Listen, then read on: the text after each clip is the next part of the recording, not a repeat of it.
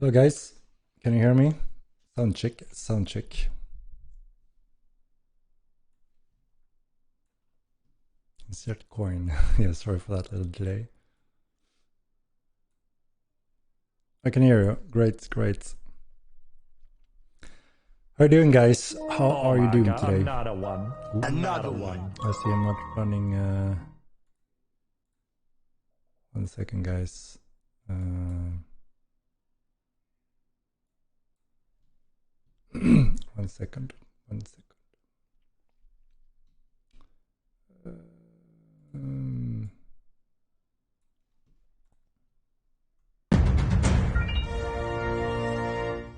Oh my god. Wait, I can't hear any sound here. Let's see now. Oh my god. Oh my god, we're back, guys. Another one. Right, let me catch up 1 second. Doing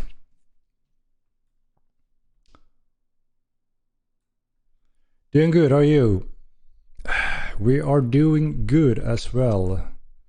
As you can see, or as you can guess, getting closer and closer. So you can feel the pressure for sure. Sir Hope, great work handling from Joe and the rest of the team. Keep up the amazing work. Onward to launch. Thank you so much. And yeah, the team have been really busy. Obviously, you know, there's always something extra tweak and additional fine tunes that we want to cover, but we can only do so much, right? So obviously we need to focus on the big picture first of all. Oh my god, another one. Another one. Malik, thank you for a subscription. Here I have some Bezo bucks. Bezo bucks. Thank you, man. All right, let's see. Henrik, does that mean you got stuff for streamer soon? We're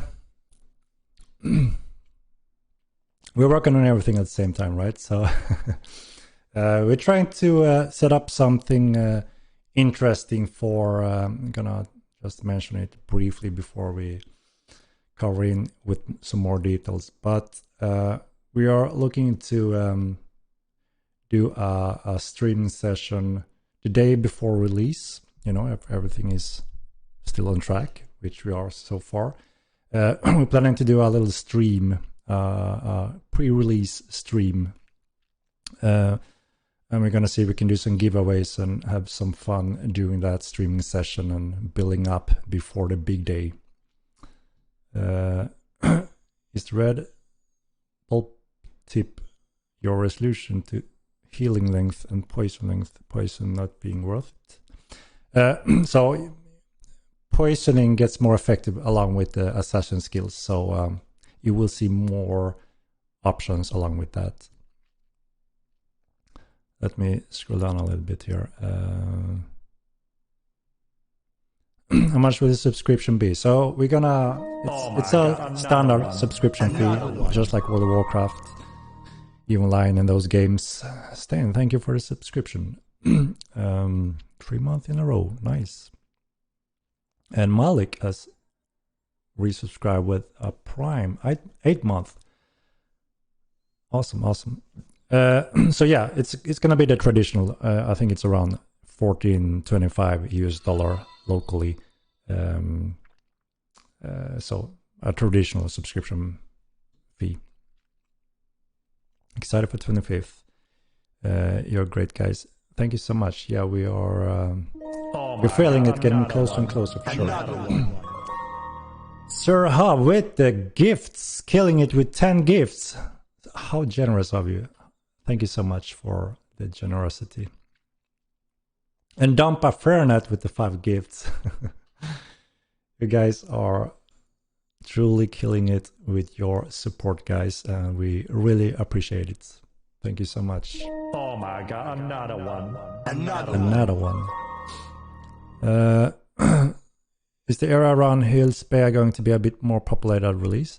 Yeah, so as you can see, we have done some additional work already. There's a harbor not very far away from it, that have been infested by some quite specific Caladians that isn't too happy about the locals, even though they usually get along. So there's kind of like an outcast gang controlling that harbor. And yes, we're working on some additional fine-tunings to make sure that all starting cities have something of value and something interesting and worth it for anyone to pick that location, because we do want to spread the players out to make sure that they are all very viable options.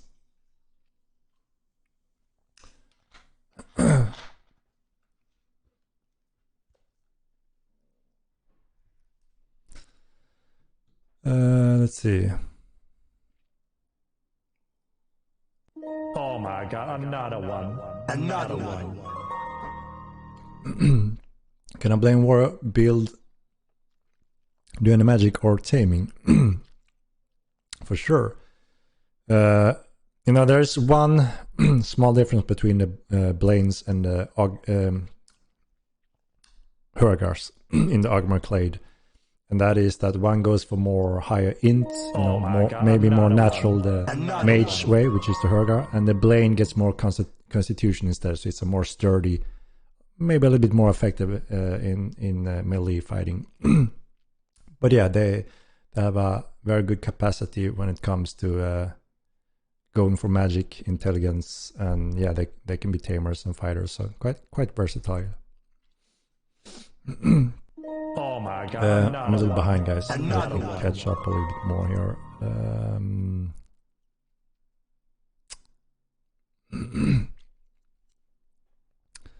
Why don't delay? So if we have a very specific reason to delay, disaster happens, knock on wood, or something that we know this will not be good, that is the obvious way when we're gonna take a look on rearrange our schedule. But there's so much work involved, so much planning, and as long as we are on plan, the team is killing it and doing what we're supposed to do, then there is no reason to delay, right? It wouldn't make sense.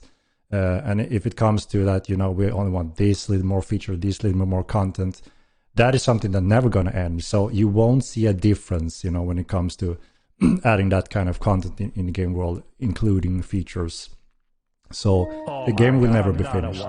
We will keep on adding patches regularly, big contents going in every now and then, new magic schools, a lot of stuff going in, TC, sieging, and those mechanics as well. So we simply have stretched it further because we were actually preparing to release in a smaller scale and grow steadily with maybe a little bit more tight group, but we saw such a big interest in the game, and a lot of people were shouting out for a few things that kind of seals the deal for them. We added that to our schedule, we postponed and made that as our new plan, which is the 25th, and we have that much bigger base in place now. So we are planning to go big, quite much larger this time around with this plan. How will we change clades on persistence? So you will have a function for that in our upcoming patch.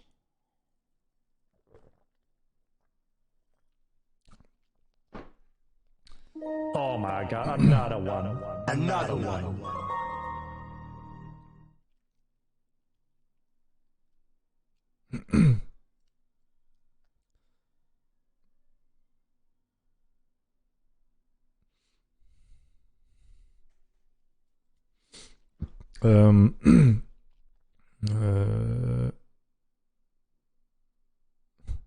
We're doing so many beer and pizza donations, so Dev should be fat and tipsy. Indeed. Thank you, guys. We'll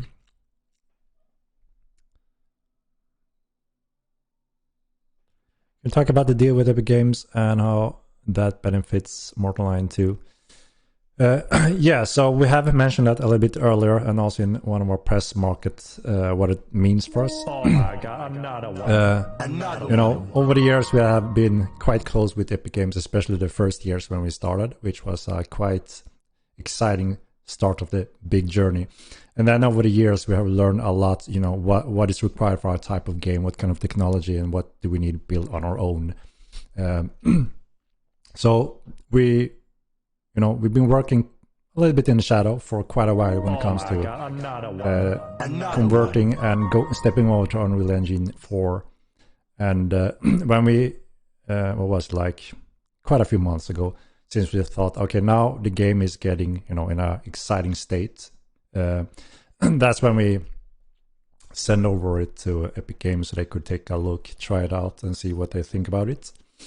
And also since we know that they have the Mega Grants program running around, which obviously can be highly beneficial for an independent small company just as us. Oh my god, another one. Another one. And Bunny, what about Guild Chest in Strongholds? We can cover that a little bit later. So, yeah. So, I mean, the big thing for us is obviously to get the kind of, you know, confirmation that we have something very exciting here that we have been building on. Epic Games that we have had contact with, you know, obviously think that this is a very exciting project and it looks just truly awesome. We are really pushing the limits visually in Unreal 4. As you all know, there are not many large-scale MMOs in that caliber, I would say. And it pretty much stands out when it comes to the visual levels. So they picked it up, thought this is worth being one of those handpicked Mega Grant games. And you know, there's a few things obviously we're interested in, and that is getting help with marketing, getting awareness of the game. That is a big topic and big resource hungry area when it comes to marketing the game the right way, and especially when you're a small company. And of course, additional fundings that go straight to the development and marketing. So we're just very, you know, happy that we got that kind of what do I call it, achievement. You know, they think it's a cool game and have high hopes.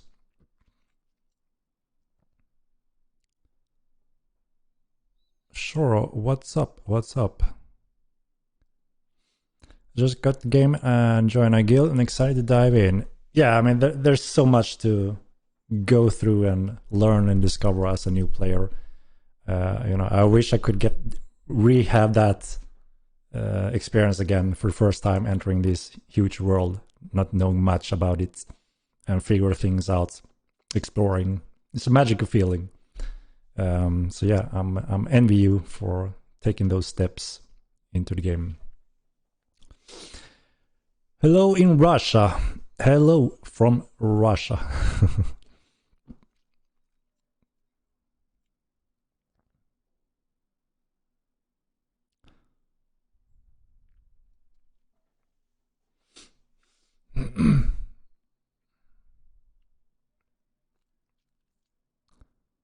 When is all magic coming out? So it will be implemented in steps. One school most likely at a time.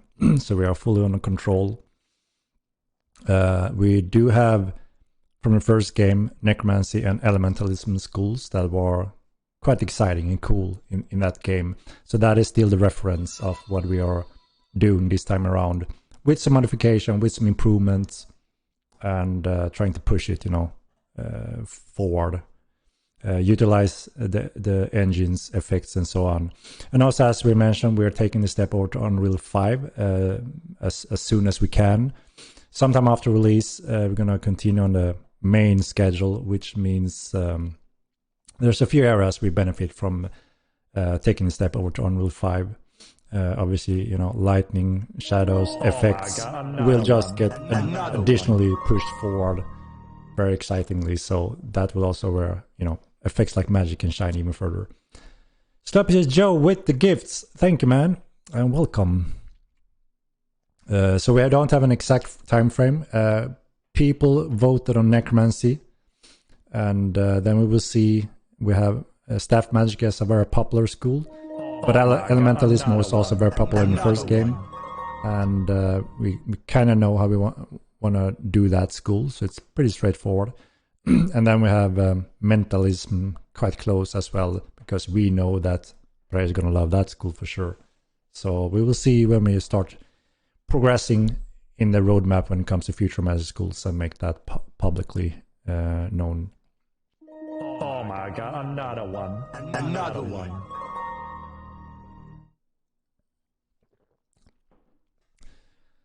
Wipe hype.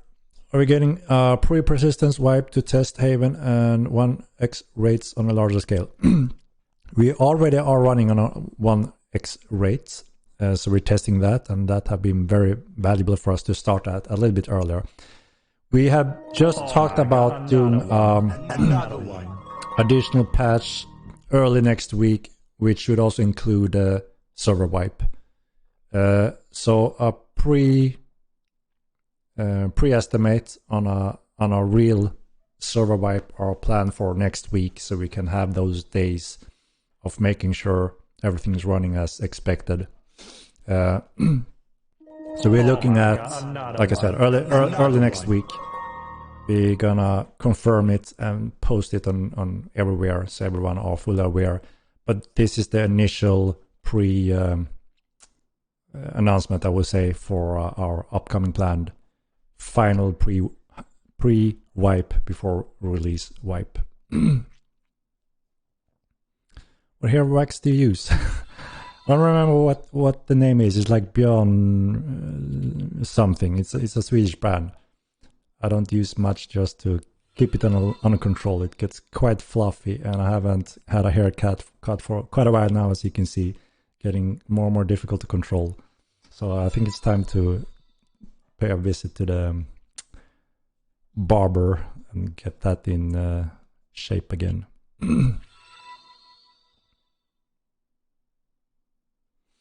With teaching in some form be available on release, doesn't make much sense to that guild can build a keep and no one can do anything about it for God knows how long. Yeah, we think it makes fully sense to give those core pillar functions. Building cities, expanding, starting shops, trades, everything. That is a core pillar. And then obviously that gets expanded to conflicts, sieges, TC, etc. Just as you described. But again, if we want to hold for sieging mechanics, hold for TC, hold for necromancy, hold for ships, hold for wagons, we're not going to release the game ever. So like we explained before, it's very important that we start with a very wide core pillar, in place. And that is everything from, everything involving the character progression, the skill systems, the combat systems. Again, the combat system will be expanded even further. But again, we don't want to spend months in adding additional combat groups, additional special moves, because we know that all those comes in very exciting patches and expansions for free. And it's all planned for. But we can't cover all that now. We are 30 people. We are not those 800 people that most others are. And we need to have a working way for us as a small indie company to be able to put us on the map and do what's necessary to make the best of the game. Things are not very traditional. We are, like I said, first of all, extremely small, and we're making a very unique sandbox game, and a specific business model that supports that heavily. And everything goes along with very specific steps that are optimal for our team, our way, and what's possible for us. So I hope that is more understandable setup for our projects.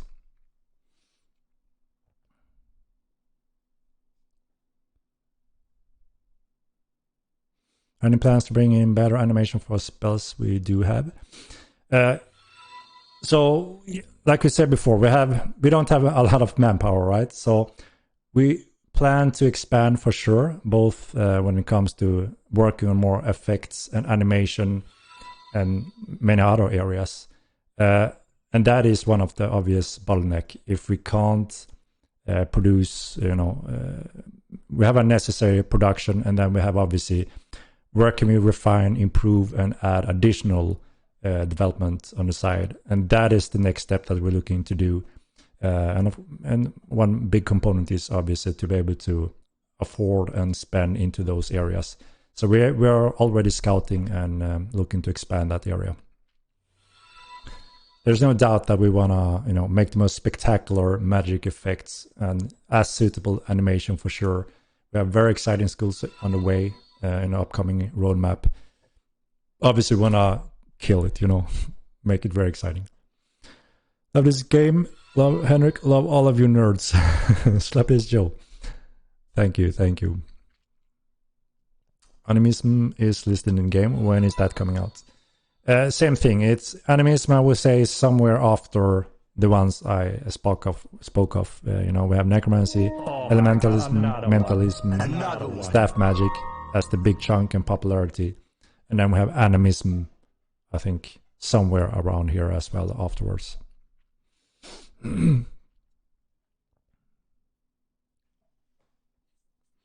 What are your stance on stream sniping and similar attempts to grief players promoting your game?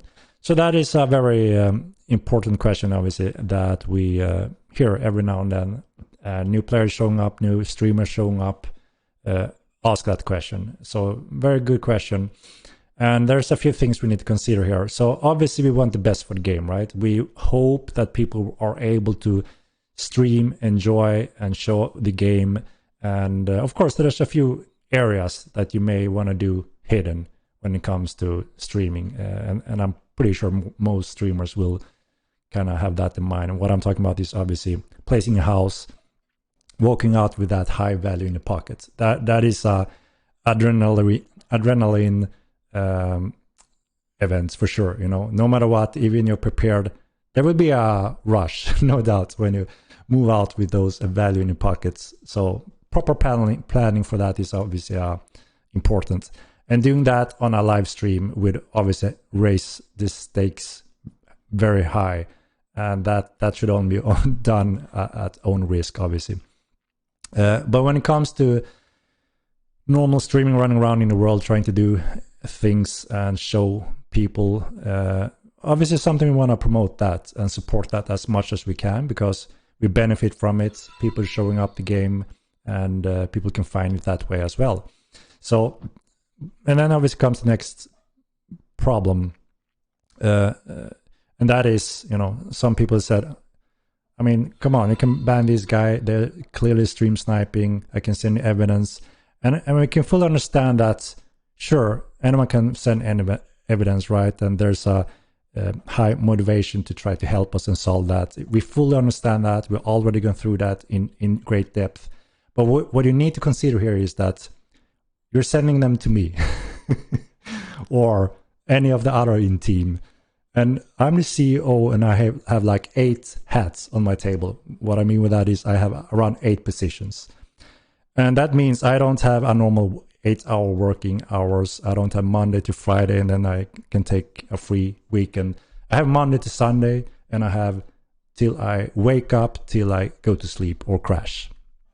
Obviously, that is not something that works in the long run for, many years more. Obviously, I've done it a little bit too long already, these 16 years. But imagine what this means. So, okay, someone are willing to send videos, and then, if that is the protocol and statement we do live, public, that means everyone will start doing that in large numbers. The more streamers, the more it happens, the more applications sending videos, proofs, etc. That's going to explode, first of all. Secondly is, there are people that think it's obviously funny to act bad, which means I just want to mess with them. Or it could be one of those, I don't agree with their decisions, design, or I have been banned in the past, I want to go back and do bad things. What do they do, you think? They will obviously also start spamming us with these different things and show us how they can make things bad for us, which means we're going to get 90% false claims, bad petitions, and a complete mess. You see a little bit now where we're starting to get at when it comes to even just opening the cap and start looking down. Holy shit, what a whoop ass can of worms that we have opened up for. And if we state a rule, obviously we want to be able to enforce it, right? Because that will make people even more frustrated. He says yes, we do nothing. That is also bad, right? So start keeping that in mind. How the hell do we keep this practically possible as a team as we are today? Obviously, one way would be to hire a whole team just dedicated on this, which will take fundings from the development, from plans, and we need to maintain and operate that. So as you can see, it's like starting a whole new project on top of this just to work with this. And right now, that is not very suitable for us, sadly. So we really hope that you understand why this is, why it's not that simple that, oh, great, we can get some video references and picture proof, because sure, a lot of you guys will be able to show a case where it makes sense, most likely a stream snipe, but it could also be one of those that actually happens quite a lot. A random encounter happens, you think it's a stream snipe, it could also not be a stream snipe. And then we have that to go through. How do we confirm? And how to confirm that 100% is also tricky. So you see, all this is a whole ballpark that me and the team can't simply spend hours on. The only way would be, of course, to expand additional teams that can do other things that we don't do or have time to. And we try to look at other games. We see a lot of games that don't do it, even though they have all the resources in the world. Why not? Good question, right? So we have to be reasonable and realistic, so we don't just put something on our head and we can't follow through. So I really hope that that kind of explains why we need to be careful from now on, at least. But like again, we will, of course, really appreciate people streaming the game, enjoying the game. And, of course, we've seen when people trying to stream snipe, just going there and mess with things. It's sad, of course. When I see it, I think it's sad. I feel, shit, that kind of sucks, It's bad for everyone, including the game. And, who benefit from it? If those that thinks it's fun to do it, if they think the game is fun and want more people to fight against, hopefully they can think twice before doing those unnecessary runs and actually consider, okay, this is a small game, small indie game. I like it. Do I want to help to promote it and hopefully let it grow? Then let's see how I can do more exciting PvP rather than griefing PvP as a target, sniping and such. That's I guess what we can hope for, that people try to do their part to help building the game. Because if you're spending hundreds or even thousands of hours into this game, that kind of sends us the signal that, okay, you probably like the game, right? You want there to be a future, you want there to be exciting things, and it should, be growing. And if that is the case, we can only hope and ask that you support us the right way. That's what we can do at this point.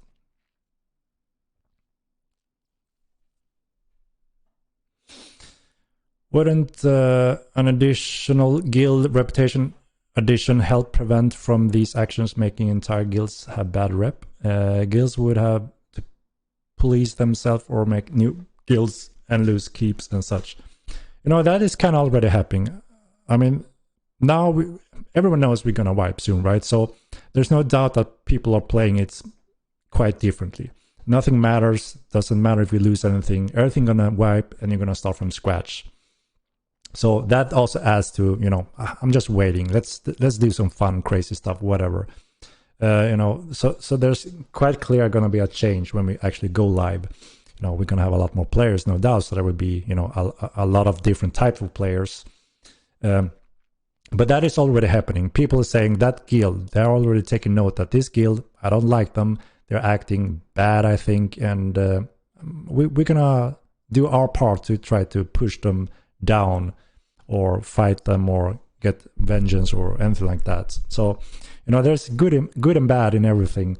If there's conflicts, there are guilds that may be hunted or known as bastards, within the game rules, obviously. They will be hunted by many, there's always a lot of guilds looking for conflicts in guilds and to declare war and find those groups that they may want to push back. So I think that already happens a lot. A lot of people are already, taking note on what guild are they gonna fight, declare war on, and try to sabotage, and what guilds are friends and allies and such. So to a degree, it's already happening.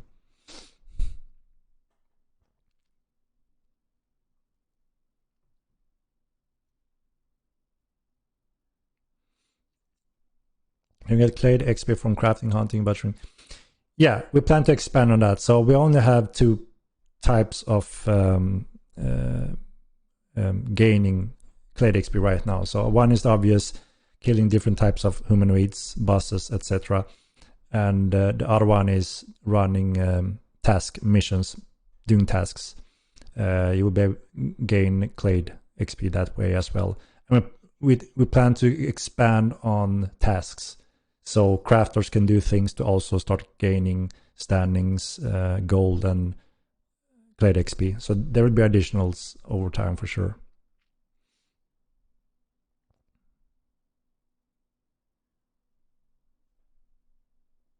Sounds like you took an initial position that if you stream, you know what you're putting out there. Just be firm on that. Yeah, we try to be very open and transparent and explain why we need to do things like this and why we're doing things like this, because we fully understand that sometimes it can be, why are not doing this like that? And of course we can send proof and, all that. We have gone through that quite a lot. So we, try to communicate and be open, very, very openly communicating with everyone joining the community. So we're trying to do our best for sure.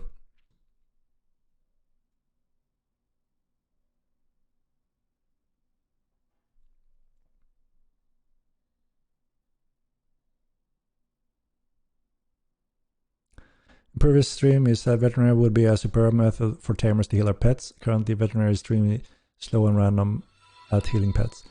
So we have been doing some refinement there, and I thought that was actually going into in this latest patch, if I'm not mistaken. So there's additional percentage added on the heal. So if it's a high hit point animal, it will get additional heals as well. And there's a message when you apply it, so it should be reliable and it should have a boost since the last version. Beanspike TV, thank you for subscription. Let's go.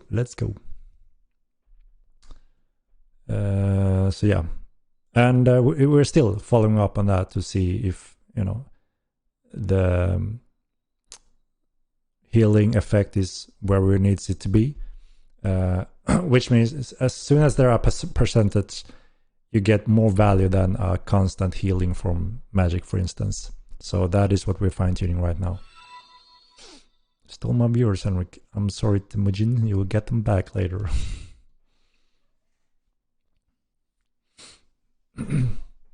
As group players sitting grave out, insulting, griefing new players 24/7 until they turn grey and they suicide themselves to give them murder counts.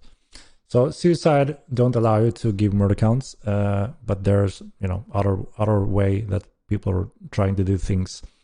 And obviously, when it comes to insulting, using our chat systems, our VoIP system will be strictly monitored and enforced when we go live. We've been quite casual when it comes to throughout the beta. There's been different times of day when we have, we don't have 24/7 coverage at all times. We have been building on the tools and the verification tools next to the whole development. All those things have not been fully in place throughout the beta. Those were planned to be, being the last sessions that are, we're entering those sessions now. So that means when we go live, we're gonna update all rules and policies, make sure everything is up to date, make that very clear to the community that if you wanna use our chat system, VoIP system, we log them for rule enforcement. If someone breaking those rules, we have a strict protocol for our staff to follow through that. And you can risk losing your privilege to use chat or VoIP. And if that's still, not enough, obviously you can lose your access to the game as well. So you can expect to see a strict policy in place and rule enforcement. You're not allowed to use help chat for anything other than help discussions. If you're a new player there and other players, the help chat will only be used for communicating different questions and that you may have for the game.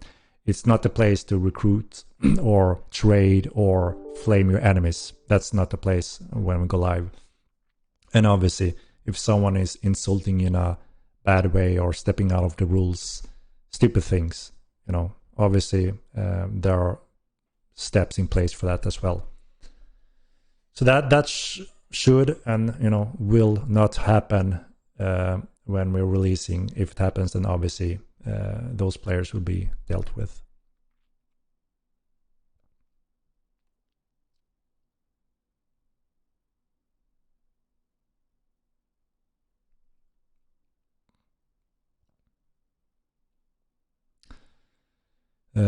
First time chat. Night Breath. Loving the game so far. Any plans to make the push attack a criminal action to stop the constant griefing in towns, pushing people into the water? Yeah, we discussed that one. So we were hoping that we could find a better solution from our old game.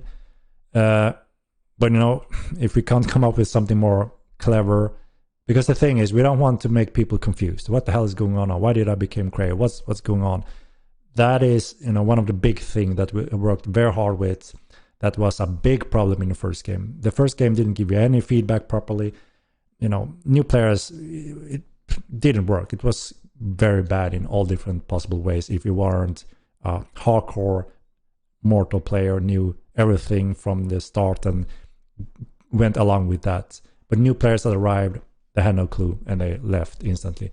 That had been one of the big things that we worked on in Mortal Line 2 to make sure that everything the player gets in front of him and the feedback and such should be logical and self-explanatory rather than you have to start Google things, right? We still have the depth, obviously, when it comes to exploration, trial and error, alchemy, crafting, etc. That's where it should be. But when it comes to why does this book doesn't work, why can't I read it, or why does this doesn't give me any feedback and explains what's up with it, that is where we worked a lot. And yeah, pushing. We had a rule where you can push 3 times during a specific time period. The third time it became criminal. And yeah, that slowed down pushing very much. So that means we're most likely looking to implement that again. We just want to make sure that a new player that's learned that I can push, so I can move out if there's someone blocking a little bit. It's very important that they understand the rules behind that, so they don't, all right, I got killed by the guards and lost everything, I have no clue why. Those are the things we need to make sure they are set.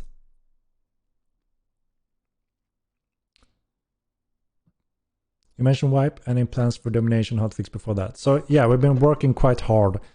The guys that have been working on domination, so this is one of those strange things. So when we test things on our pretty much developer clients, everything is working. And as soon as we started to test it on normal gaming clients, as in your clients, it stops working.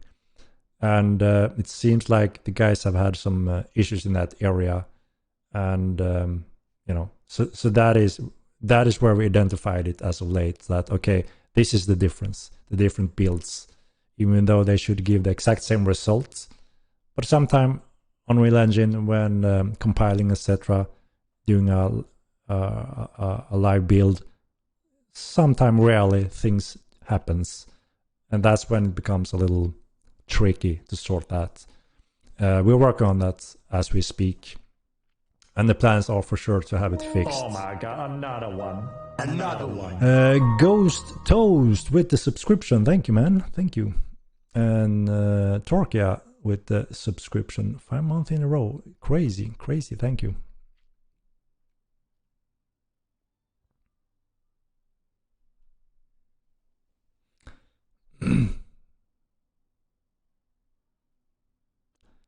All right, let me see.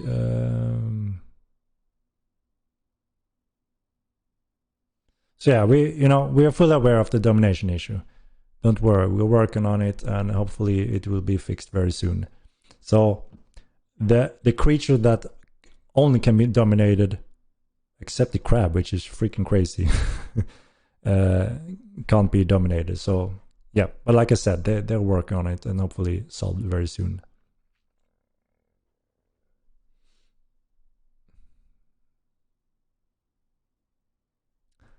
I need to jump down a little bit, guys. I'm too slow here. I'm too slow. An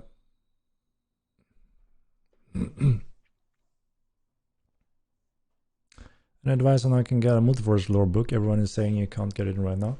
Yes, you can. It's in game, but there are some skills books and other spells that are rare and not easy to find. Over time, they will be on the market most likely. KNZ with the donation, thank you. I've been waiting for a game like this for 15 years. Keep up the godlike work going, and good luck for launch, everyone. Thank you so much. And yeah, I'm in the same boat. Over 15 years, I've been looking for a true sandbox game as well, and I have not found a game that keep me excited and want to play it more. That I got with Ultima Line, Star Wars Galaxies, mostly those two. There's been a few ones I played on and off, but those were the golden corns for me, and nothing since then. And that's why we need to have Mortal Line 2 here. And it's really cool to see there's so many of you guys popping out of, from all over the world. Many Ultima Line fans, many Star Wars Galaxy fans, many that want something new, refreshing over those theme park clones. Very exciting to see a very strong voice growing and show us that, this game will be very interesting and exciting. Me too, since 999. Indeed. Ultima Line fanboys unite. Yeah. I agree.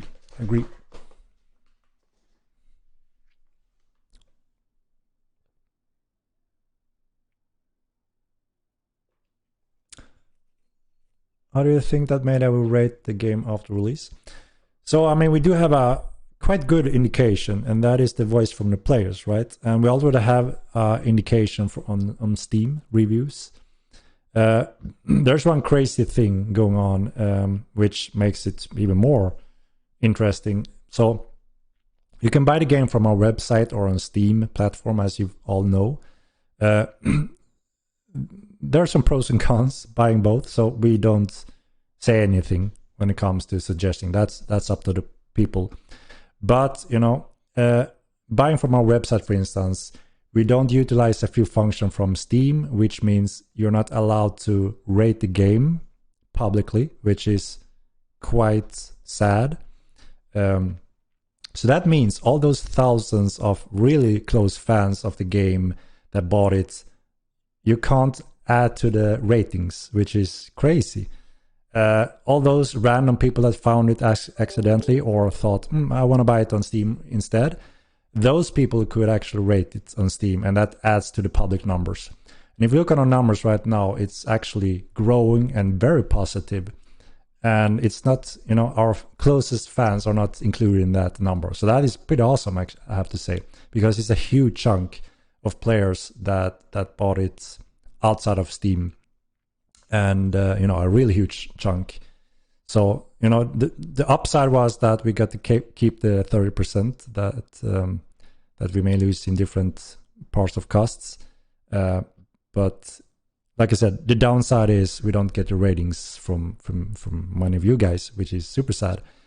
It's still, you know, it's still good, you know, to get the ratings if you want to write something about a game, and if you want to do that, that's still good, because there's still additional counting of votes that shows, you know, what does everyone thinks of the game, and that's where you count also.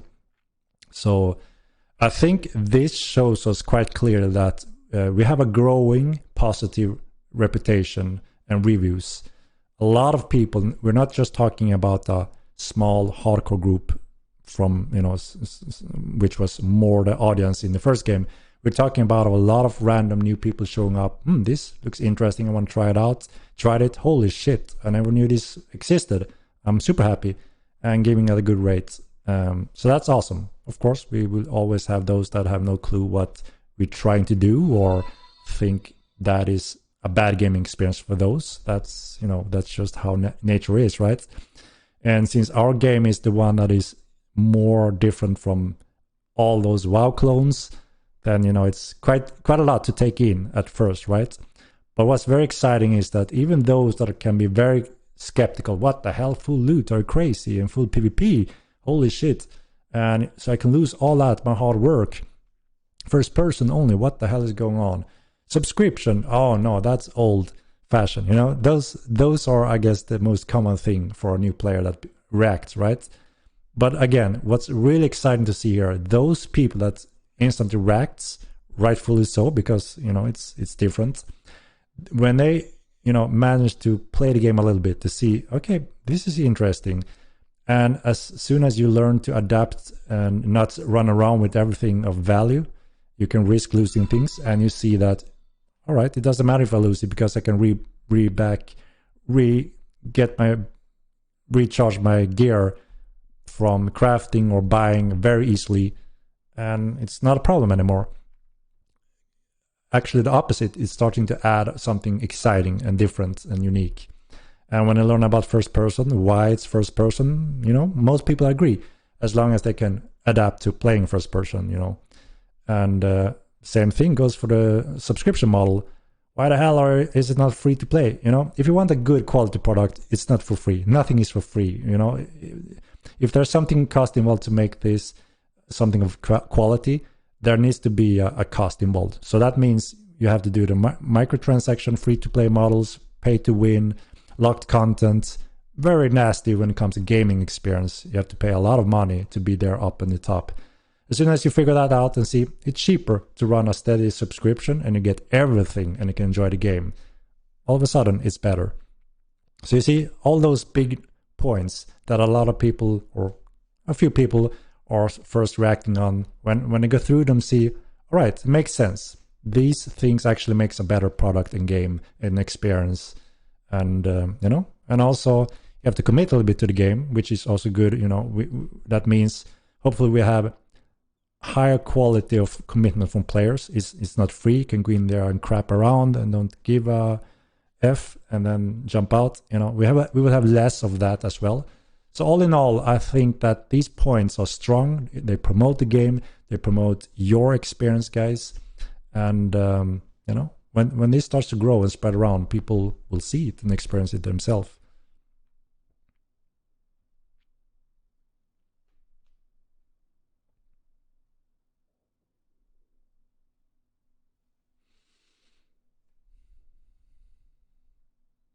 Could you use AI technology to check if people misusing VoIP for automatic management? No, not really, but we do have a database to go through and confirm that. So obviously, if someone reporting someone staying, you know, way out of line, breaking the rules, a report will be investigated directly and see, yes, indeed, this guy abused his rights using the VoIP. And depending on the severity, you know, sometimes it's enough to say, you know, calm down, follow the rules. But if that goes, you know, continues or goes behind those normal rates, then they will be removed from VoIP immediately and don't have access anymore. And if they continue doing such thing, writings using our text, they will all you know, get out of the game eventually, because, you know, we have some rules for a reason, and they must be followed, or they are just sabotaging for everyone around us. And obviously we can't have that, right?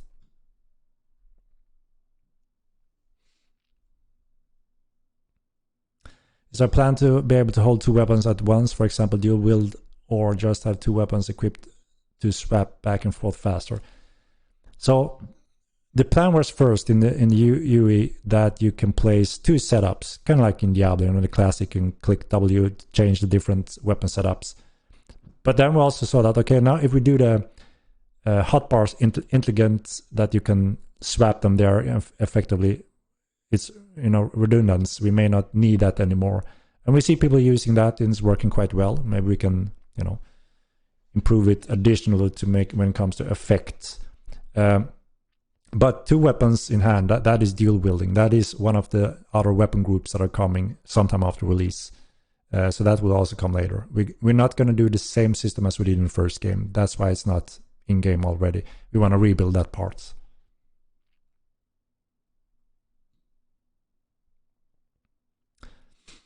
About bounty hunting, will several players be able to pick up same contract for 1 criminal and share the reward?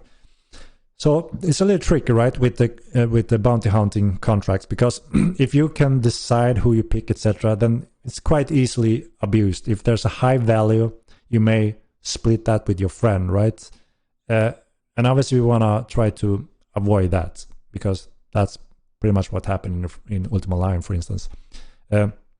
So we need to build a more clever system that kind of gives you the rights, but you don't know who you're getting as, okay, this is your kill for the day. Try to find him, you'll get your reward. And if there's a lot of wanted people, the chance of getting your friend and trying that will be slim, especially if you have to kind of commit to that with a cost, a possible reputation.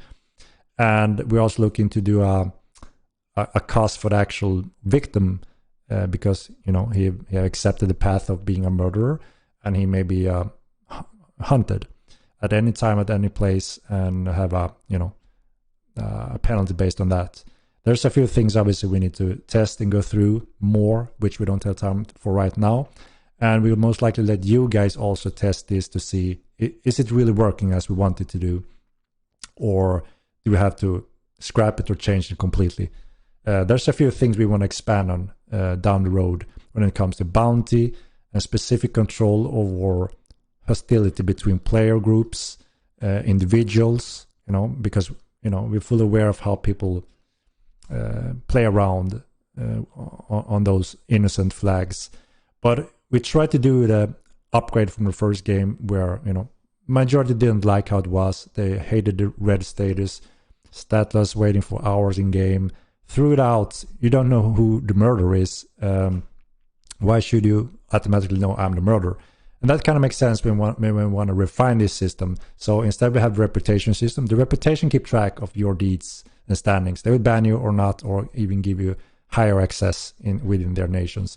And then murder, of course, is the bounty system, bounty hunting system to the side next to this, which should make that part more exciting and interesting. And then we also look into some areas of the world where it kind of makes sense that there's no one monitoring that area, kind of like zero security in EVE Online. If you go there, it's on your own risk, and you can't give any murder counts or anything like that. That is completely unmonitored by any nation, any player at the world, So we're looking at those steps to give a nice, exciting, dynamic world with consequences, with improvement from our old game that wasn't working good. The red, blue flag being visible, you attack on them.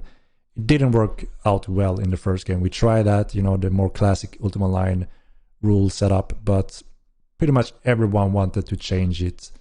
And that's why we, taking the step to refine it this time around.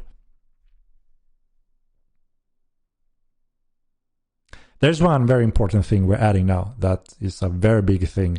A lot of people were saying, I'm getting gray randomly. What the hell is going on? And then, holy shit, I can't freaking heal my allies or anything because, I don't know if they're criminal. Things like that. Obviously, that is a bad thing. So we're adding additional flagging status on your character right now, so you will always be able to see if someone is criminal or not. So your allies, is always green to you, right? But they may have done a crime, which means you will be able to see on top of that okay, right now he's criminal, so if I don't want to heal him, I can wait. So you get that information. It's very important. We're adding that next. Otto von Gruber, will we get guild tabards and banners with emblems soon after release? In large scale battles, even in small scale, it's a pain. In Ace, to distinguish your mates from your enemies. Yeah, we are fully aware. We have had a lot of combat fights throughout the whole beta, and the way we did it was obviously to use a banner on one side and one not. Obviously, when it's war and conflicts, that is nothing you can rely on going on. So it is very demanding on reading your friends from foes, which is difficult. And yes, one methods of giving you more tools to use to identify and such is obviously banners and guild emblems. So yes, we plan to add that quite soon. So you will have that tool. So we kind of simplify identification. The plans to be added an NVIDIA cloud gaming service. It would be nice thing I'm missing on my PC is a decent video card, and this would solve mine and our problems. Yes, we are already approved on GeForce Now. On release, you will be able to play the game on GeForce Now.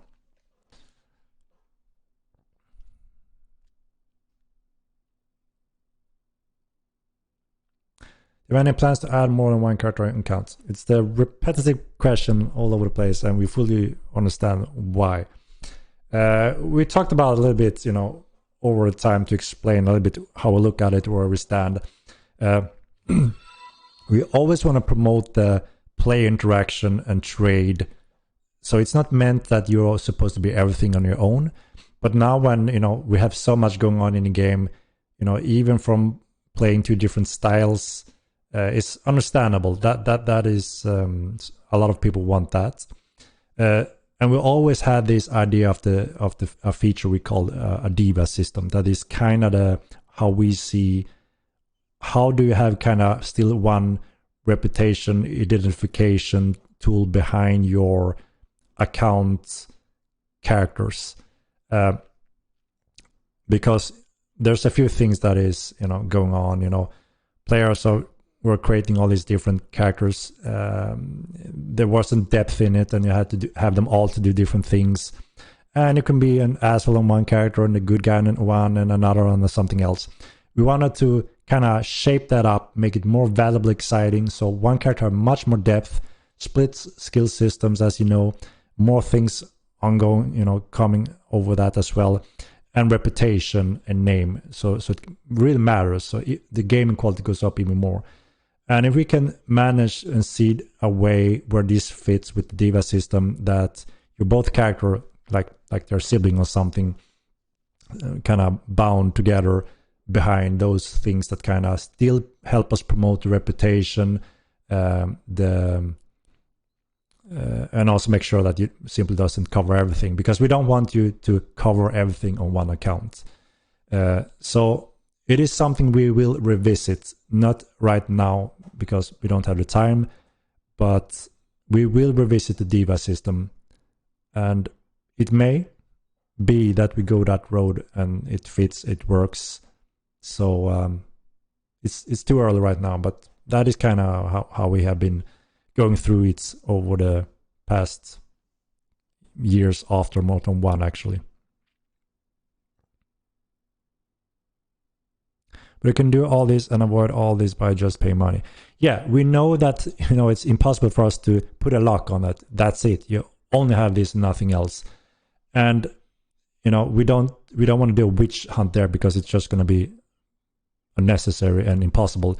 But if you look at a lot of the people that kind of follow that normal route, and use that one account and are happy with that, spend the time on building that, because it's an RPG game and you can play so much Mortal Online. It never ends. There's so much going on, right? And if you have a job or anything else in life, then maybe it's gonna be even more hard to play more of them simultaneously next to each other. But we are fully aware that there will always be those gamers that loves to do more, do want to have more, and there's always an option to do that.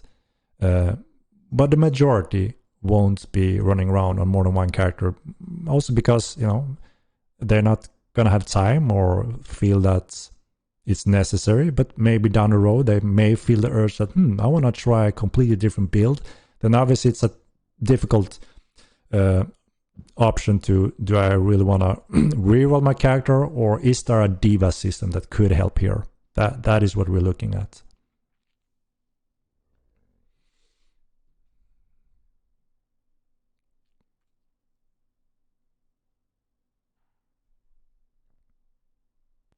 Oh my god. Oh my god. CTX with the donation for hire. When will we see better housing, permission, and shared storage? Currently, the houses are limited on one owner, which locks out the users of set houses and chests.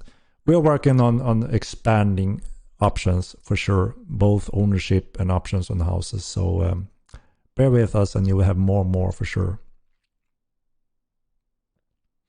And when we get DLSS, the LSS 2.0, we have the latest version.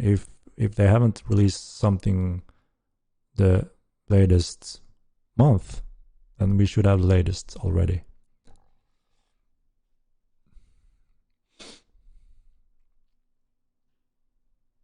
Will there be more melee weapons? Holy shit, yes, there will be a lot more melee weapons. We just start with a small little package. Just you wait. Just you wait. And there will be more groups as well. Crossbows, other types of weapons. But yes, more handles and headpieces within all the current groups as well.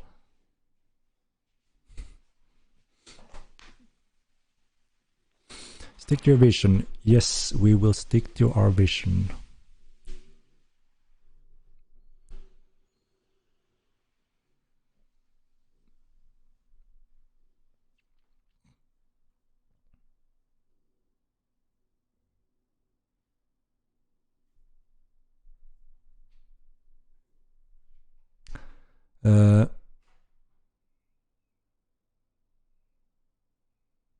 Would be really cool if we could talk about disable push shield bash. Yeah, maybe.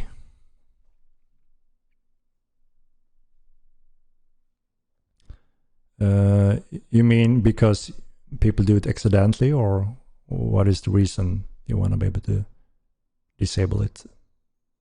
Is it for a convenient reason?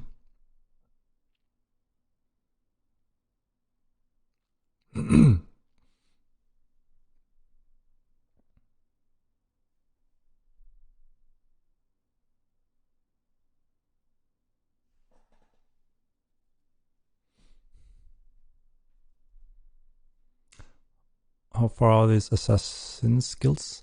I can't say exactly when that's gonna hit. We have a few things we need to go through first, a few skill setup, and there are some mechanics tied to special moves and poisoning.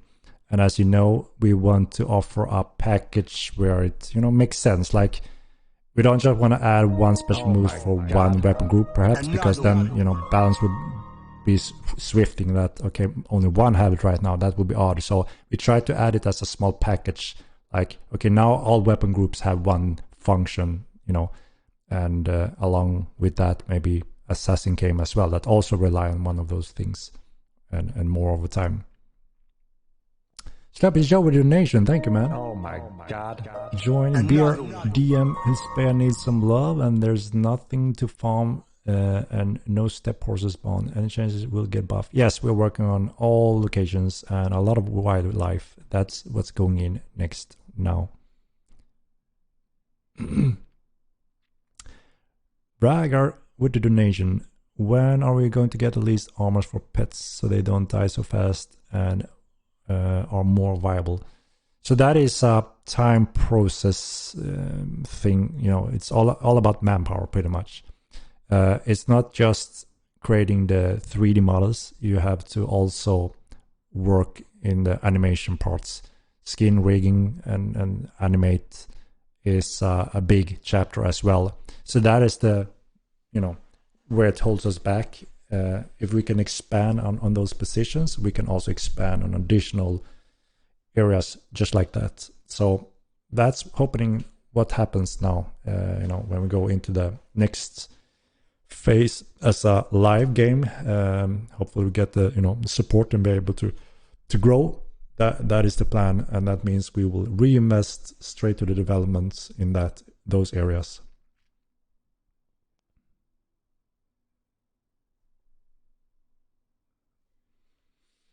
You make dungeon and jungle so you can't lose rep when killing people there. Or if you kill someone near Tinram, you can only lose Tinram rep. That's correct. So those are the things that I mentioned before that we are expanding on, kind of like I said, nullsec in Eve. There are suitable areas in the world where it doesn't make sense that you are there at your own risk, and if you kill or get killed, you will not be able to report based on that. We are planning to add some of those areas. Galcor is one of those lawless areas. You go there at your own risk, and who is keeping track of who's killing who in Galcor in the other nations and such.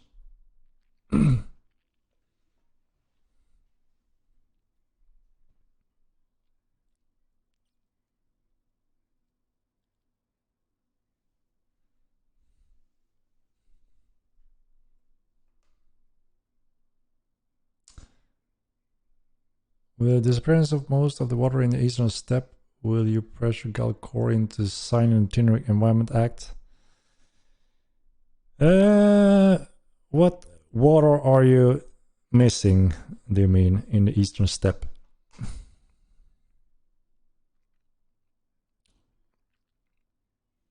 When are going to show something? Good question. So I have just something little to show you today here that is quite epic, I have to say. I mean, I'm eager to hear what you think, at least.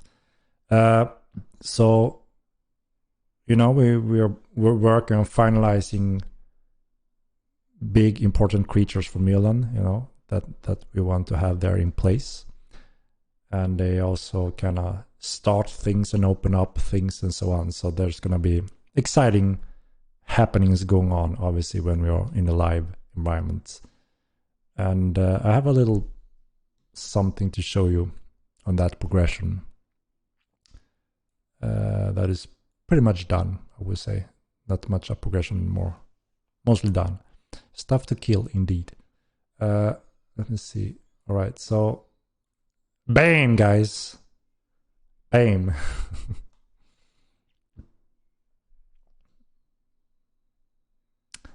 That transparency kills me.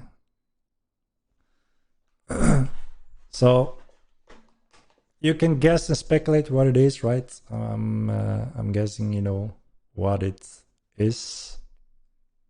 You found my sister. Really cool, really cool. The art team is really killing it, I think. The details and the care of everything. And here is a zoomed out version of it. I really like it. It's really cool, and it's extremely deadly. Extremely deadly. Magneton, you say? Eh? Yeah, maybe it is the Magneton, guys. Looks good, right? Looks like my ex. How big is it? They are in some different sizes. It is described in the lore. If you read our lore on our websites, you can read about it.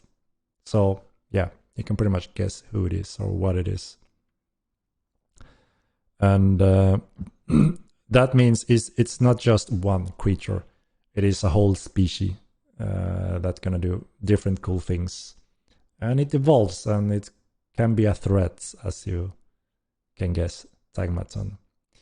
yeah, so it's really cool. They have these different, again, this is Matt's expertise area, so it's really cool to build on that and stay as true to it as possible. Again, we're trying to refine those things that was a little bit sidestepping in the first game, and doing our best to make this species that is a serious threat to be exciting to encounter in different ways.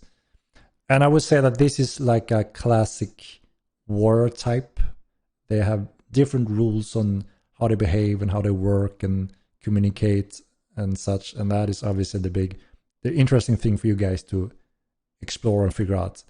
You see in Starship Troopers, right? The mega brain, how they communicate. They have some intelligence, right?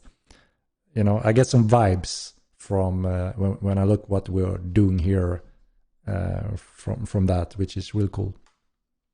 So you can kill some bugs, just like in Starship Troopers.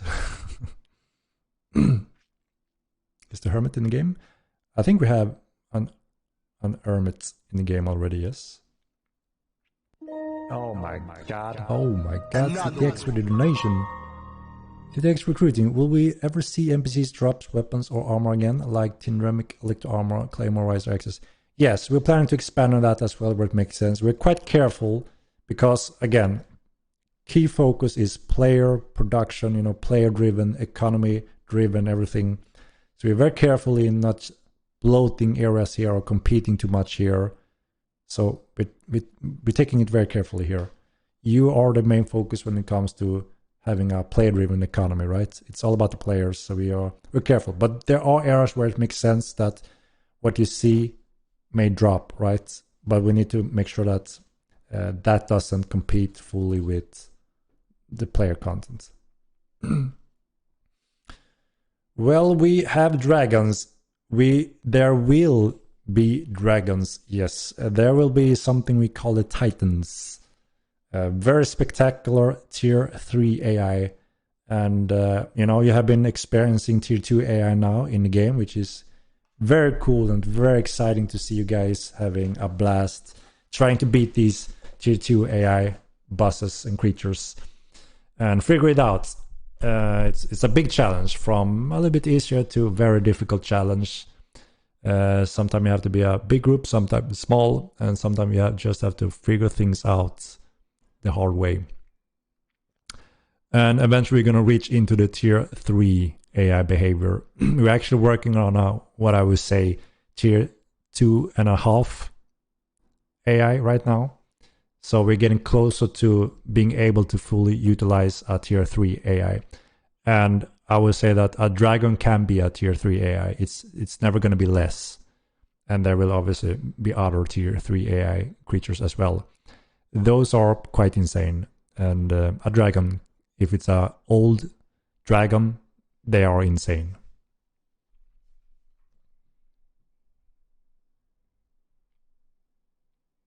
I want to see Beetle. I don't have anything else out to show here. So also it's always tricky because we don't want to, again, spoil everything, right? We try to save a little juice.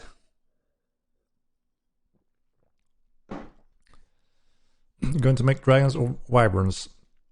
Yeah, so we decided, again, to go look through our lore, zoology and all that, what makes sense and what fits. And they won't have 4 legs, the dragons. They won't be the classical magical dragon in that way. They will be more, and I don't know if that is your definition of that design. They have legs, but they have them kind of more like bats. And the arms are in the wings. Pretty sure we were set on sticking to that and making sure that we follow that correctly. What about tier 4? I'm not sure if there's anything past tier 3. That is where we maximize all the craziness you ever can think of in an MMORPG game. Obviously, we can always come up with new crazy ideas and push things forward, but I will still say that they are within the same realm. So we will see. If any game, something totally new opens up, then we will see what that can lead to. But we're getting closer to tier 3, which is what we have in mind, at least those specific behaviors that is obviously requiring new feature behaviors on the servers that is very advanced and very exciting. The tier 2 is very specific behavior, as you can see already, in different ways compared to all other common things throughout the world. But tier 3 will push that even more. They will have their place in the world. They can live there, they can move around and have different types of interaction in the game world where the players decides the outcome heavily. That is, when we really push things quite crazy. So that is why we call that tier 3, because it's quite different from tier 2. Will it be just one dragon in all of Mortal Kombat 2 or more? So there are, Navy is a huge world, and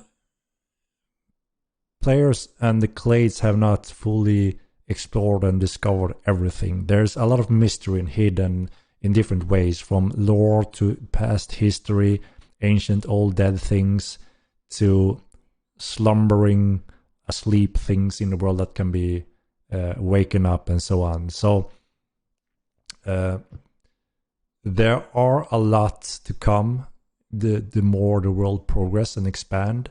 There are different creatures that we have planned for in the different biomes, and what I also mean the bigger biomes, which is a completely new continent. Even though we have different biomes on one continent, they differ greatly in terms of more extreme biomes in other continents, and along with that comes also other types of titans and ancient things from, again, tier 1 to tier 3 in different forms. So I can't say, there are a few creatures that are just one of a kind. You just find one and they are in the world, as long as you decided to be in the world in a one or a different form, and that specific one will never reappear if it's killed. But we obviously need to be clever as well. Spending so much time and effort into a function, we need to make sure that we can reuse all that hard work in a clever way, but it should still feel like this is a new type or a new. It's not the same. It's not the same history, not the same feeling attached to those specific things. So in that way, it's a one-timer, and the fate is in your hand pretty much.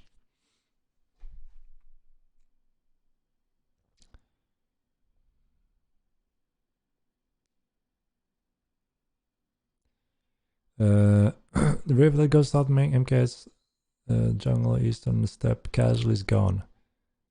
Okay, if a casual is gone, then yes, it will come back for sure.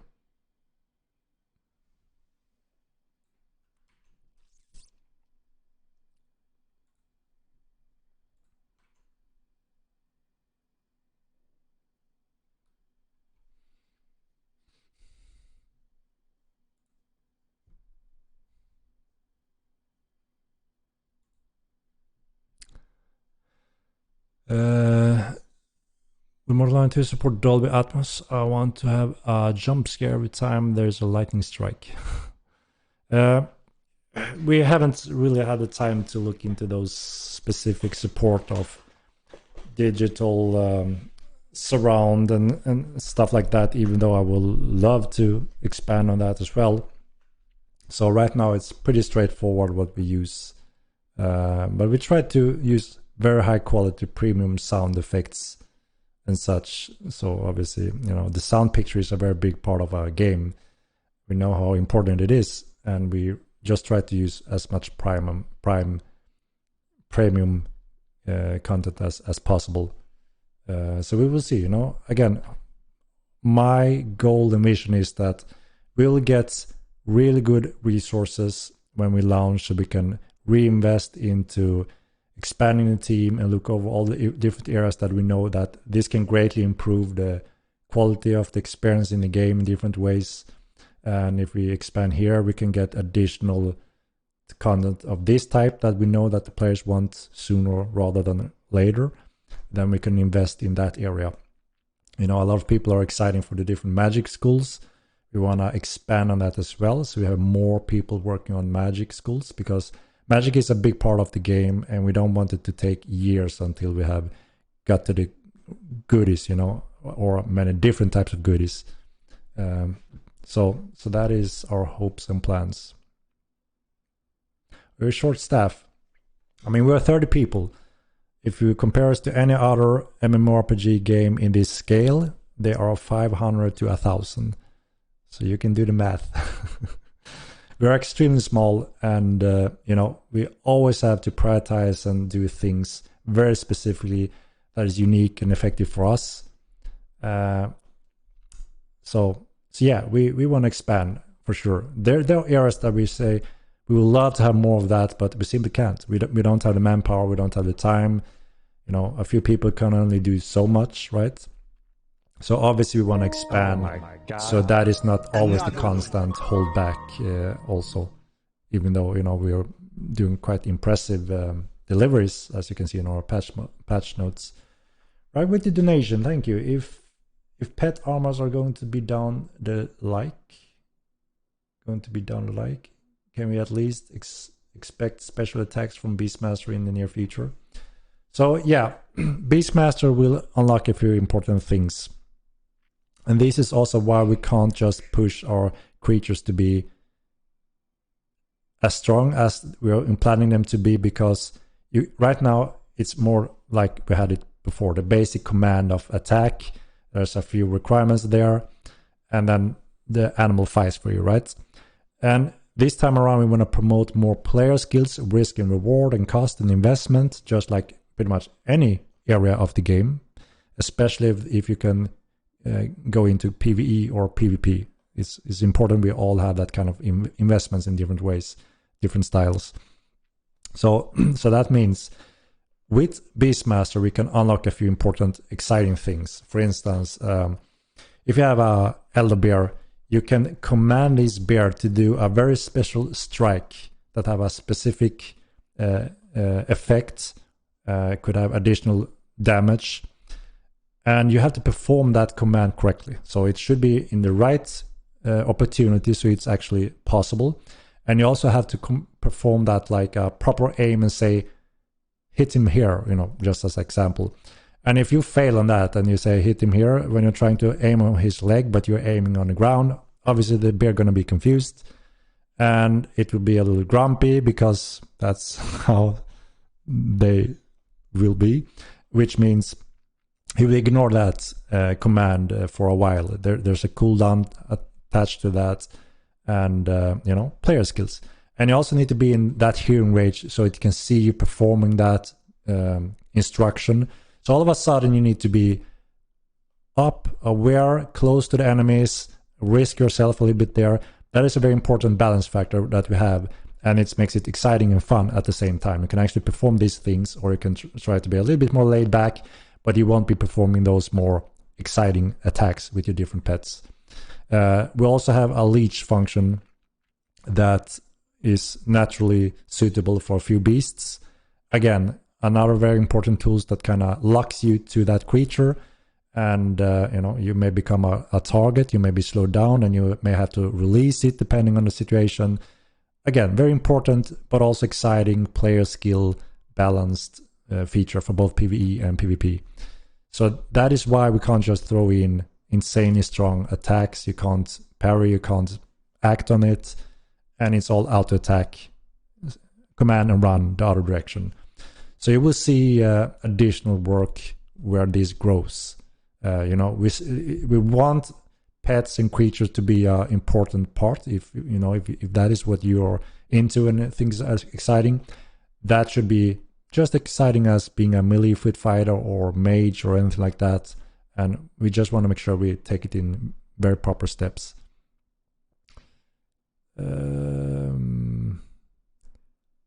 I'm missing a lot of questions, guys. Bear with me a moment here while I try to catch up.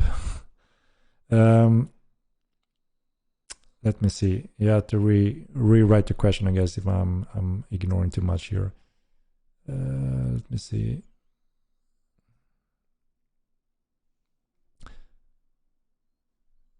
Do we get a certification to stay away from work on launch? We'll see. We'll see. Is it intended that only keeps have guild storage kind of crap? On some ideas, I had to build a city that isn't a keep. No, we plan to change this and expand on it. So like we said, there will only be a few keeps in the world, right? And they will have the luxury of impressive walls, a larger keep location, and there will be a specific type of supply lines attached to this, which goes in the next patch. You will see those in place. All that is prepared for the future TC and CG mechanics. And then we want to make sure that, obviously it shouldn't just be 16 guilds, the 16 lucky or strong ones that can participate in this. We want to make sure that groups from smaller to larger can do similar things and expand and do exciting things in building their cities in the world. And as one suitable structure for this is obviously a stronghold or something similar. There will be more options over time for everything from small house to large house to the different types of strongholds. So we want to, for sure, offer different types of stores, guild stores, and using the ranks and a lot of quality of life things that we know the players will have and have been asking for. We will have many more of those as well over time. We just have to kind of pick them in chunks and work on them in a specific order.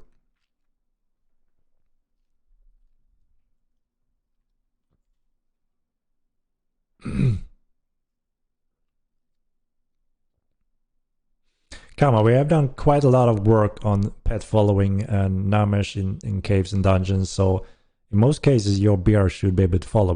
We've tested all our dungeons and caves ourselves, and it's been working when we tested it. So now is still the time to show us if there's a very specific area. Here it always gets stuck, for instance. Please send that in and we can fix it. Innate on breeding? No, not yet. Have to see when we, gonna publish the roadmap and see where it could be down the road.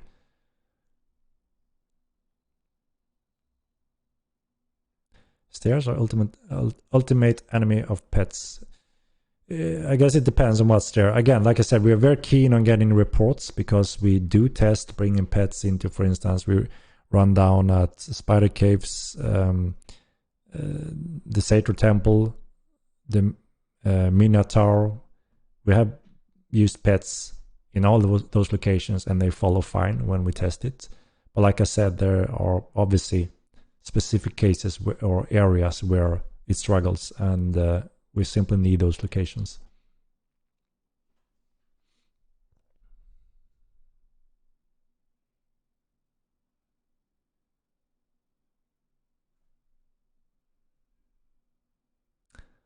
There is one thing I wanted to do as well during this stream. I don't know if anyone is up for it though.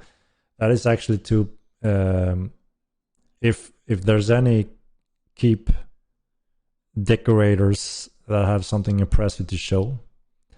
I had a blast last time when people were showing me the different keep locations that you have claimed to look on the view and such.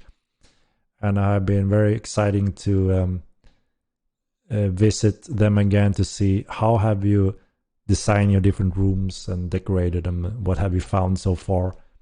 That is something that I was looking forward to as well.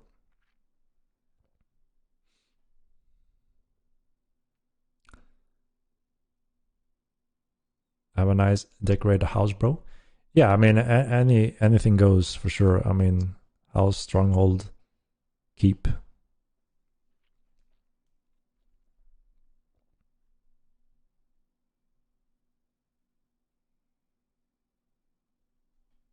Life deleted a lot of decoration in keeps and houses. Yeah, we did an important fix as well. There were some issues initially where it didn't show up here initially. Pretty much consumed them. I'm in furniture crafting and carpenter building game. So everything is prepared. We have the crafting for all the furniture we have so far. There's a few things we need to do until it's fully available, like connecting all the skills and the different crafting parts. We didn't have time to do that, but it doesn't need much to get that piece going. Is there UE5 rough 8?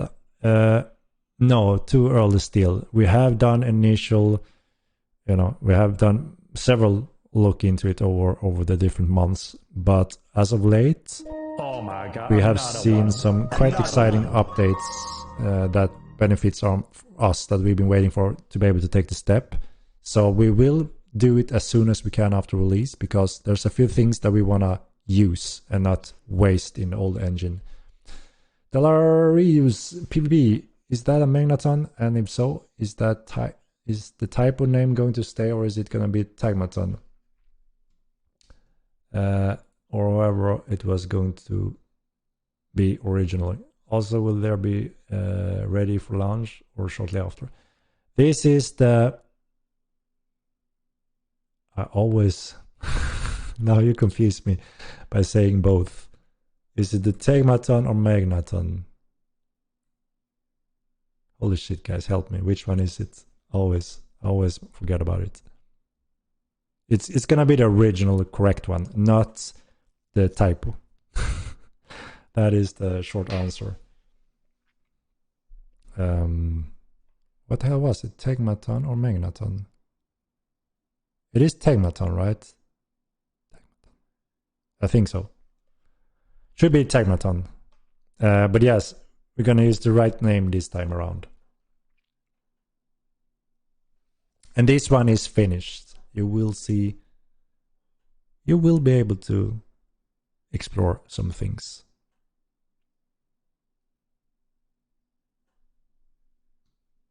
Tagmaton. Yeah, exactly. Magneton was the old one, wrong. So Tagmaton is the right name, and that's what's it going to be named in Mortline 2. Will there be new animals with release? Yes, we are working on creatures now. The last pack for release is what we're finalizing right now. And that's everything from some pickables, creatures, and dungeons.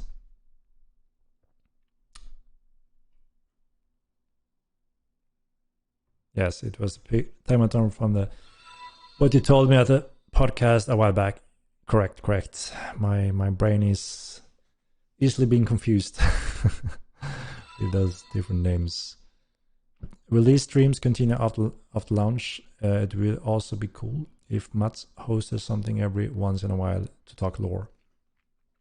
I agree. I mean, anything that you guys are interested in hearing, seeing, participating in is something we try to do and support as much as we can. And yeah, it's been quite doable for me since almost since we did the stress test, right? That I've been running these weekly streams. It's been quite doable. Obviously, I can't spend too much time in trying to prepare and find things because of the schedule we have, but I think it's worked quite well and been enjoyable to hang out with you guys and do these things. And obviously, a requirement is that there's an interest in it from you guys, and that there's a value in that. Another one. Which it's been so far. Vandervoys with the donation, thank you so much. Keeping player in Haven will help alleviate congestion in Milan at launch. To that end, can we get pet storage bags for Razorbacks, Springbok, Wolf Pigs in Heaven? That will help new players have more mass for crafting in Haven and more reasons to stay. Yeah, it's good questions. We do urge or tell any new player to stay on Haven as much as you can. And many new players that showed up that doesn't know much about it. What's good is actually that we see a lot of them are actually staying for several days, and that is really good. It protects them. Gives them a good chance to, adapt to how you parry, fight, and get things going, and can always get some money to get going again, and obviously learn quite the basics of quite a few things. It's very valuable, and we urge any new player, and even so more now with launch, and also because, just like you said, we have a quite unique opportunity, or the only way where we actually use this instances is on Haven, because it's not really part of the game world, right, Nave? So this is the only place where instances can happen, and that obviously helps us greatly to spread the players, to make sure that any new player can join in and play fine, without being way too crowded or something. I mean, sure, it will most likely be crowded, but we will have a very solid setup to handle a lot of new players showing in. We know obviously that a lot of you veterans will rush to Nave and start your journey there. You know exactly what you're setting up for. So there's no doubt that you're gonna spread out there, which is good as well. So, sooner or later, most likely at release, there's gonna be a strain on the Mirland progression from Haven to Mirland. That is like the choke point we have, that we know. And obviously our system cannot allow thousands of players click and log in at the same millisecond. That's how you kill hardware and software. So that is where a queue system is absolutely necessary. But we've been working on this quite a lot since our stress test, as you can know, to make it as convenient as possible for all players to take these steps. And it's a huge thing. As I said, we totally changed the plan for a much greater scale since we took the step of delaying and adding additional parts, and taking the release as a real release rather than a early access. And along with that, obviously we need to make sure that we have the Haven system in place to support many thousands of players. So we have actually quite an insane capacity right now. We have over 100,000 in capacity to be able to offload that insane strain of new players showing up. And we have a refined queue system for Mirland. We're trying to polish and make every single city interesting, exciting to spread them out. We have the housing system that allows people to, again, spread out, build their own bases, and can more live now in their cities, since you can also construct the different workbenches and such. So we really pushed those to a very good position.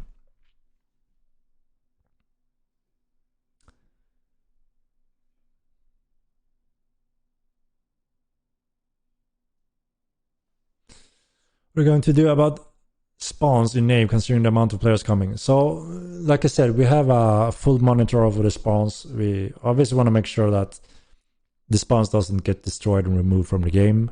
We have that under control. We're expanding on the spawns as we speak for our last patch to make sure there are even more wildlife spread out quite evenly. And it's something we are following, obviously, the progression. If we see that, okay, here's a very bad problem, we need to tweak those numbers, we can do that in our next patch or anything like that, to make sure it's on a good rate where we need it to be, at least.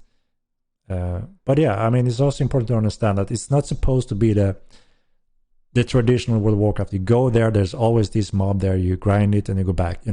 It's supposed to be more like, okay, this area where I used to hunt have been overpopulated, they're all extinct, there's nothing. Now I had to explore, reach further out, push out the players, move around, find new spawners, new areas. Oh, okay, here's a good one as well, and here's a very good flow, even more flow maybe over here. And then eventually, obviously, they're going to recover on those that were overhunted as well. So, yeah. When will the wipe be done? The night before?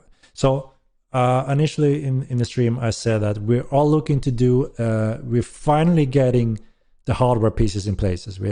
I can say that we were starting to get sweaty when it comes to, quite nervous when it comes to not getting our hands on all the hardware, especially the critical hardware pieces. It's a quite insane system we're building up now to expand the capacity for our server setups. And as you know, it's been quite a struggle almost worldwide for many hardware to deliver in time. Luckily, we got the critical components finally, so we can finally upgrade our live servers on the right spec, and we are just missing a few parts now that is more part of the expansion, so it's not as critical. But obviously, we want to have them all ready in place so we can accept all the players that want to enter up to that high number at least. So yeah, we quite close in the end that they delivered that finally. So and that means that we want to get all that running as fast as possible. We're going to sit with that in a weekend most likely, prepare the next patch early next week, and that means we need to start testing the wipe, everything from the wipe. So we're looking early next week. We will confirm exactly which day we're talking about and estimate time frame, and put that on the forums, Discord, anywhere, so the majority can find it and be aware, and also plan. Obviously, if anyone is doing any events or such, obviously it's good to know when we plan to do this wipe before the final wipe. Can go back to the old spell icons. Them being the same color is awful. So again, I'm going to explain what happened there. So it's not that we think that it looks bad, we need to change it. We think this looks better with one color, now we're happy. That's not how it works. So as you know, we have many schools in the makings, and for us to have a fully functional, logical way for you to identify and use these tools, we need to have some logic that follows. If you imagine the old spells, which indeed was quite nice and cool, they have all different colors, no color rules or anything like that. But if you add in 20, 20, 20, 20, new school 20, 20, new school 20, 20, all of a sudden you will see where one thing, it's going to be impossible for us to, how the hell do we represent this effect?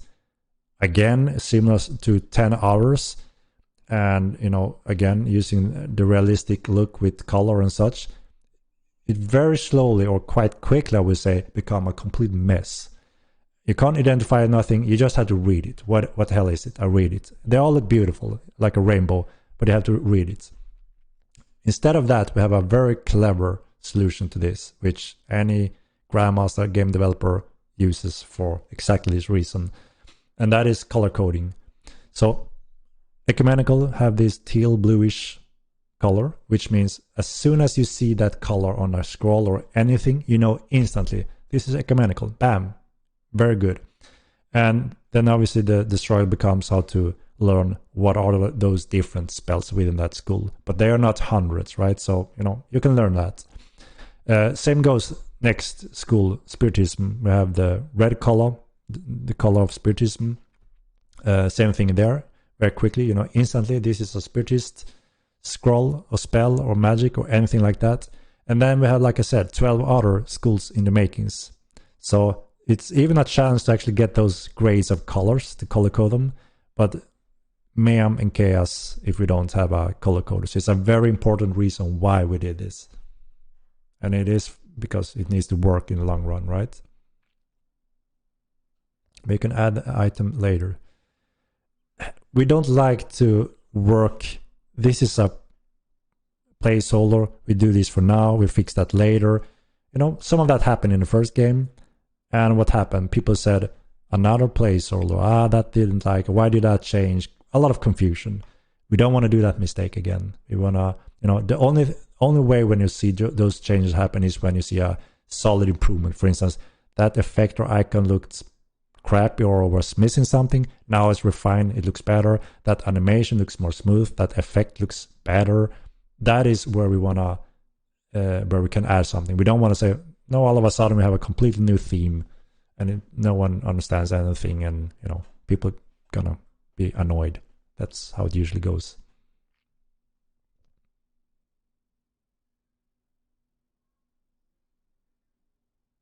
It would be possible after release to train up weapon skills to max on training dummy, or we change like in EU. We're still gonna have that ability. So pretty much all those combat weapon skills, we don't, those are not that grindy, and we don't plan to make those as the grindy task or the big achievement. Those are more like basic things. Anyone can pick up a weapon and start training them, and they will get effectively quite quickly. There are other areas where we want it to feel more as a RPG progression and achievement, which is more like crafting and things like that ties those other areas to your character.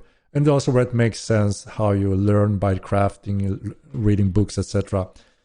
The more a fight with a sword, quite straightforward, you will gain the skills, right? So that is where how we have kind of differences on the different skills where it makes sense. More long-term goal achievement, and it feels like wow, finally I'm the freaking Grandmaster Smith. I'm finally a Grandmaster Tamer. That should be an achievement and quite a journey. It also obviously unlocks a huge player market attached to that. So those are meant to feel like a good achievement and take time. You shouldn't just jump in, grind, and I'm a Grandmaster.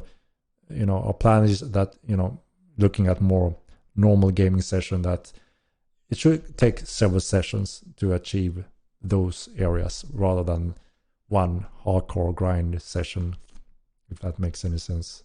You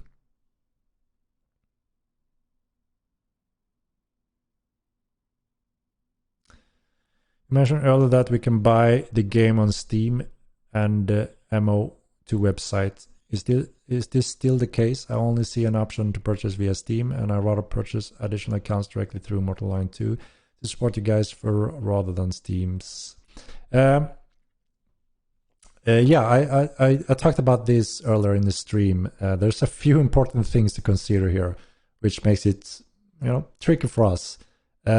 If you buy the game from Steam, then yes, we're gonna keep a little less of those fundings because we're using their services. But also you will be able to actually put a review on Steam, and it actually counts on the public ratings, which is quite valuable, right? If one way to help our game, obviously, to get attention is to show that people seem to enjoy this game. They're giving it positive reviews, etc. Quite logic, right? And and that is valuable for us because we have limited marketing compared to New World. So in that case, we actually get that in return. Like if you would like to share a review, recommend a game for others to show why. That helps the rating of the game, and the higher rating, the more people may be interested in the game. So that's a positive thing. But yeah, the downside is we lose those 30%. The upside, if you buy from a website, is obviously we get to keep those 30%, but you can still rate the game, and it will be counted in the overall rates, but not on the summarized front site, which is a little sad. I didn't know that was a thing until I couldn't figure out the ratings, because we have a few thousands close fans loving the game, writing reviews, and they don't show up on the main ratings, which is quite sad. But the exciting thing is this is, not counting those thousands of super positive, players that loves it, not counting those in the high rating we have today is quite exciting, right? It kind of shows that random people, casual players, are giving us good rates and they love the game in the majority. And that is exciting and awesome. So what we say with that is it's totally up to you guys. Do you want to buy it from Steam or on our website? Both have pros and cons. Either is fine in the long run. You know, our goal is to set up or have a growing player base with subscription and make sure that that covers our cost. We can expand and add even more great stuff in the game. That is a long-term goal. And, you know, we're looking to walk that path right now. It's very exciting. So, yeah, it's up to you guys how you want to go around with where you want to buy it. If you're into leaving a review or not, obviously all up to you guys. But we surely appreciate it, whatever you do, for sure.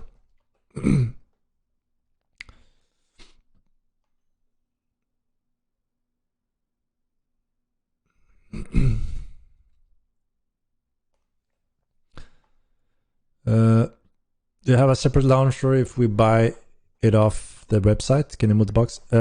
No, so currently we only have the client, Steam client.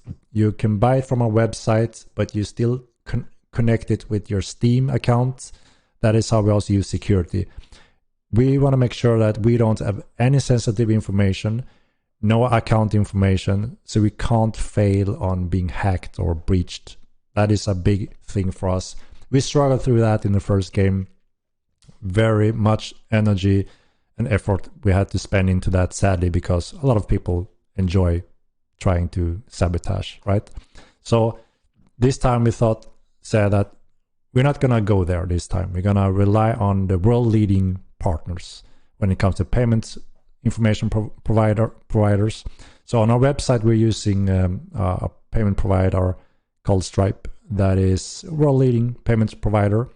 They handle the security and all the information. We don't have anything. So if you buy on our website, you actually using their network security, which is, you know, some of the biggest and best in the world.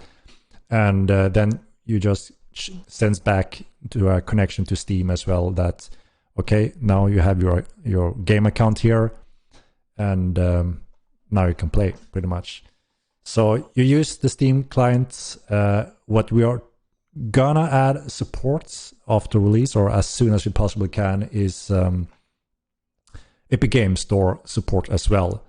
So that means if you for some reason prefer Epic Games platform or want to use that next to Steam platform without having to use, if you know, one way is obviously to use a second Steam account, and that obviously can be a little bit annoying to have to change account.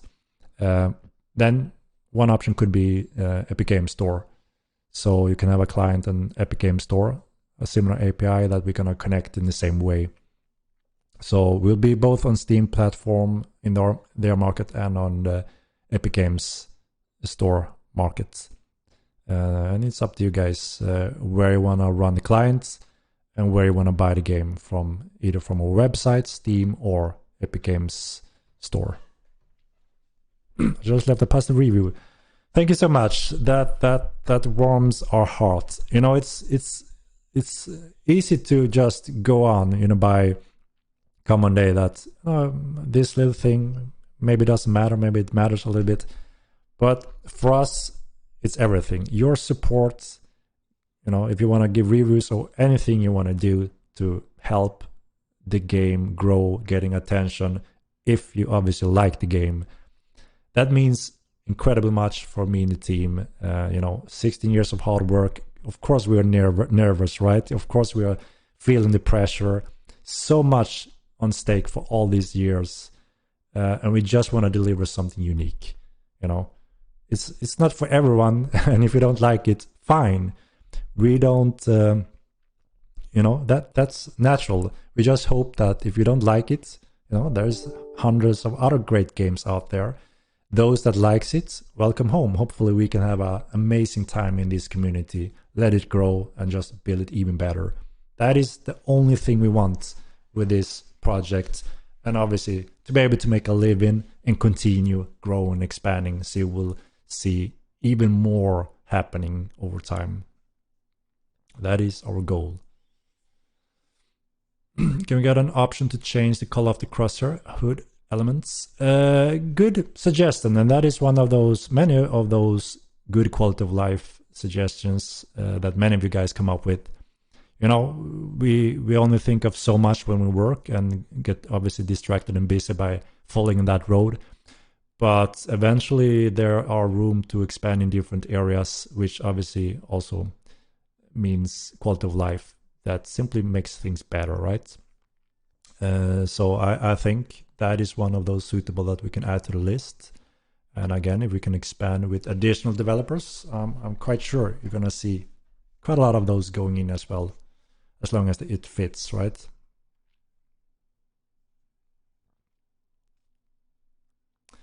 If we buy from your website, can we launch via Epic Games Store, or is that exclusive to Steam? I ask because I'm thinking of creating a second character. So initially, you will only be able to buy from either Steam or our website, either works, but you always currently use the Steam client. So that's how you download and log into the game. As soon as we can after release, we will implement the same support on the Epic Games Market Store, which means you can choose Epic Games client the same way as Steam, pretty much. You can use both if you want, or either of them.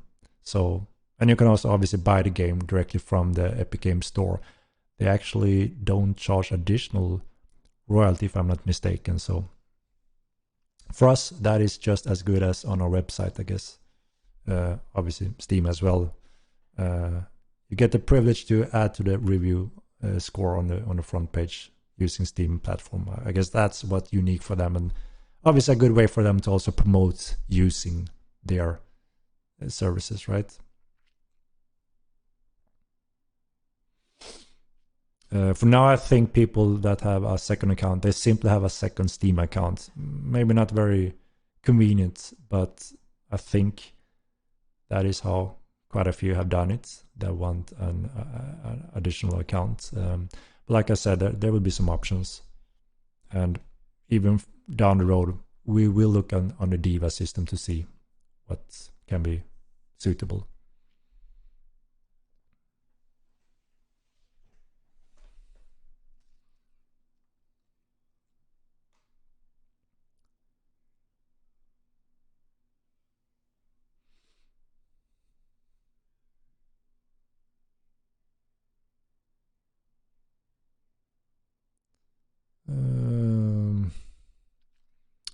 Let me jump down a little bit.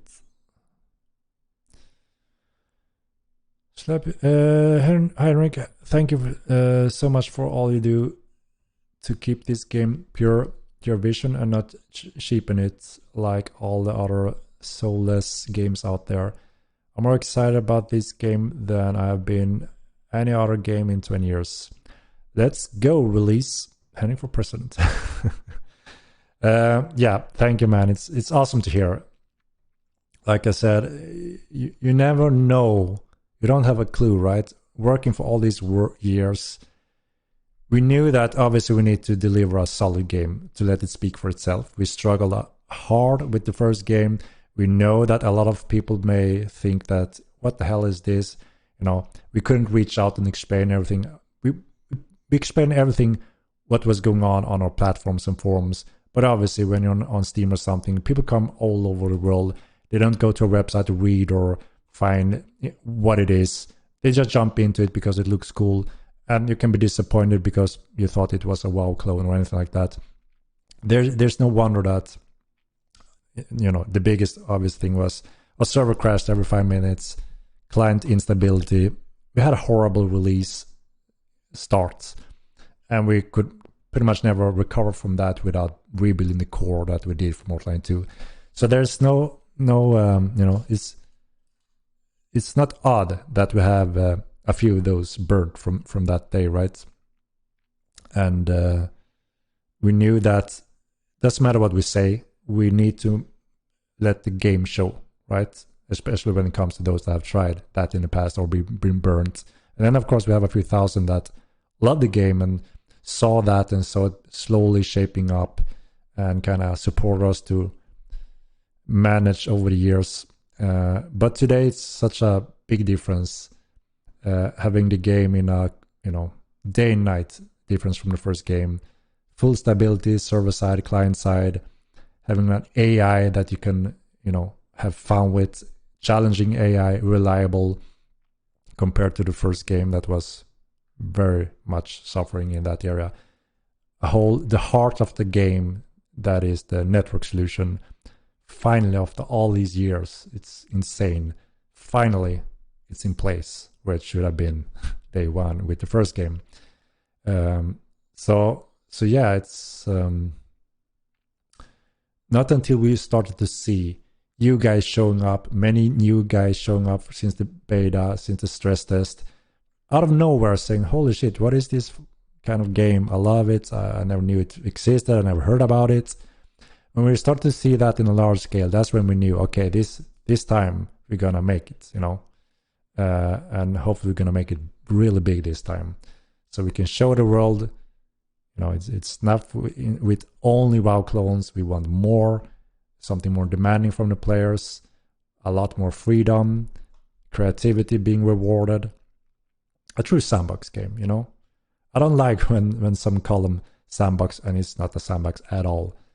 But that's because I see a sandbox being in a certain way, I guess. But, I'm also coming from Ultima Alliance, so many of you know what I'm talking about there, which, there's not much like that, if anything.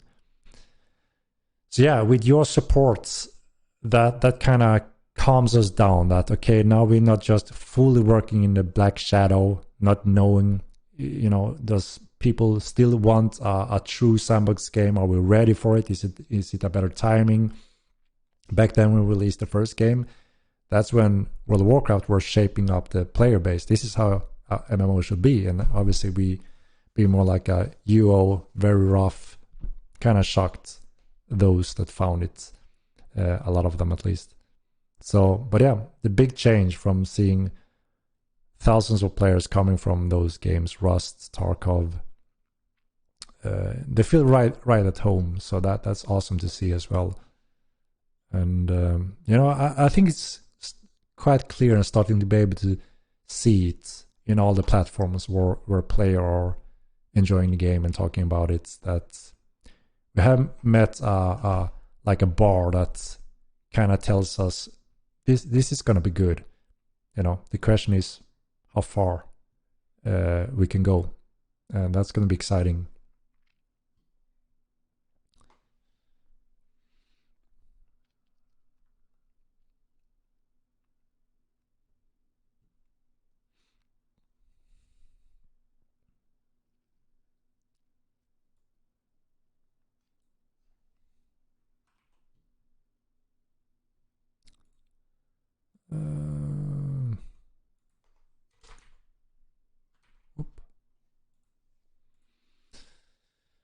So yeah, let's see. I'm behind again here.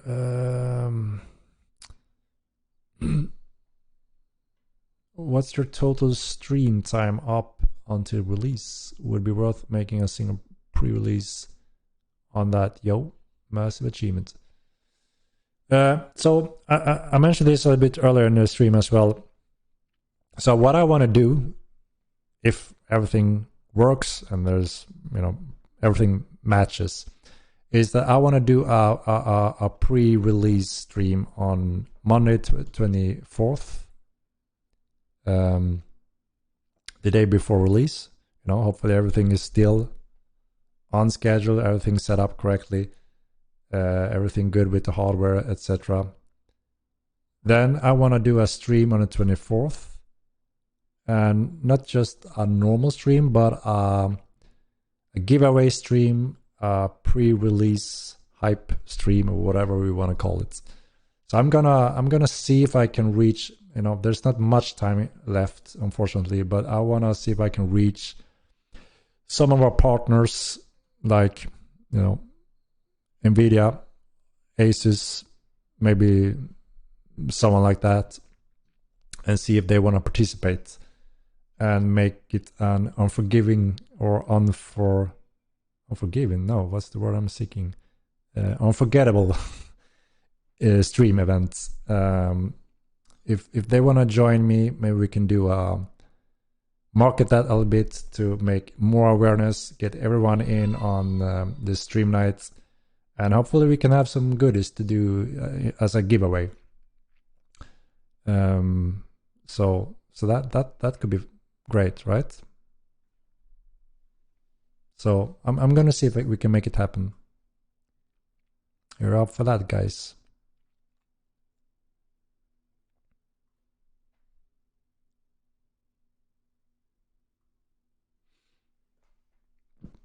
We'll be attending the Ragnarok Festival.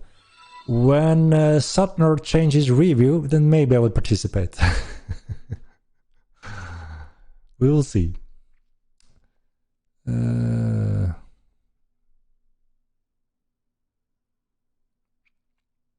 Unforgivable Steam event. That sounds yeah, I meant unforgettable. Unforgettable. I purchased a new GPU for your game, Henrik. I had to give up my first child. Nactic 2, what kind of GPU did you get?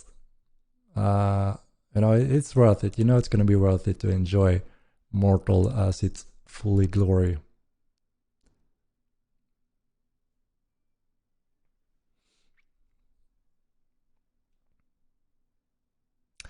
Release be delayed if server hardware is not in place. I doubt it. There's always a few fallback options for us, but it was scary until we got the heart pieces, which we actually got today finally. They were supposed to come last week when we were supposed to do the patch, right? So finally we can breathe out. Now it's more like more common form, expanding on it, just getting that, and we could get that in different ways. So I think we're under control, even though things could be delayed. So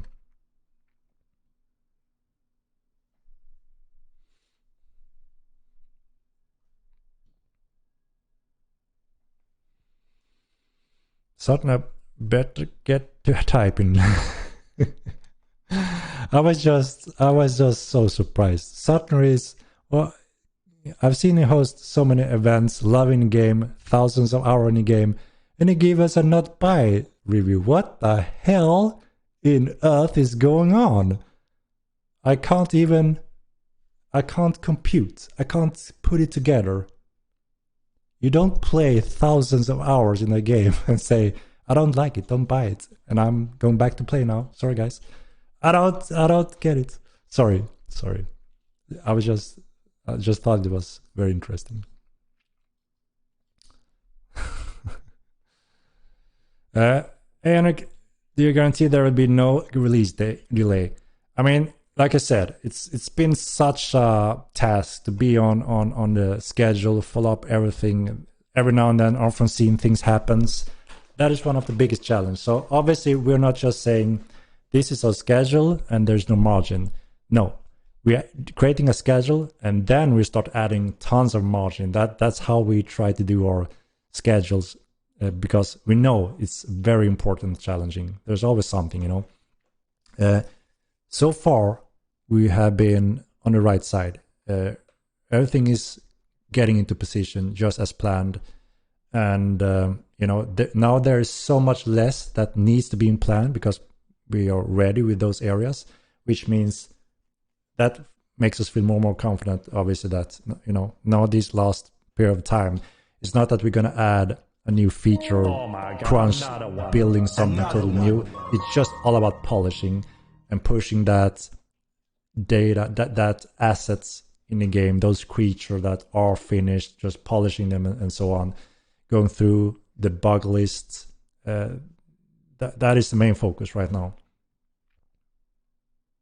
And, it feels under control, and it feels as, it wouldn't matter if we postpone a month or 2 months, Obviously, it feels luxury. Oh, another month, I can do this and that. But again, if we just post it a month or two just for what?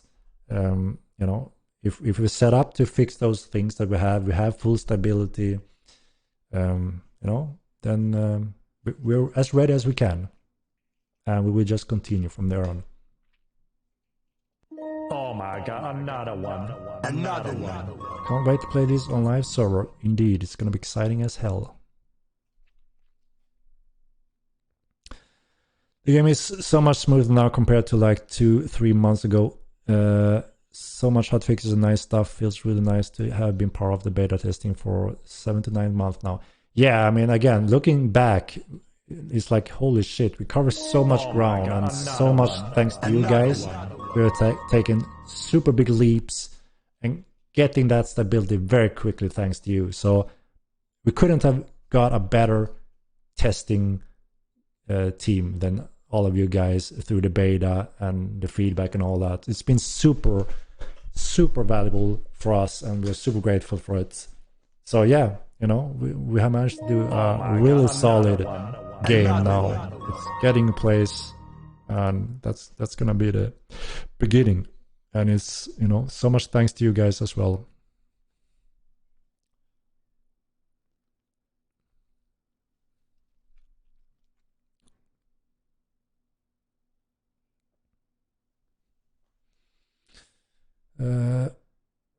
Make strength affect swing speed and make archers get interrupted by damage 50 of the time of the release of their arrow.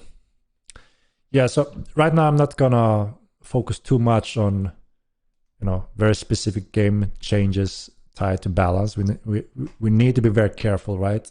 Again, there's a few things that we want to tweak and get adjusted, but we're very happy with the baseline and core line when it comes to the clades, the different weapon groups. We can see, just read the data, what is being used, how much, and by veterans or by noobs. We can see all that. And there's always room for small tweaks everywhere. It's endless, infinite, just like it was in the first game.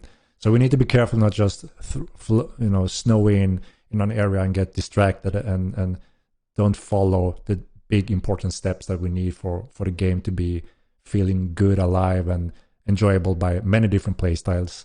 But like I said, there will be more rounds. Again, we need more people to help as well to cover more of these areas. So we need to be patient until we see more.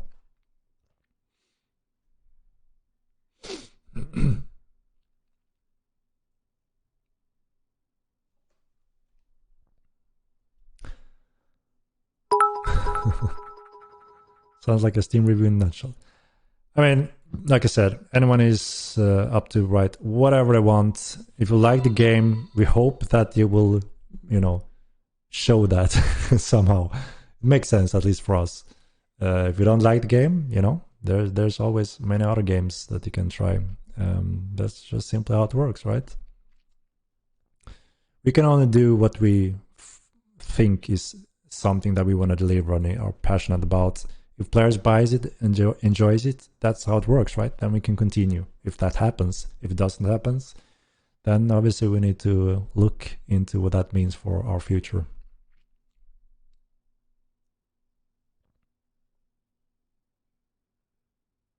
People really care for the game. Give truthful reviews. It's for you guys to do better. Yeah, I mean, it's not that that we will do better or change how much better we do depending on reviews. We are doing 200% what we can, and we're fully aware of frustration every now and then from different player styles, because like I said, again, it all comes down to how many hours do we have, how many people do we have, and that is suitable on the task. It's not just that we can go to reach out to anyone and say, hey, here, join us and help us build even more. It's a very big process and very time consuming and difficult process to actually find correct developers for Mortal Online. We're not building a single player game. We're not building a client based only game. It's so complex that it takes time as well to build a team and expand a team, and doing that carefully so we don't mess up our stability or something like that. Number one is always stability and as bug free as possible, and then of course comes the gameplay experience and so on. So I can speak for the team and myself that we are giving 1,000%, no more, no less. And we try to cover as much as we can, see as much as we can when it comes to where are the main issues, where are there bugs, where are there bad balance, or where is it not fun. You know, obviously those are important areas that we need to attend to at all time and do that as good as we can, as much as we can, next to the whole process and development. So, you know, it's also easy to be affected, obviously, when spending so much time and effort. This is our baby. So obviously, if we go to a forum and we see there's a small group being very negative and lying and making up stories and throwing crap because they think Mortal 2 is the same as Mortal 1, which is absolutely is not. We understand that, and you know, the world is that place. There's always different people. So obviously the only thing we can do is ignore it, right, and move on, which means we will not be lingering there, we will be not communicating there, because it's just draining energy and it's stupid for us, right?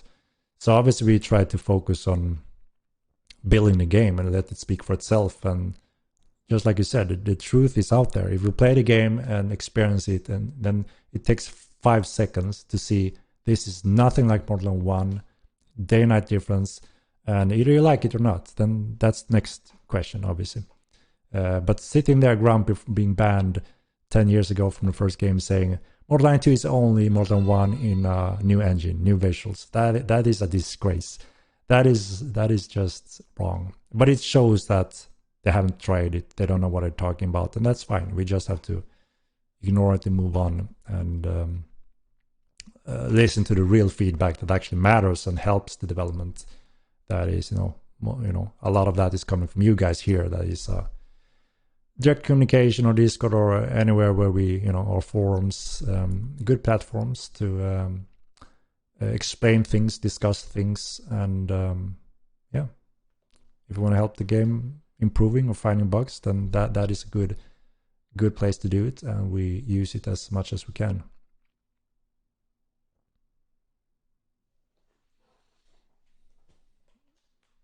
I believe you're minus something. Satna, my man, the 1,000-hour man, not thinking it's worth the $40. Imagine 1,000 hours, and you don't think it's worth the $40 you got. That is spectacular. That is a interesting thing.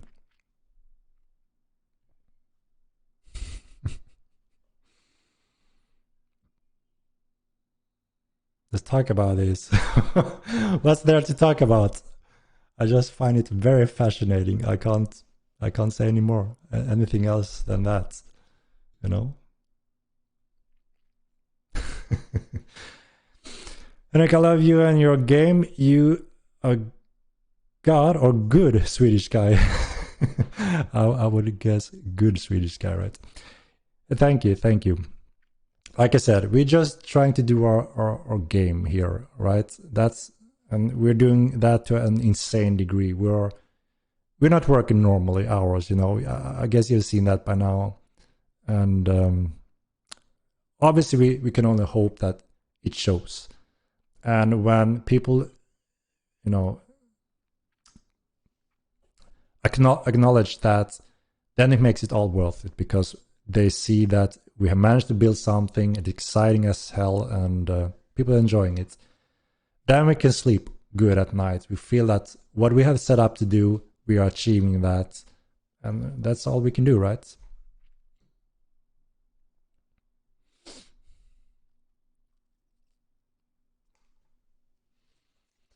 The game did get smoother, especially in GK. I don't understand how Middle is so different in frames than GK. But some places in GK area are like a third of the city's FPS. Also, rain knocks off a third of the FPS. Yeah, we actually were hitting the guys in terms of looking over the effects like rain. We got that report quite quickly, and they. I'm not sure if they already done it, but that, you know, optimization on those effects was obviously important. And yes, there are still areas in the game some different areas. Some cities are worse than others. It's a little bit of a work in progress. It's not like one bug fixed, done, we can move on. It's a big area. It's very complex to build a world like this and build a city like this. How do you put those packages together? What kind of texture memory are we using? What kind of effects, poly counts, object counts? There's so many factors and so many different tools to use in the engine to work around this, optimize it, and making it work. And every developer or every artist are not expert in these areas. It's quite a big area on its own. So again, some artists are building something, some artists are putting them together, some artists may be optimizing and so on. So it's a big work in different areas. And there's for sure room to improve a few areas and cities, no doubt. The important for us was to get it as good as possible. Obviously, some memory doesn't crash your computer, stability, and of course, it shouldn't be running around in 10 FPS in one city and 101 city. That is a big distance, right? So we're doing different sessions, and we do go back to those that, okay, we know this is one of the worst city performance-wise. Now let's do another round on this one, try to crank out additional frames from it. It's, that's simply how we do it.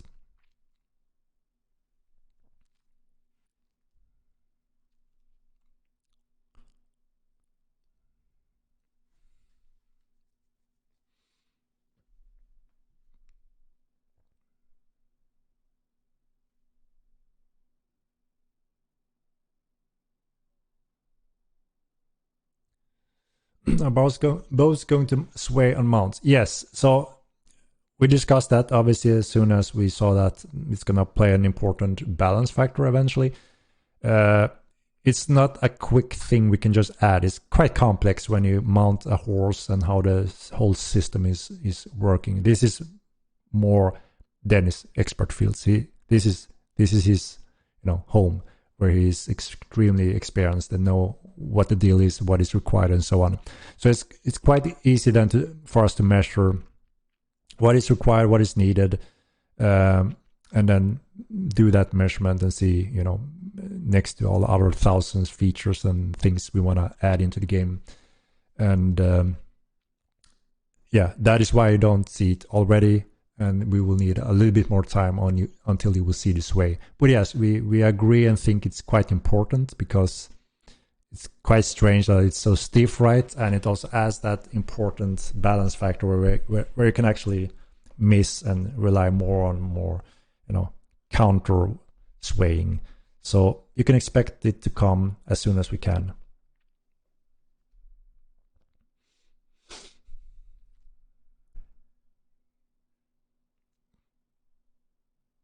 Can you block arrows with shield? Yes, you can. I mean, there's the shield have a hitbox, so if you shoot an arrow on the shield, even if you have it on your back, there's a reduction. So already there at the core of the trace and mesh, there's a reduction just based on what you see.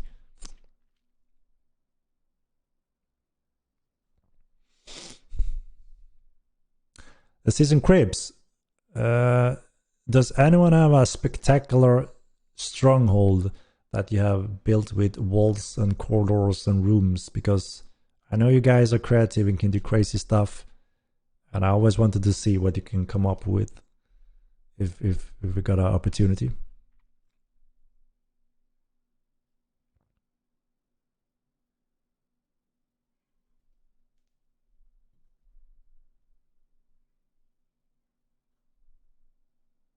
Don't need to talk about my review. Just came here as you call me out. Yeah, no, I'm not calling out. It's up to you to do whatever you want. If you like the game, then you like it. If you don't, you don't. It's simple as that. How the game is going on Steam regarding copy sold. So every now and then we do updates on the market when it comes to those numbers and such. We are a public listed company on the stock market, so I can't speak of specific numbers just on the run.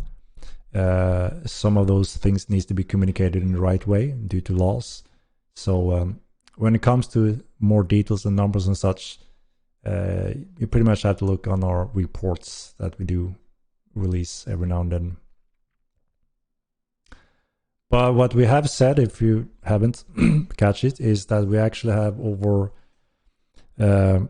50,000 players that have pretty much bought the game and are quite or somewhat active player. We can see the data if this is a player that got it.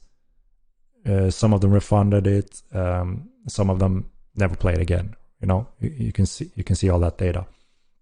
50,000 players is more than we anticipated throughout the whole beta, which is very exciting. And that is already now, on what we have. No major marketing after the stress test. Again, working hard on finishing the beta.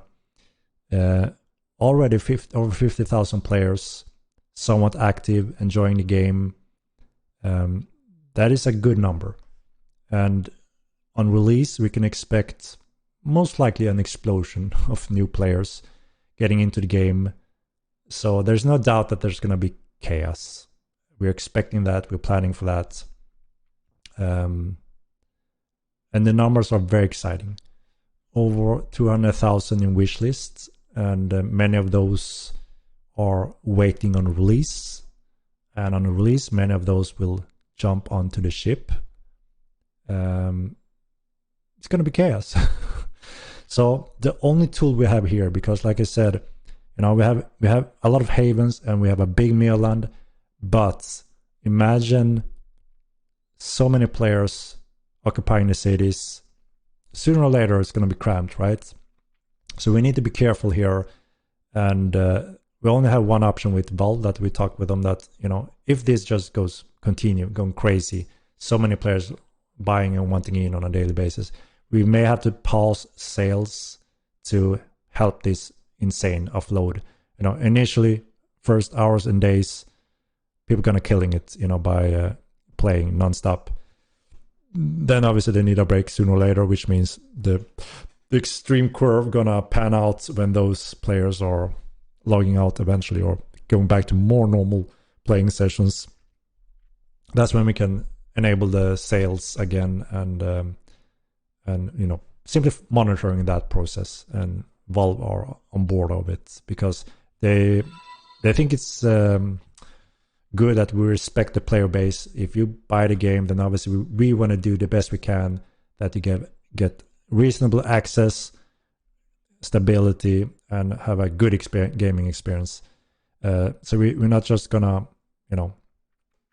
do this and continue selling if it's way out of control. We need to kind of slow it down then, because we want to make sure the gaming experience is number one. That's what it's all about, right?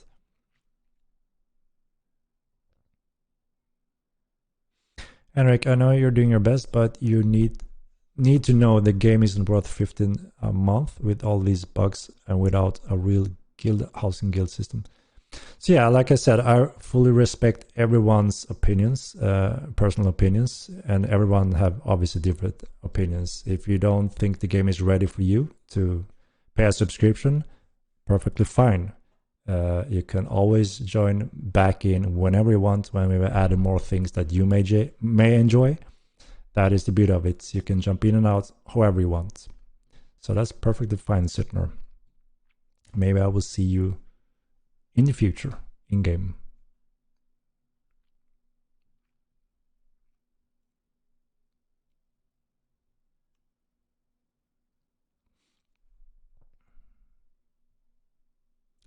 Literally duping bugs.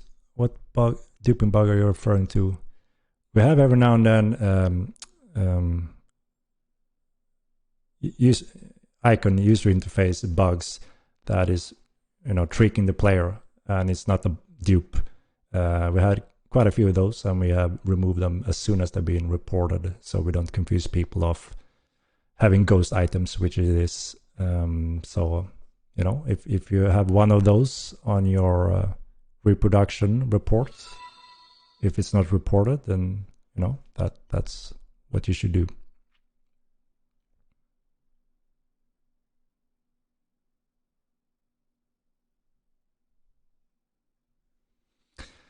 Hey there, fellow adventurer. Hope we're all learning a lot and getting excited. Indeed. Hello, hello, indeed.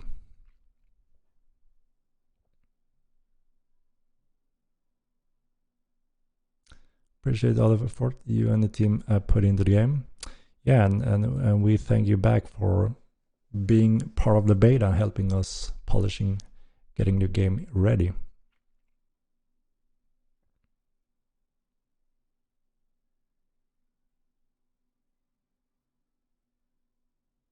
Seems like we're not talking. I'm heading out. Yeah, no, it's more that I'm way behind, which I usually falls behind in the amount of questions that comes in here. I'm doing my best as always, even though I'm a little slow in here. But yeah, I just gave a little response up there. I'm just behind. Will veterinary be viable for healing combat pets on launch? So we just added our percentages on top of the normal constant heal, which should make it very effective on any pet you have, from little hit points to high hit points. The heals on magic is always a constant, as you know, but now you have the percentages added, small percentages, but it makes it more, you know, effective on high hit points animals, for instance. So we got that a little additional in just now. That's going to make a quite big impact. So we need some feedback on that to see if that number is in a solid position.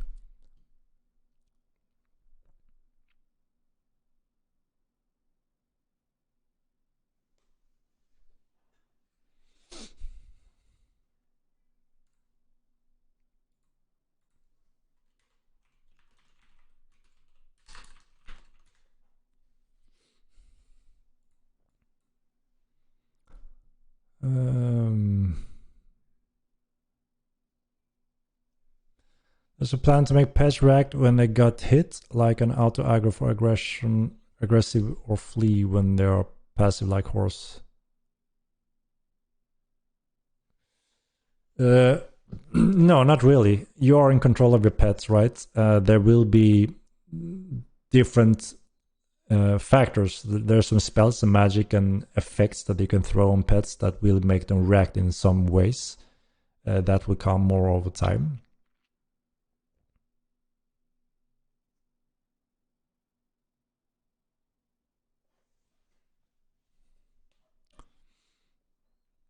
It's not worth 50 a month. No, it's fine. So, like I said, if you don't think it's worth it, you can wait. There are luckily plenty of enough that think it's more than worth it, than, you know, getting more out of the game than in many other games, and that is what Mortal Online is all about. We try to offer something unique, and if people enjoy that, they can pay for it. If they don't enjoy it, they don't. That's simply how it works, right?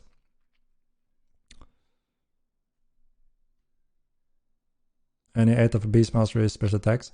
No, we don't. I don't have an exact ADA right now. Like I said, we have this near batch of focus and work now. After that, we're gonna start presenting the roadmap and further plans.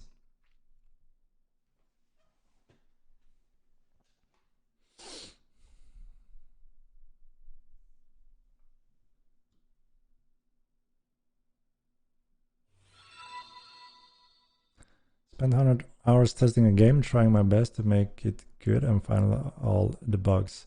Yeah, that's you know, only thing we can hope for and appreciate. Any player helping helps us in the game, no doubt. And yeah, it's been a good opportunity to have a blast in the game as well, right? All the madness and things happening in the game have been a blast for us to see, follow, experience. And you know, that's what it's all about in the end, having fun in the game. But obviously the beta first and mostly stands for getting the quality in place, right? Getting those missing pieces.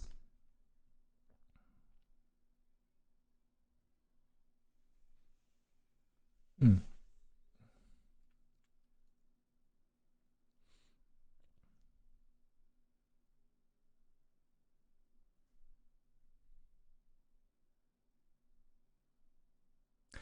The new server hardware get added. So today we finally got the heart hardware, which was critical and getting quite nervous to not having that in time. So that's finally in place. Now we're only waiting on more common farming hardware, which we can find a solution if it's not arrives in time. There's a few options and solutions. So finally, it looks to be under control. So we're planning a patch early next week, along with that new hardware setup, and we're looking to have that as the pre-wipe to make sure we're running that that week to make sure everything is set. So we will announce the exact dates, but early next week so far is our initial plan. Finally pre-wipe and finally the new hardware in place. Testing the normal rates from scratch on all players. And yeah, getting that much closer to the real deal.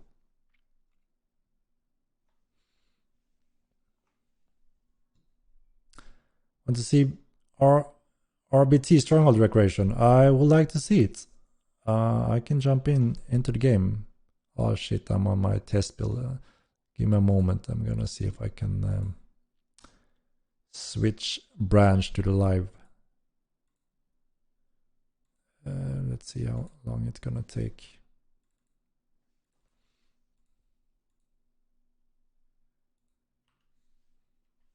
I'll let it run in the background a bit, and let's see if we can take a look. It's already done. I will start up in the background here.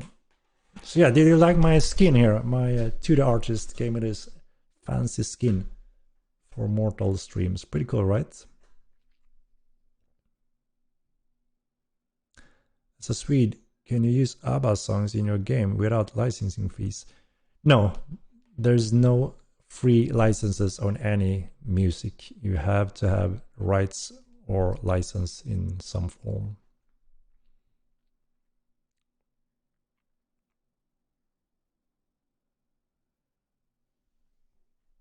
So that's the explanation. You wrote it as drunk. I see, I see. It's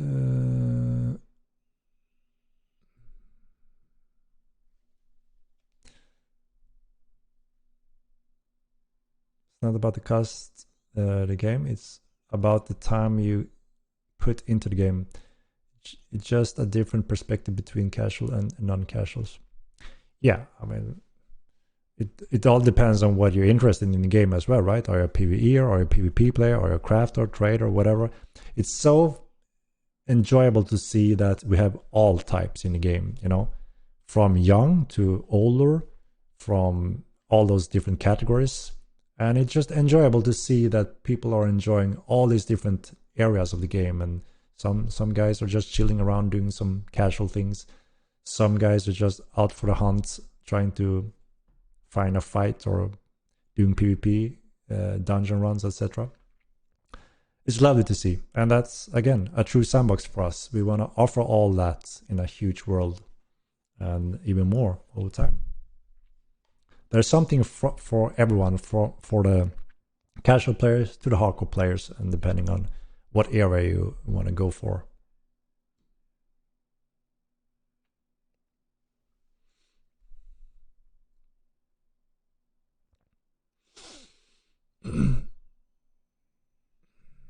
Sure is no DLC, no in-game cash up, no pay to win at all, no butters. I'll pay 15 per month any day instead of having it being free to play and see 50 butters in each corners and people running around in golden armors even though they have the shittiest noob armor ever on them. Yeah, it's that is those what we believe is important game decisions, which and you describe it quite well some of the big reasons why we want to have this business model to, again, promote gaming quality over that.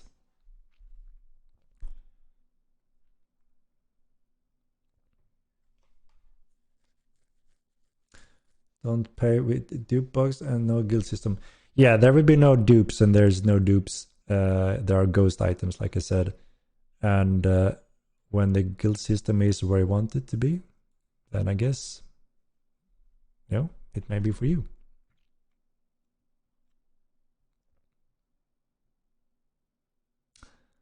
No, I haven't said much about Thievery, but anything Spanish shortly after. So yeah, Thievery is one quite popular and interesting feature of our game, just like in the first game.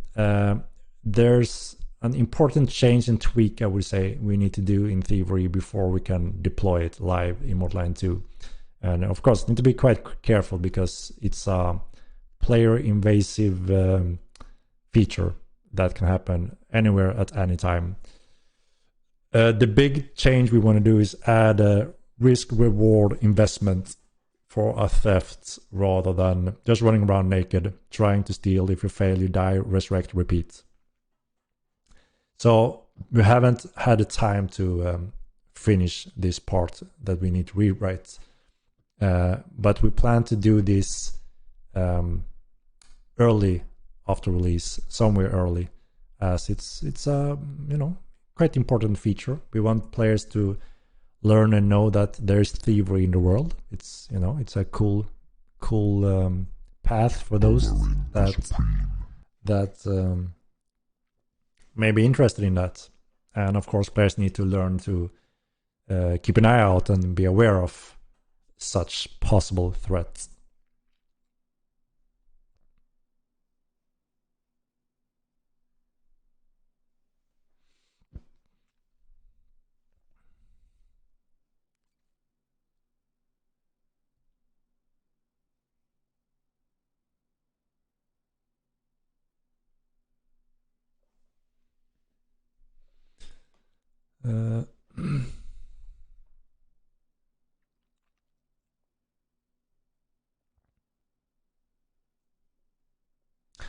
Will attend your last event in game and greet you goodbye, Satno.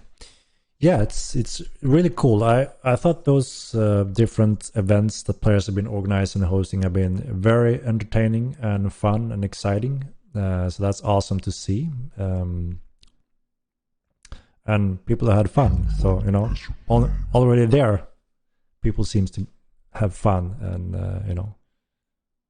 hopefully, one part makes it worth being in the game and investing in the game and for its future.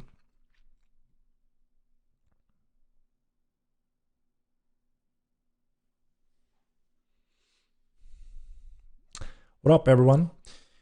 Yo, we are doing the daily stream, showing a little sneak peek of one finished specific creature going in Mirland.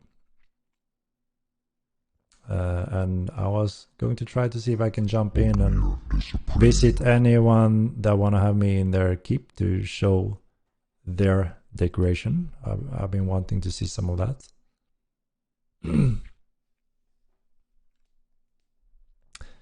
Imagine trying to shut down the best MMO in 10 plus years, even though you're playing it daily. Yeah, it's up to anyone, I guess. Dupe bugs? No, so like I said, we have ghost bugs. That is the most common thing that kind of spreads some panic, because what it is kind of what it says in the name. We had several items that disappears and becomes ghost images and then reappear, and obviously confuse players. So what we have done the latest patch was rebuilding that part that we've been working on for a while to make sure that the item handling for inventory and banks are reliable in terms of that. So that's what we patched latest patch, which was very important. And then of course, like I said, everything's logged We have tools that are insane, pretty much that we started from, Immortal 1. We learned this over the years in the first game. We need to be able to monitor everything, look into everything, and just, be on our toes to make sure that if something happens when we're in a live scenario, we must be able to be able to interact with that, recover that, and fill that hole. And just as anything else, exploits, abusing dupes or anything like that, if that happens, then you will lose your account. So it's very important to, if you want to play the game, follow the rules, report if you find something that seems wrong. Don't think that, getting these things seems nice. Hope for the best, nothing happens.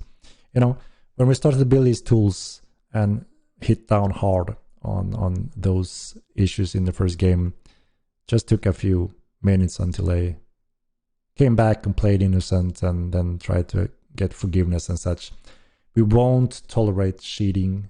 We will permanently ban, and that's the end of it. We will never lift it when those things happens. So it's a good reminder that we're refining all that now, and we'll follow that very strict rule. So yeah.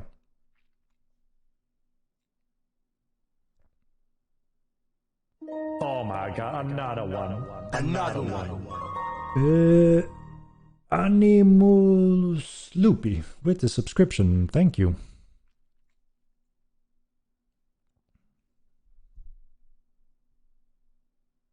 I mean, I would never miss the release of Mortal Kombat 2. That's quite an epic history moment, Just like when Ultima Online released, Mortal Kombat 1 released, EVE Online, Star Wars Galaxies, that is very exciting. And obviously Mortal Kombat 2 is no different. I'm gonna be here on release, and it's gonna be super exciting. I wouldn't miss it in the world if I'm the slightest sandbox MMORPG interested, sandbox interested player. Kark with the 10 gifts. You're killing it, man. Thank you so much. How's it going?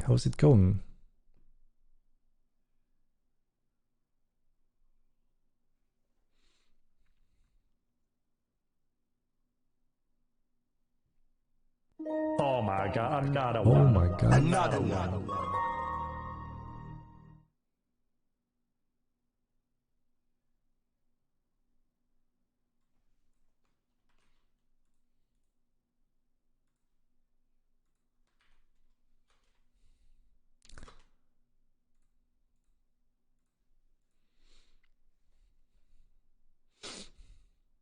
Oh my god, another one. Another one. Might not believe it, but we have new players in GK and Cran. Can those places get graveyards? Holy cow, T-Zonic. You have new players in those dangerous areas. I hope you take good care of them then. Can be dangerous areas to be new in for sure. But yeah, that's what's cool. Players can decide to do whatever they want and join up with anyone they want and live wherever they want. We never really plan to have graveyards in those forsaken, destroyed, dangerous lands. That's always been the plans, at least. Oh my god, another one. Another one. Will Veterinary be viable for healing combat pets on launch? So I responded to this 3 times, I think. I don't know if you knew, but it seems to be a repetitive question. Yes, we already added a percentages boost on top of the constant heal, which makes it more powerful than magical heals when the beast have a lot of hit points. That's how percentage work, right? So we added that. Very important change already. We're trying to get feedback and data on that to see if we need to tweak it or if it seems to be in a good place. Your games are great and seems really active. I hope the team can stay on top of explorers and cheaters going into launch and beyond. Yeah, we're deploying a lot of tools there now, making it as efficient and easy as possible for our GMs to monitoring and being support agents, GM agents in our game.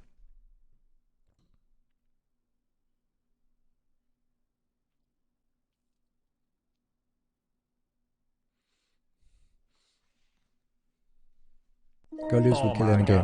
Yeah, and that is why there can be things that happens down the road somewhere. That means that we always need to have the tools in place to be able to handle such thing. We can't just rely that it will never happen. Over our years when we add additional things, that would be a wrong mindset. We need to make sure that we need to be prepared. We need to have the tools, monitoring tools, and to be able to just remove it, handle it, and obviously punish those that may have abused it. That is in place, and that is the key to running for many years, to be protected for anything like that. Will there be more tools added for GMs so that they can be more helpful and active, like with bugged out pets, for example? Yes, those are the tools, some of the tools that I'm talking about. Proper tools to make sure that our staff can be very effective in terms of helping if something goes wrong. Let's up the roadmap coming. I can't say exactly when. We need to be 100% focused on release, following through that release, and then when things start to get back to more normal, that's when we can present that next step.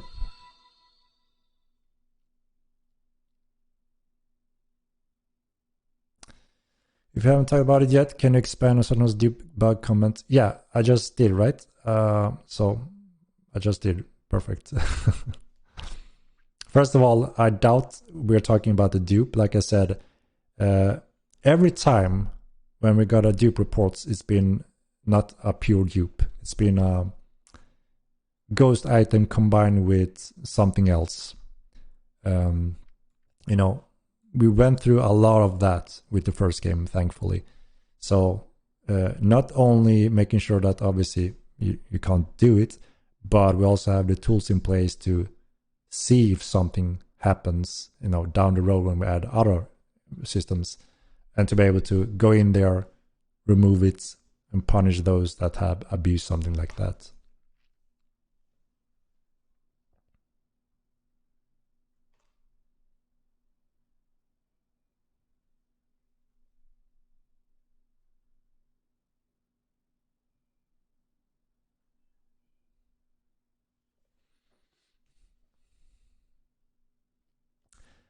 We don't have any ETA for Beast Mastery.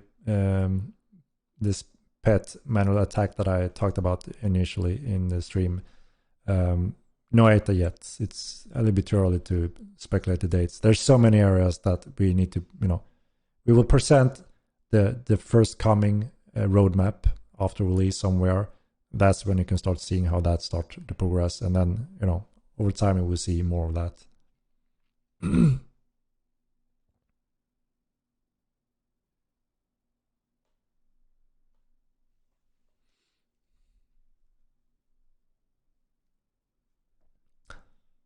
Also, yes, it's possible to get thousands of gold from a specific location. Yeah, so if there's any, obviously, bug or anything that you know of, report it now, and, we can fix it. Because, if there is something like that when it's live, do not use those things if you care about your accounts, because that's what it may result in. There's no excuse for abusing something like that. So, it's always good to report if you're unsure, and protect your account.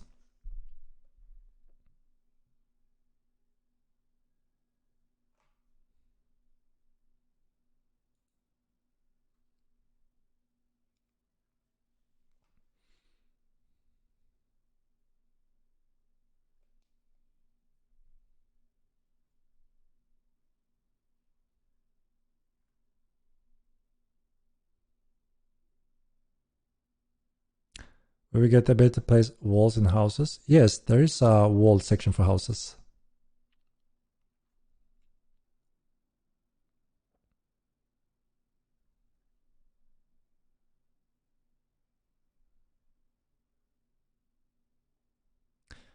time the server go down on the 25th? I don't have the exact time frame. Obviously, we need to take down everything, wipe everything the last time, go through everything, check everything, and whenever we're ready, we're gonna start it and monitoring everything.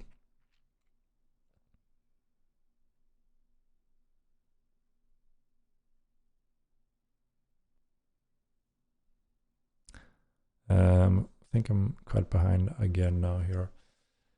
He's way up on the chat. Yeah, let me jump down a little bit. I'm falling way delayed here. Yeah, I'm gonna jump down a little bit. I'm too slow, guys. Sorry. Holy cow! I'm so behind. Holy shit! I thought I was close. All right, guys.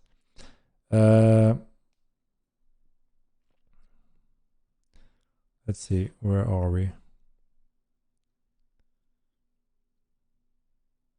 Will there ever be sieging Modline 2? Yes, there will be. We are preparing for TC and sieging. It's something that we're gonna have quite close. At the same time, we need to spend enough time to get balance and function fully confirmed, tested, and approved, because obviously it's high value content for players. So we will deploy it when it's 100% approved during tests.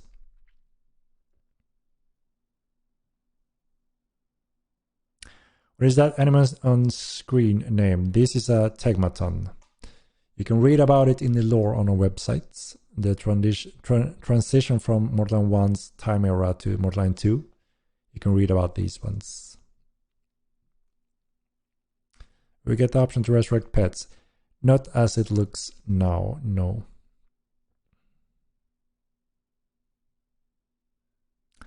Will Veterinary be viable for healing combat pets on launch?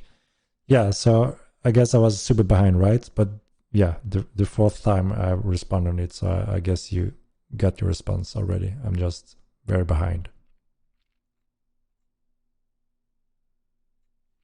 So you shouldn't expect a full day of gameplay on the 25th. Like, take the 26th off, not the 25th. I mean, obviously,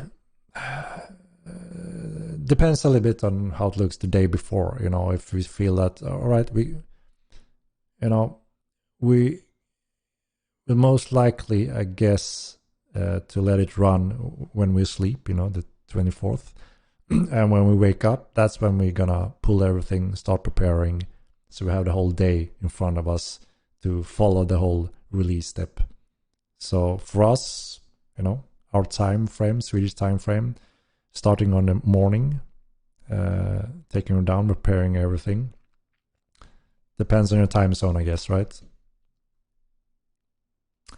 Yes, the game will be available on GeForce Now on release. We prepared everything with NVIDIA.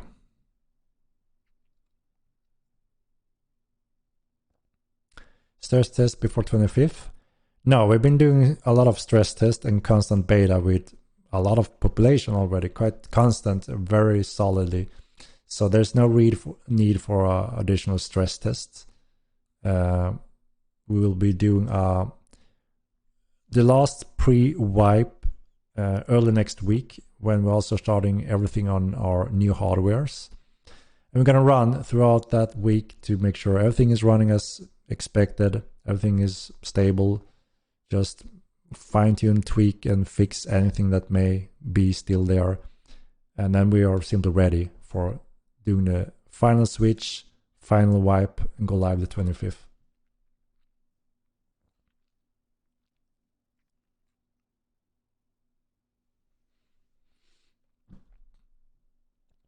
Can you tell us a bit about the gruesome beast? Was it swarm of those that nearly destroyed the planet? Yes, it's those creatures that you can read about in the lore. So yeah, very dangerous, almost made everyone go extinct on the surface. Yeah, this is one of those types. Creature looks great. Can we expect loads more new monsters on release? So like we said since the beginning, we are taking our time to make every creature look amazing next gen, so we're happy with them, and we try to give them a solid reason, function, behavior, value, rather than just trying to add 10 of them, so done, same thing but just another skin. So we try to add that value rather than having tons of them. And also because, we can only focus on so much as with our team. Where do we spend our focus on? So we have the whole core of all the creatures that are necessary for Midland. We're not missing much in terms of animals. I guess we're missing what's it called? The dog, guys. The funny iconic dog. What the hell is it called? That we had in the first game that some people have been asking for. Outside Belbus, exactly. Thank you. So I guess that's one of the creatures we're missing, Belbus. But it wasn't a core creature that is necessary for crafting or something like that. So we have all the crafting necessary animals and creatures, and we also have actually some new creatures that we never took the step in the first game, also because we wanted to save it until AI was improved as such. So we're actually covering some new grounds, and just simply a highly improved AI from the first game. So you will see we plan to add a few thousands of wild animals spread out in the world, so you will see more wildlife going on in the world. And then you will see a few new creatures along with that as well that we're adding. And a few dungeons. And some pickables. So should be a solid start. We have quite more content in forms of dungeons and such than in the first game already. So, and a few more thousands animals spread out. So I think we are in a solid position compared to the first game populating Mirland, even though it's so much larger. You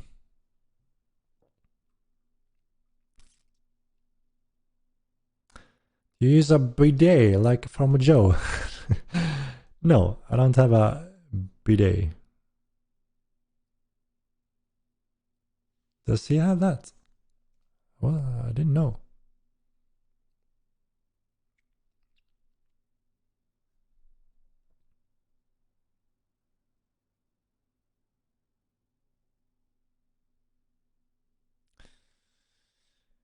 If the change the opponent's health display system, why I see what percentage of health he has left is perhaps limiting only by visual effects, for example the number of blood streaks on the character. So initially in the first game we decided, or we were considering, should we not show health and have visual indication, sound, etc. instead? It was a cool thought, right? And it sounds realistic, but sometimes that doesn't translate well in a game, especially when the player skills matters and doing timed actions, heals, etc. If you don't know, then you're fumbling in the dark, and sometimes that's not fun, and it doesn't give more depth in terms of team play and player skills. So we tried that actually quite a bit in the first game, and we decided it's better to show hit points. Quite classic. There's a good reason why many does it, and tie other cool elements to it instead, where you have to rely on player skills and knowledge. Will there be more spawns? Otherwise, know where to farm or lease. Yes, there will be a few thousands more.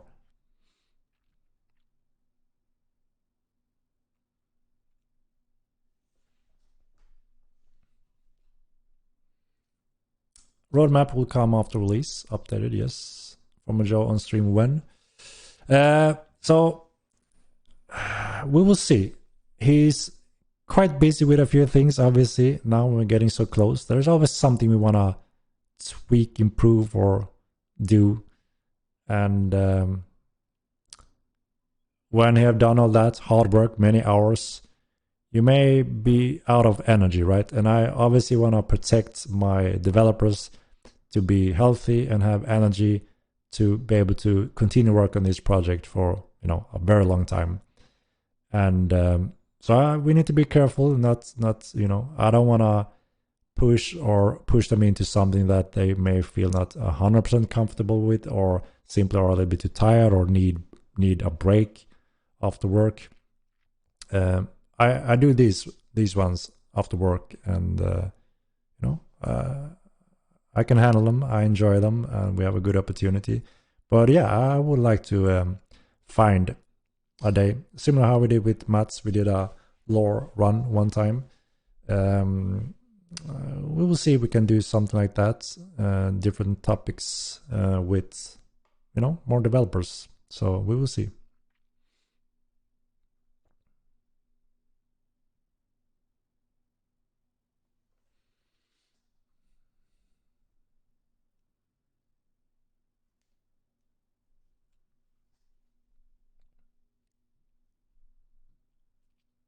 Still planning to add in Thief class? Yes.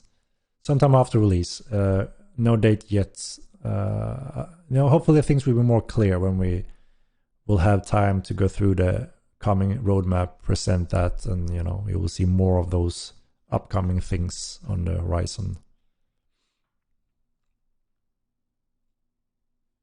Will there be a map making skill? Yes, that is planned for, and we are actually doing some maps right now that is coming from that system, but we're not gonna be able to finish the player made part of that. We have to do that a bit later. But yeah, you will get a Milan map, a rough Milan map when you leave, so all noobs can try to do some navigation, see I should be here, and then navigate, learning, trying some of that, player made in game maps. And we're also going to use some of those maps for rescue missions, the tasks that we just implemented, one of those. We're going to expand on those areas, and you're going to actually get a map where you can try to hunt those or go for those tasks.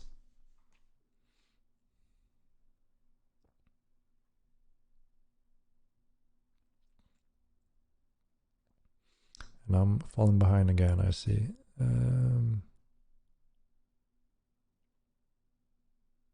Take away your titles for Killing Blues. So we had a lot of titles just thrown in as a quick test, and we have gone through them, refined them, and have them in a proper setup. And now we need to set that core into the game now, have them correct and finished. So, obviously if there's a title, we cannot change that afterwards and, steal titles from people left and right. We need to set the correct setup as a solid core again. And then we also plan to expand on those titles. So you saw a correction, and you will see, a solid core in place for release, and then it will grow from there on as well.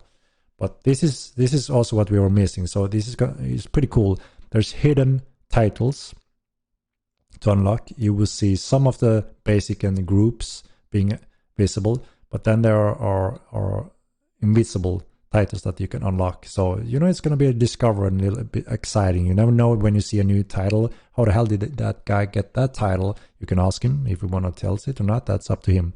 I think that adds a little bit to this nice mortal thing that we all like.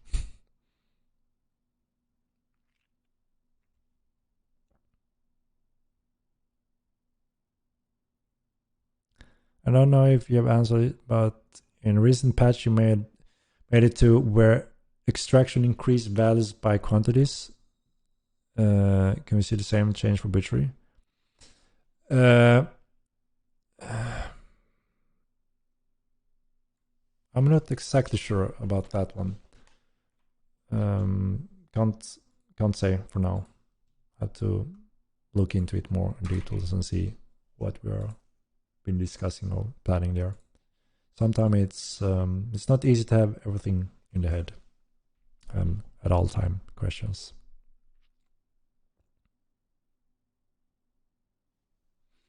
Can we create a religion where God occasionally comes to Milan to judge his own creation? So I don't know if you have heard when me and Mats talked about religion systems that we had planned for the first game that we still plan to add in the second game. So, you know, it all a matter of interest and time prioritizing for us. We plan to have it sooner or later with a quite exciting system. You know, Mats, when it comes to designing those systems, you can expect it to be exciting and spectacular, just as any of our crafting systems in the game.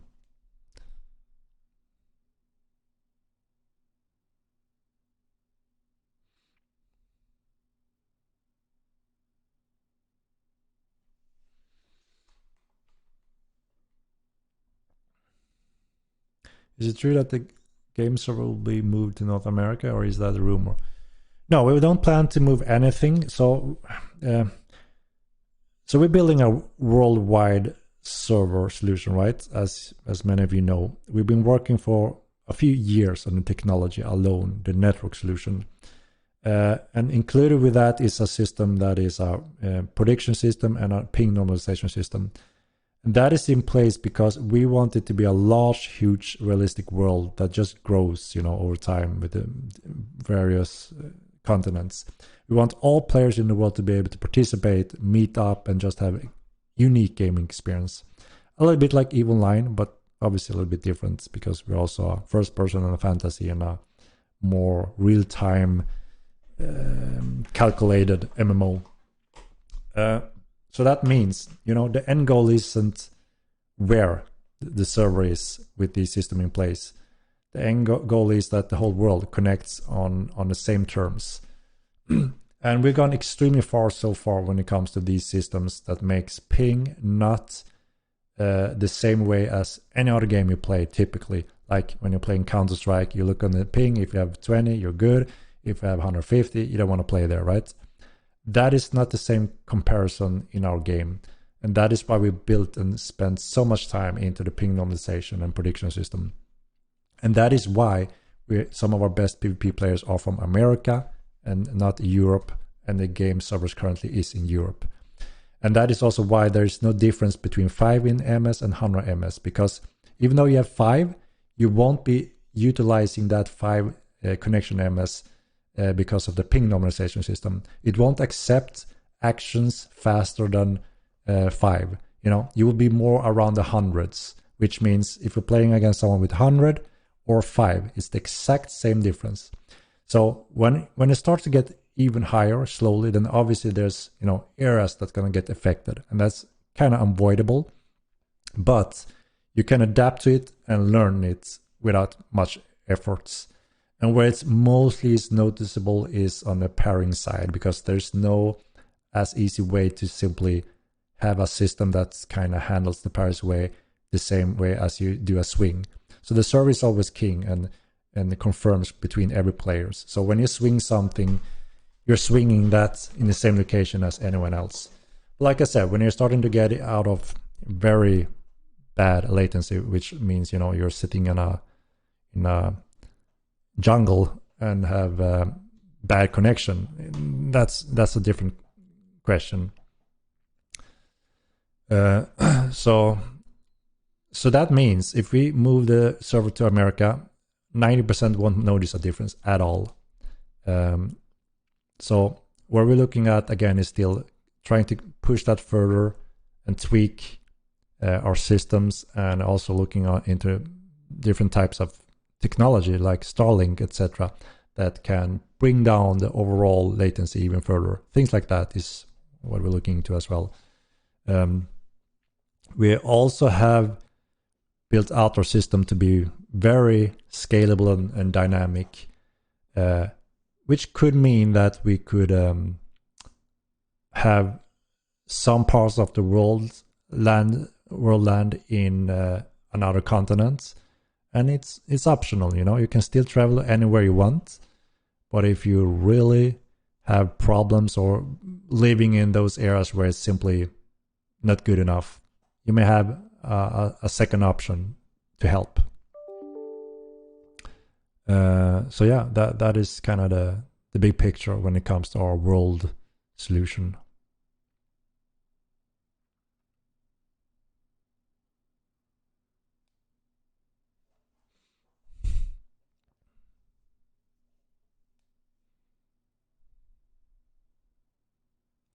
We have a surprisingly huge and growing player base from Australia. And yeah, they're pretty much in the worst spot when it comes to distance and latency. But the absolute majority works within this ping normalization, because that is kind of where we had a threshold, one of the more difficulty challenges. And, they can react, they can compete as long as they have a reliable, stable connection. And then there's a few Australians that seems to have an even worse connection from Australia somewhere that is being a little bit more affected in different ways.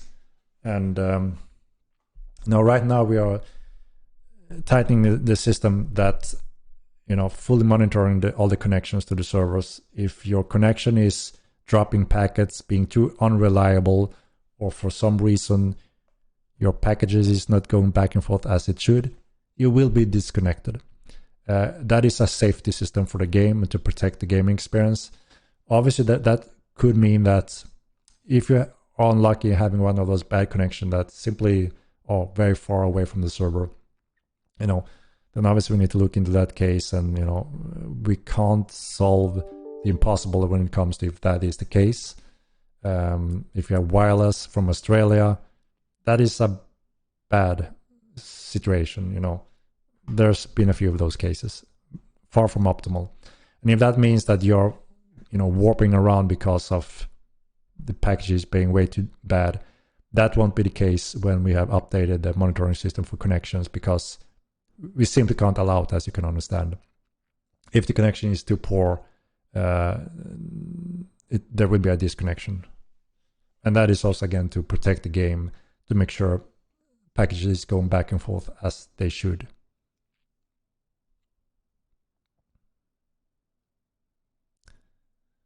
I think we will get craftable pet bags for haven creatures. We won't have time to add additional new creature bags or armors. We don't have time for that now for release. As you know, we have very little left time, and we need to spend that time on just polishing and just fixing, and then later on we have to continue on that path with additional mounts, additional gear, and those are some of those.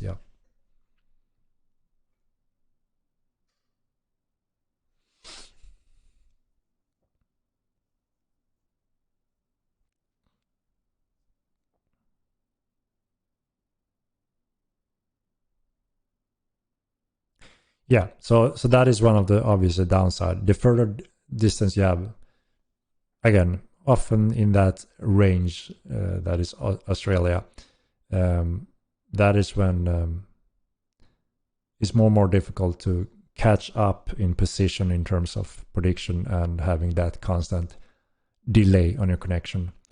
And that's how far the technology pushes us today. But like I said, there's a few things on the horizon where things could change to the better, both a new setup and also spreading some of the server parts in different locations. So we will see what kind of things we may be able to improve down the road. I mean, we tested this system from the 5 pings to 350 pings, typical Australian players, and pinpointed the system until we all could compete and battle on a fair level, and it worked. And all of a sudden, an Australian player could compete for the first time ever since Mortal Online history. That's never happened. So all of a sudden, Australians can play, and that's a big step up. But again, there's always this delay when you start to get into the very high latency, or worst case scenario, packet loss or such. Those will most likely be disconnected. Unfortunately, there's not much else we can do there.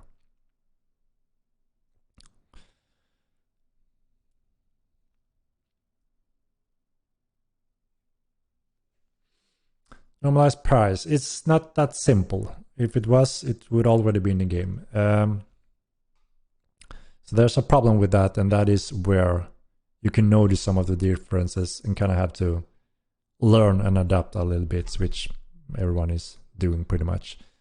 What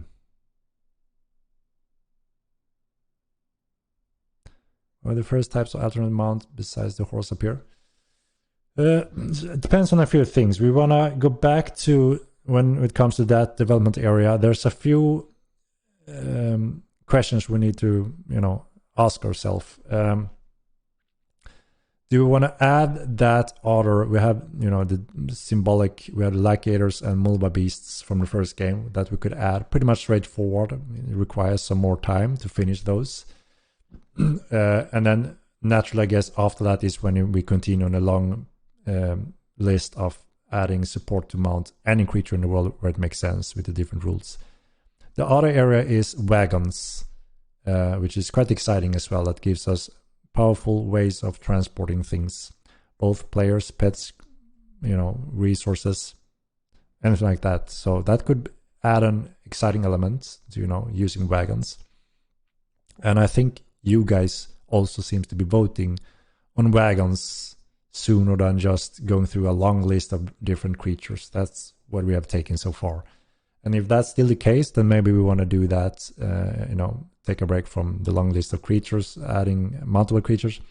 Or, we have the luxury to actually find and can hire more of these artists that can work on them simultaneously. Obviously, that would be best, right? So we don't have to wait on one area while we produce the other one. But again, it takes some time to get the developers in the pipeline, and obviously also have the right developers. But that is our goal. Some people in game have quite mic and gets hard to hear. Is there a microphone boost option coming soon? I was thinking about that. It's tricky, right? Because it all depends on so many things. Your mic, your Windows settings, and all of that. Some are very loud, some are very silent, just as you said. So that is a little tricky, and it's the same thing in other games. So maybe we can hook up a boost, so if someone say you're too silent, you maybe can to do that boost. We'll see. It's one of those, tweak and quality of life additionals that we may be able to add. But we add most necessary, first of all, as you can see, full control of selecting the device input and output, having control of that. So now people can use it. There's been several people that didn't know how to set it default in Windows to actually be able to use it in game. Now finally they can use it. So that was a big important step.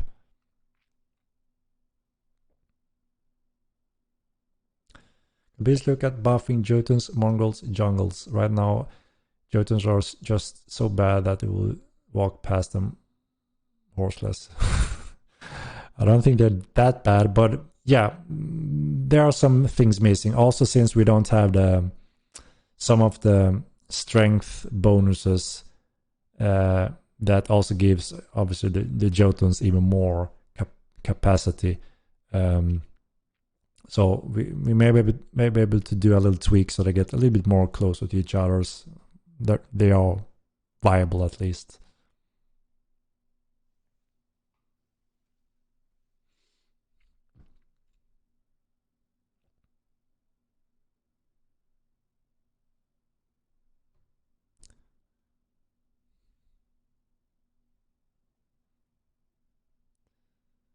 Plan to make horses able to eat grass in green areas.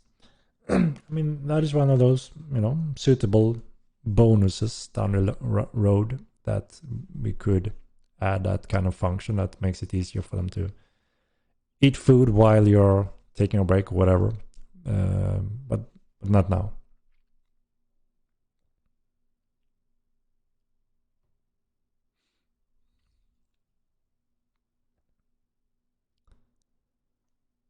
Will an additional extremely rare type of loot be added to the existing buses so as not to reduce interest in them? Yes, we are adding additional drops, rares, etc. that should keep many interested in trying to discover it. You know, it could be everything from extremely rare that, holy shit, I never knew that this could drop from this creature, for instance. But it could happen over time. And then obviously there will be those that are more constant, stable drops.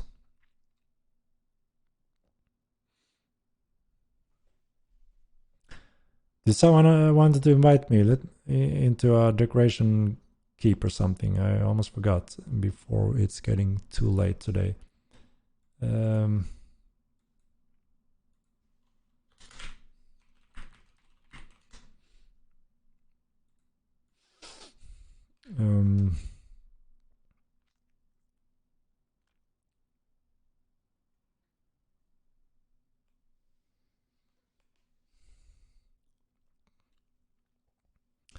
Clade XP on Discovery Journal. We thought about it, and maybe it's suitable. Again, it's running out of time, right? There's a lot of those obviously cool things that, okay, maybe it makes sense. But if those becomes too many, then it could become a problem. So we have to see.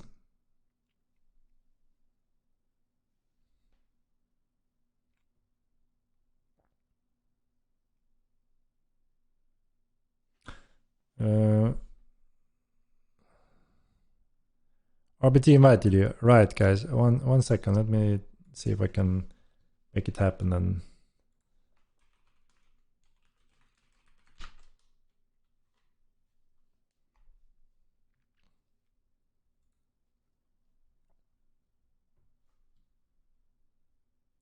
When will whispering be implemented? You can whisper, but only to friends. It's already in game, if you didn't know that.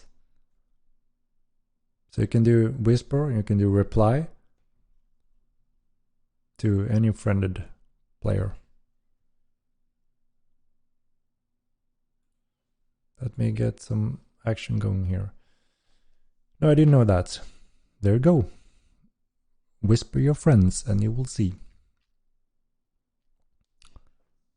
Logging in. All right. I'm joining in as well. I tried it. Whisper didn't work. It's working. I tried it myself. It's a little unclear, I think, still with some of the function. But if you do /w the name and then text and you're friended, he will get that whisper. We have tested that quite a lot. And then the other guy can choose to do a /r as in reply and then write the message.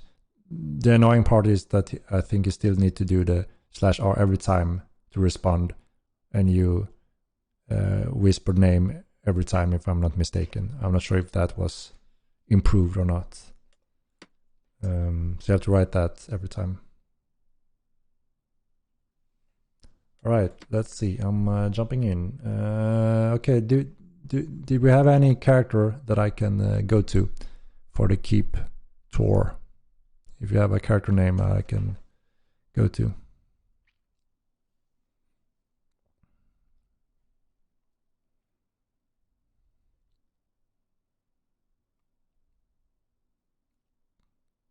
You should be able to just get a book for it at the regular. I am in. Library, if you found it. Oh shit! I forgot where I was.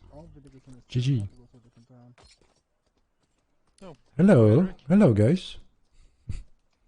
Wait, I'm gonna put it on. There we go. How's it going? How's it going? Is your microphone going on, Henrik? But I'm not hearing anything.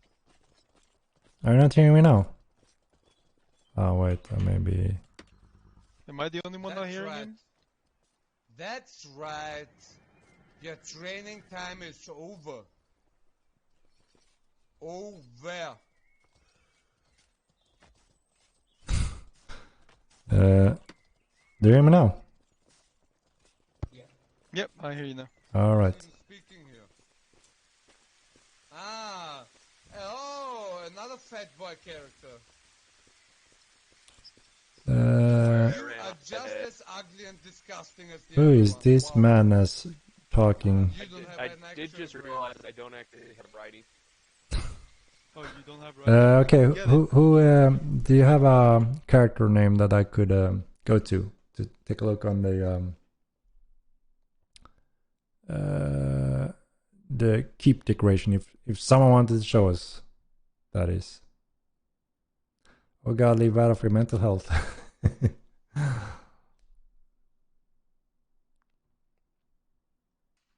So what character name do we have, guys, for the RBX, or who was it? Angelo. Right. Angelo. Okay, let's see if we can get over there.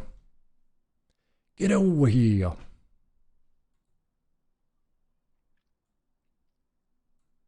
Oops. What the hell? Jeez.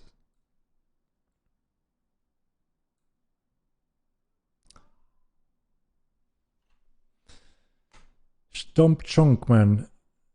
Angelo. Okay, let's start with Angelo. Take a look what we got going. Has rain in the building. Will this be fixed before release? Does not happen when there's snow in his bear. Is it, what building are we talking? Is it a whole city? Is it a specific location? It could be that we are missing something there. Necro is not gonna be on release. It will be after.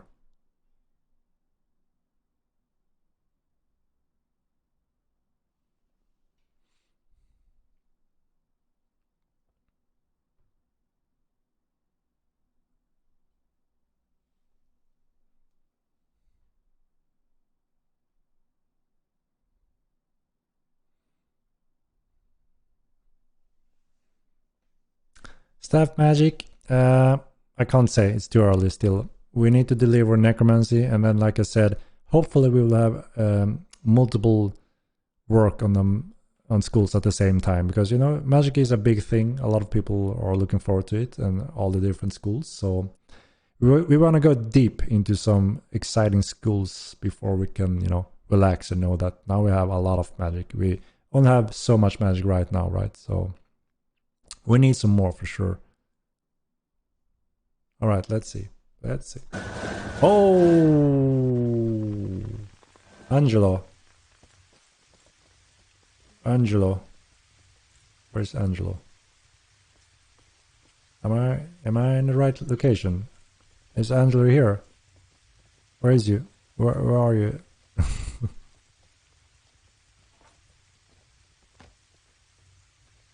He's right behind you. Hello. Now he's right in front of you. Angelo. Let's go. Oh my god. All right. Let's see where he takes us, guys. Does he know what's up? Yeah.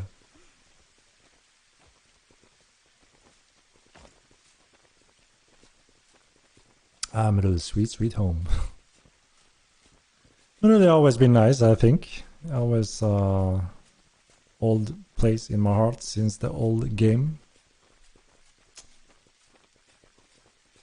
Running around, doing some thievery for the fun against base hunter at his house here at the shoreline. Never forget the old good days. Hello.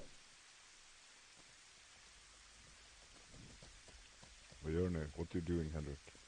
I'm gonna visit some of the keeps that wanna invite me to take a tour on the decoration work. Oh, cool, man. Yeah, you can see it live on my stream if you wanna see into those keeps.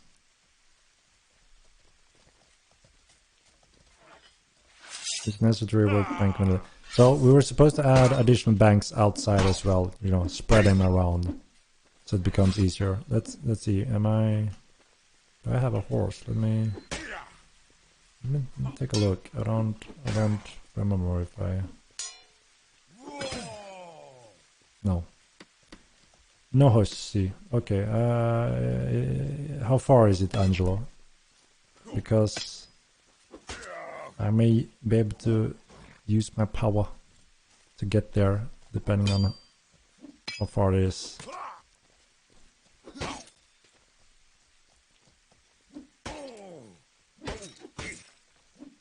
I don't think he has a horse, Angelo. How far is it?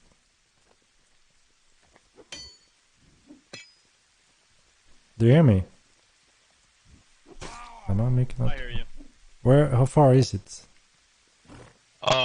It's pretty good ride. Hold on, let me Discord Angelo 1 sec. All right. I mean, you can go there. It's easier for me to get a teleportation to your location, so I don't have to run around on foot and slow things down. It's about 7 minutes of riding. All right. So I mean, you you can ride there quickly, and I will get a teleportation onto you, Angelo. So just go there and let me know when you guys are. Holy shit! What is going on? What the hell is going on over here? What? Holy shit! Some guys don't need a mic boost. Some do. It's the Kodo bomb. It's the Coda bomb. I wonder what the fuck. I first thought there was a bug. Character just popped up everywhere, but now I see what's going on here. That... Kodo came over the top to Heinrich. Nice guys. Nice to see y'all.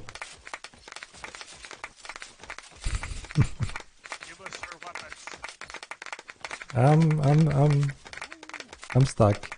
I'm good. Look at that Sith Lord. Looks so awesome with the tattoos.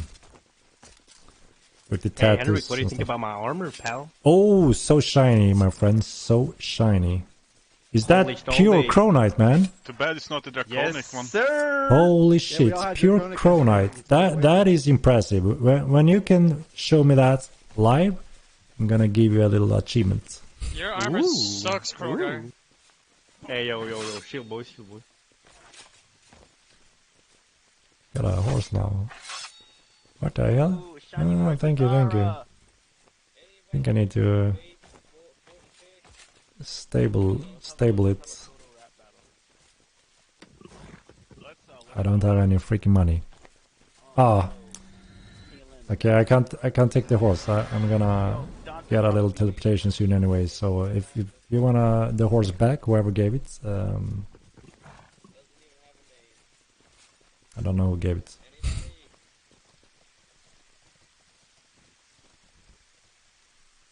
Anyone?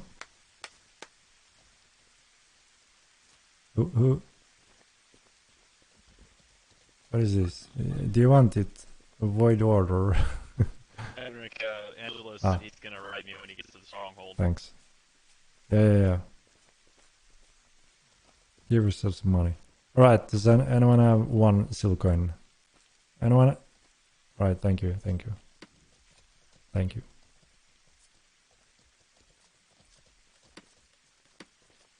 Excellent, then I can ride next time. Look at this badass freaking gold imprinted Ogmere streets. Isn't that awesome, guys? I just love how it is. Holy shit, it's so cool. It's one of a kind tattoo. Not really a tattoo, but you know what I mean.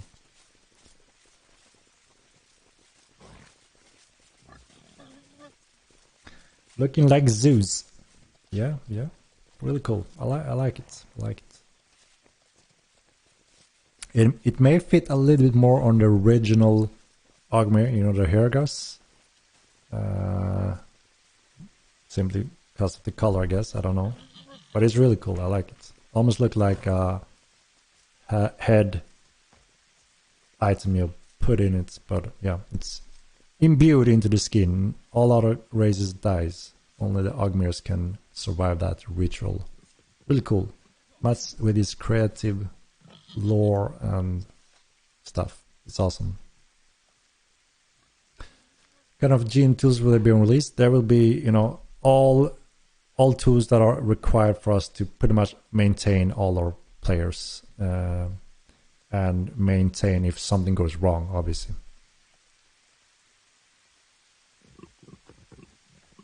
Should teleport to Eastern Step to see first-hand emission water, global warming. Yeah, I wasn't aware of that. We need to take a look on that, obviously. I will take a little note. I'm sure you guys have reported already. If I'm guessing, right? If it's something missing that obviously shouldn't be missing.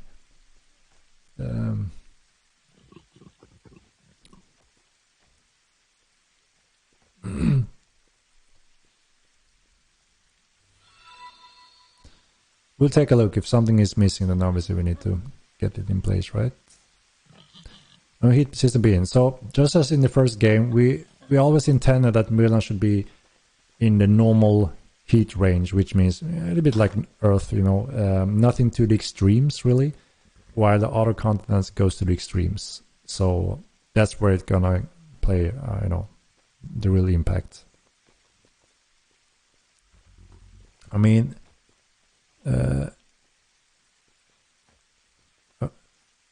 there were lakes pre-fishing, then fishing happened, and they were gone. Ah, where is that? Was that? I saw someone streaming, standing and fishing, and you didn't see the water. Is that the case still? Is that location? Is that the case still? I thought that was fixed, but if that's still the case, then obviously we need to get that going. Because yeah, I saw someone was standing on water, in no water and fishing. That was strange.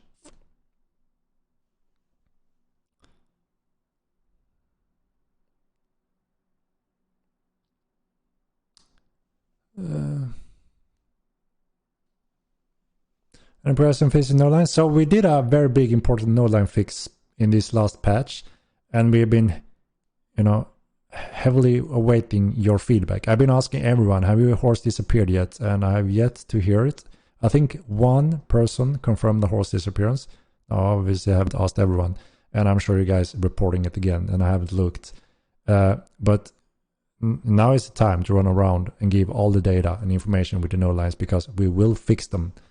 And if there's something left, something specific area, there'll be no difference in node lines. So everyone I asked said, great, I haven't lost my horse anymore. So can you have you report the exact location where your horse disappears? Because we want to have those locations exactly. That would be very helpful. This game playable currently. It is on Steam. Yes, it is accessible on Steam, and yes, it's in current beta. You can buy it and you can access it, play it directly, and you will have a free month of subscription, and it will go live 25th of January. So we're getting close. Didn't know that. We gotta get on reporting that. Okay, you know, in the patch note, maybe it wasn't super clear, but there was one note that mentioned node line work. So yeah, anything you experience in the world when riding around, horse disappearing or anything like that, please report it, and we will have that location so we can take a look. I report when it happens. Yeah, great. Then we have a lot, I guess. When Chicky Lake is dry. All right.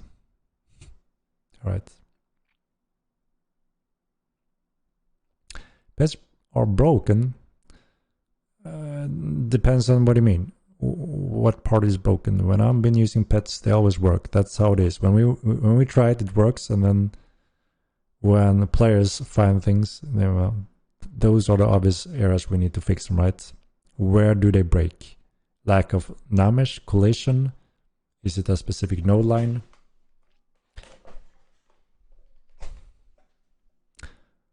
Node line between Sunken Island and Sharktooth Mountain crashes game. Does everyone crash there? Is that Is that a thing? Again, I haven't looked into any reports if that is indeed a thing for everyone or not.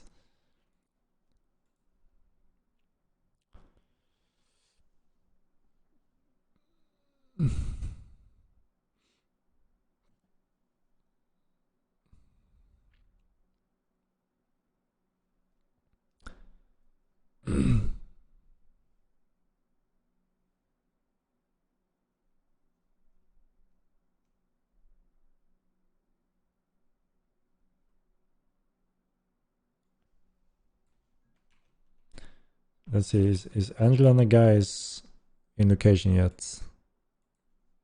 Or does it look...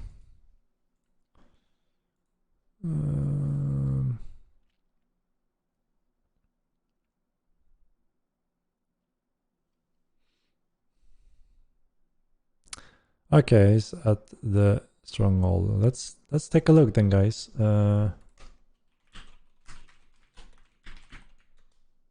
1 second then, guys. Thank you.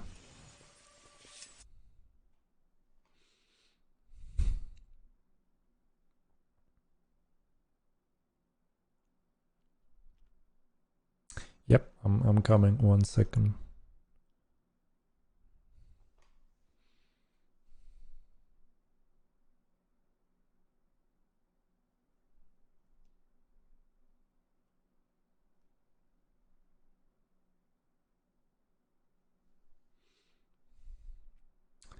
All right, here we go. Oh, let's see. We got straight in. Straight in. Let's go down and meet. Hello. Okay, we need a little loading here, right?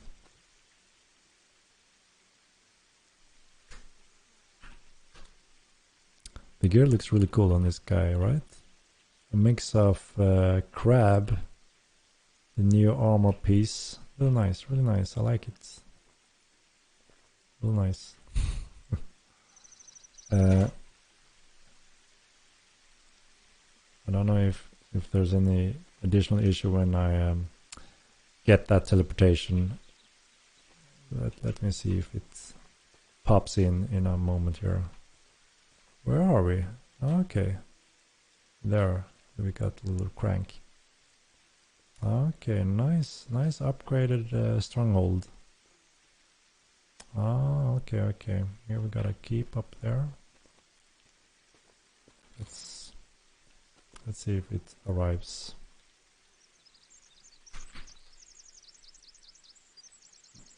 It's not a quick one for sure. All gone? I hope not. I really hope not. But the same problem when you first go to the keep. Couldn't see the furniture. Time for Seb to work all the time. Property Stronghold was full of furniture and is no longer. Something happened right now with the furniture for everyone. That will be a tough one for sure. Maybe look out and in. Yeah, it doesn't look like you wanna load up. Could try that, I guess. But the same problem with our house is no one able to see your furniture right now. Is that a worldwide case?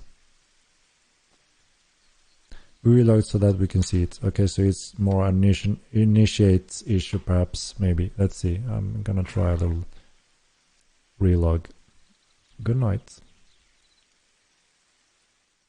Yeah, that obviously is quite scary if you lost it all. We'll see if this helps.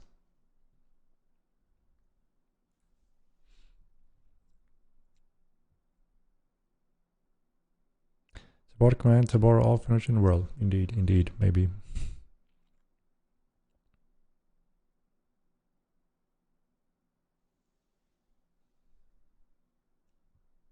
I mean, I wouldn't surprised if, since I got a world teleportation, but no.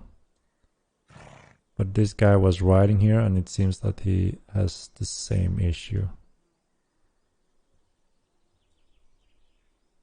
I can see all the decoration, no problem. Sounds there's something fishy with the package update for the client for sure here. Or is he trolling? He may be trolling me. No.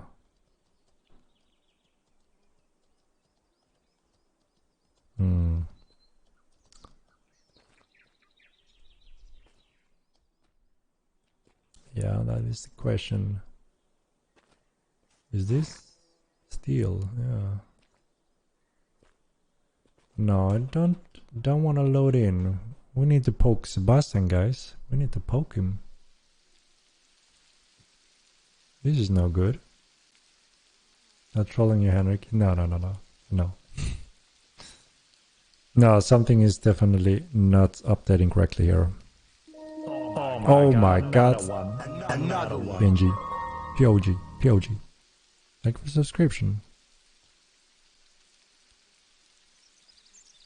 If you put new decoration in, it works, but old don't load. Ah, is that a case? You know, I know that we have struggled through some of those steps with old and new data when we've done fixes and changes and converted them. And again, for us to save a lot of time, Sebastian don't want us to go through all those contents manually because we're gonna wipe, right? Yeah, now it works. So sounds like that is the case. Angela, is this when did you decorate this pre-patch? Do you remember? Oh my god, another one. Another one. Or furniture got wiped. Yeah. I didn't think about that we could be looking at old furniture, but that sounds absolutely like the case. It's not good for operation. So this is working, but everything. So Angela,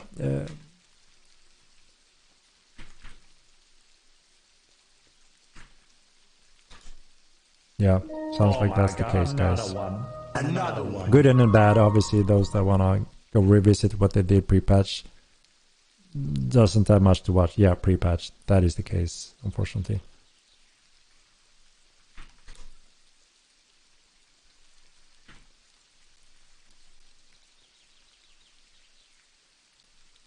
Yeah. So yeah, needs to be the new placement. Then it should be fine. I was a little bit worried there for a while if this was a new issue. But yeah, all placed pre-patch, unfortunately. I don't think we're gonna have any time to clear that out. New placement with the new setup. It should be fine. It would be good if, you know, obviously a lot of people throw out furniture now with the new system in place and let it run for a while. And go back to your house, keep Stronghold to see that they're still there, you know. Over time, testing and confirmation is what I mean. Okay, we'll decorate again. Alright, thanks. Yeah. There are people that has furniture after patch. Okay, the question is then if it's some of the furniture tagged differently something. I can't say for sure. But so the question is if someone else have a fully furnitured ready to show that we wanna visit, that hopefully is not pre-patched so we know they are there.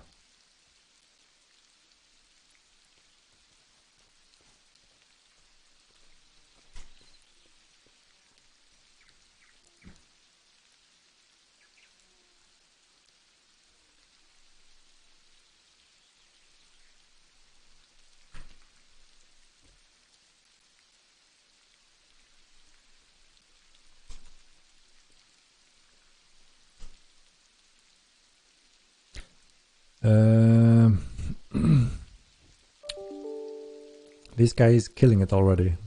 Going at it. Decorating. Last round in the middle still has furniture. Alright. Is it elite furniture stuff? Do you want to show it off? Are you proud of it?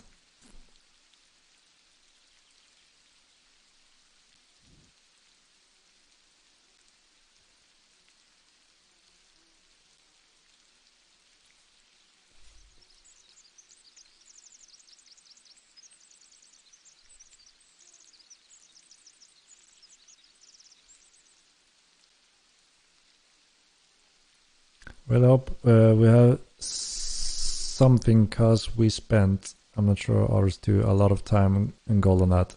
Was it also a pre-patch, Sir Hob?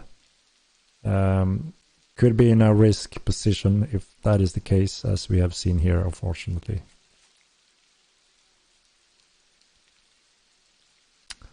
Ah.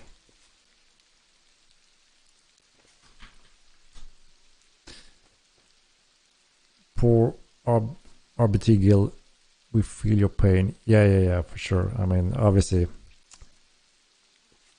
it's now better than obviously when we are live, right? Still sad and boring, obviously, when you spend time in making something cool that I really wanted to see as well.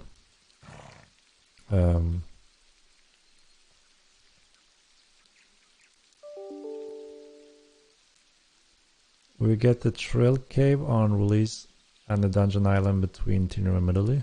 Do you mean the Walker Island from the first game? No, it doesn't have the same function in Mortal Line 2. So you won't see the same thing there. But you will see other things that we never got to in the first game on release.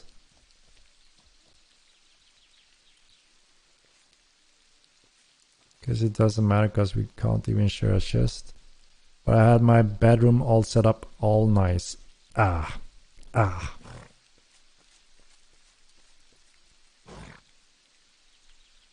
Strange, Almadeku was still there when I logged in, and then again I didn't have much. Yeah, I guess Sebastian would be the one answering why some is still there, depending on what it is and how and where, I guess. But yeah, obviously it would be good if we got some placement going. Doesn't have to be much, just throw around a little bit.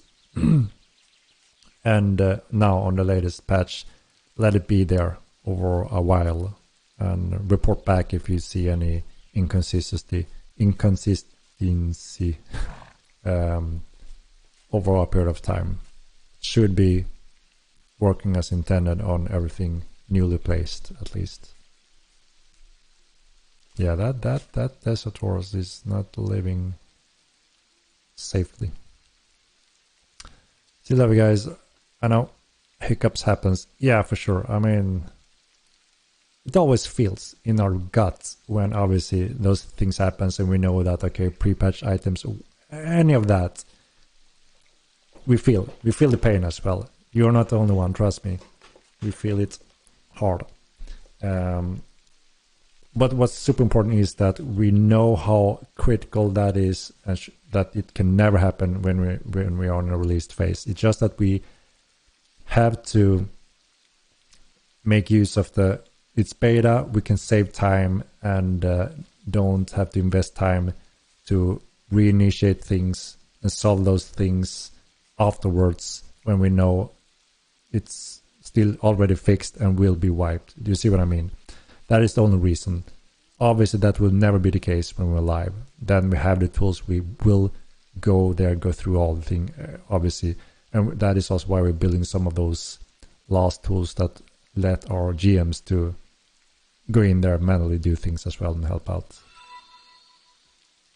Another one.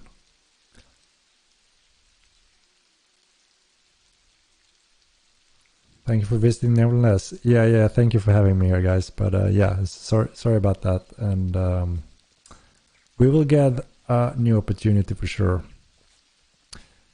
My game name is Peach. If you want to check out the Stronghold we have, that is fully furnished. I would love to take a look. Yes, give me a moment. Thank you, Angelo and the company. that wanted to show me this. Maybe next time. And I will take a look on Peach Stronghold then.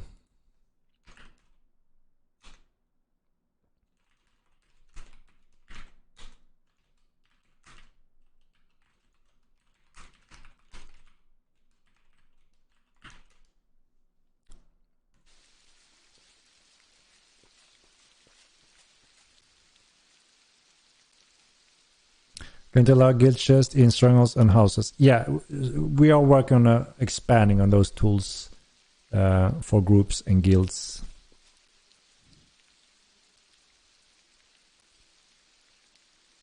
RBT will invite you again when we decorate. Real nice, Angelo. Thank you. RBT, what does it stand for, by the way? I'm not fully up to date with all the acronyms and all that. You have to excuse me for not knowing those names. RBT, are you an old guild, old or new, or Royal Bank of Tinram? I have heard that name, but I didn't recall the acronyms. So Royal Bank of Tinram, it's not that new, right? Ah, hello. Hello, Henrik. Welcome to the Iron Vanguard. Oh, welcome. Yes. Yeah, thank you. Let's take a look then. Yes. Come over here. Oh. Make sure to wipe your feet. I'm gonna wipe it. I'm gonna wipe it here a little bit like this. This here's reception. So make sure to sign in. Nice. A little pipe. Yes. Some nice books. I'm gonna sign in here, right? All right. Thank you. Yeah. Nice. Welcome to the Stronghold. We're only one story right now. We're gonna be expanding it at some point. All right. We have a mess hall to your left. Nice. Oh. Yeah, this is nice. Yeah. We need some light source here, don't we? We probably do. It's a little dark here on the evenings, right? I'll let them know we need a light right here. Yeah. Usually we let the sunlight come in. That's true. Yeah. But yeah, during night it could be a little dark, perhaps. A little cozy light source would be nice. I love light sources. Yes. Over here we have our crafting area. Nice. Along with our mini barracks. Once we get a little bit more space, a couple more stories, we'll probably move the barracks up there. Nice. Yeah. I like what you've done. All right. And we have the office over here. This is for the guildmaster. The master sleeps here. Yeah. Got his private bed. You haven't see the chest under the bed. That's sneaky. I haven't seen that before. I see. No one else will. Couldn't you afford one of those luxury beds, or you didn't found one yet, or? We haven't found them yet. We decorated this as soon as the decoration came out. We have a couple of things, but I'm waiting for the person who owns this to get back online. We can't share ownership right now. Yeah, that's true. So most is bought from the carpenter, the local NPCs, right? Some of it. This is the fancy. This is a fancy light. Yeah, we have a robust chest over here too. We found from some bandits. Nice. We can't use it right now. We can't use it, or at least I can't use it. Yeah. Other than that, I have a long desk, but I can't place it. But I will be placing that very soon. Okay. Yeah. So that's nice. There's a view we have too, if you'd like to see. Sure. I say it's the best view in Nave. Is it so? Yeah, we'll see. Yeah, come right over here and take a look over at Medullii. Best view. This is really good actually. The Medullii view. Yeah, that's good. Just sit here, write in my notes, Yeah. All the view. Yeah, it is. The sun setting and all. Yeah, I'm happy you came out here, Henrik. I'm very happy. Of course. It's an honor. Yeah, I mean, it's always nice to see what you guys come up with and how you design things. I always wanted to revisit after our initial housing patch, so it's nice to see. Yeah. And we want to keep our stronghold open for people. If anyone ever wants to come up here, they're free to use our benches. We'll always keep it protected and safe. Oh, nice, very nice of you. Absolutely. Well, I'm very glad you came here, Henrik. It's a short tour. We only have one floor at the moment, but we'll be adding more floors, especially at launch. Yeah, I can imagine that. Yeah. Yeah, really awesome. Thank you for having the tour with all of us looking at as well. So yeah, thank you, and I will see you soon then. Of course, I love you, Henrik. All right, thank you. Bye bye. Bye bye. All right, guys. Yes, that one nice, very nice. A personal touch. I think it's a very cool feeling, you know, when the homes gets life. You know, the personal touch of how you design it, and that's what I wanted to see. Do we have anyone else that have something cool to show while we are at it? Feel free to do a name shout, and I can go there.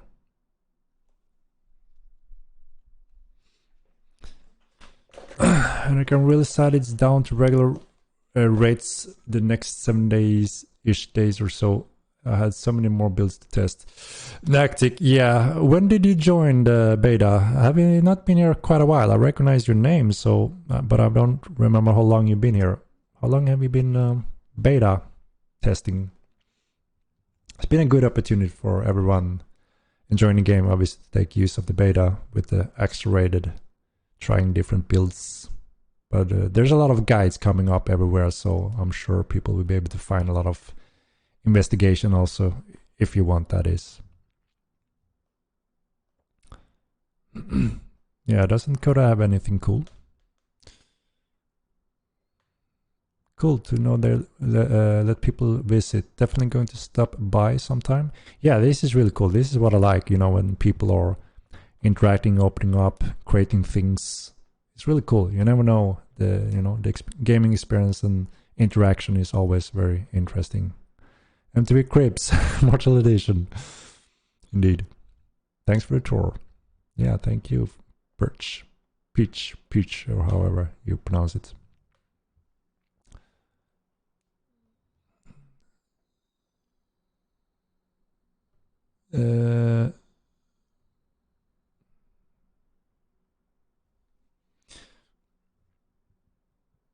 Integrity. Nactic. I played months ago, then had to work all summer. Been back for like 2 weeks in Dakota. Okay. Yeah, I remember your name. I've seen you here and there, right? But yeah, at least you got some testing throughout the beta. Better than nothing to get some tries. Game is great, thank you for our hard work. Looking forward to the rest of the beta and release. Yeah, thank you.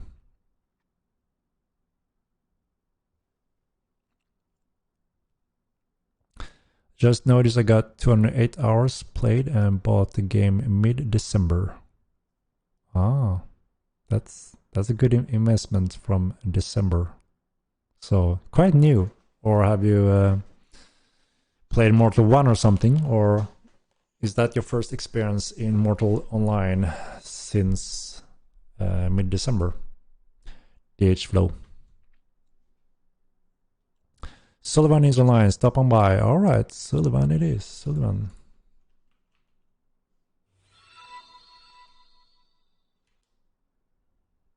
I'm gonna see if Sullivan is available then. There's a tier 3 house east of Greenwich Venom. A little look through the window on which looked pretty decorated. I'm not close to it now, so we can't TP to look sadly. Ah, okay, so you are taking a sneak peek inside the windows, eh?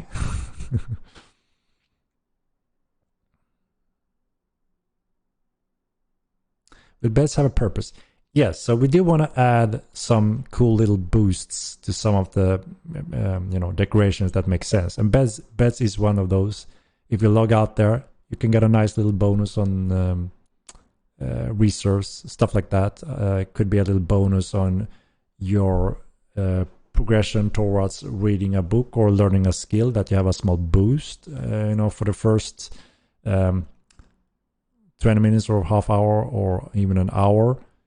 Depending on the quality of the bed, obviously, fully rest, you're fully ready to learn. So you have a little boost at the initial hour, and obviously a cooldown where you can only do it once a day, right? But all that makes sense, and it's something we're planning to add support for all the time. will you be able to spawn in your house? So we try to follow the in-game logic. What happens everywhere in the world also should happen in your house and city, which means if you do have a priest that you hire, you can bound to that. That is what we're looking at. So those functions come with the TC. You can build your own church or priest structure and hire one of those priests, and that could allow you to do so as long as you pay the cost for it. So we're looking into those additional functions that make sense, that in any NPC city you can also do most of that in a player driven city. Hey, what's up from QC Quebec or what? What's up? Will resting next to campfire be a thing? Yes. Now we have almost everything we need to make that happen. Now we only need to add the code logic for it, and then we're done. So again, not much required until we can add that, which is, we want to add it very quickly on release. It's one of those basic functions we want to have very quickly.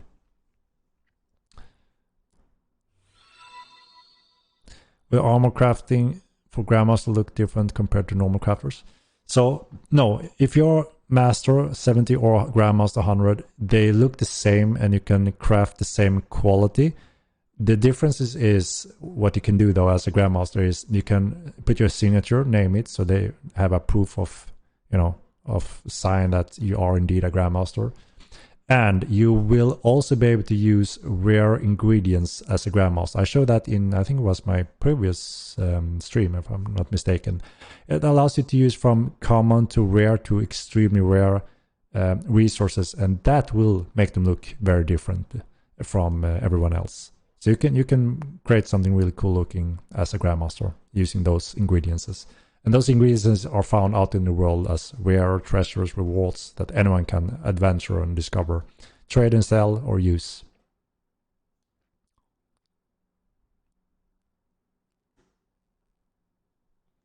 All right, let's see where we are now. Doesn't look that good yet. Oh, okay, now it came. Hello, Sullivan.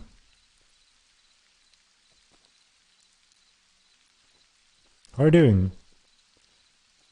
Got a house tour. Okay, so here we have a little bow crafting and another little room section. I see that is a popular take. I think it's a little thinner version compared to the last one, right? A little bedroom, some storages, a little table, light source, really nice, really nice. A little view out here. Ah, okay, so a little house over there as well. Nice. All right. Very nice, Sullivan. All right, what do we else have here?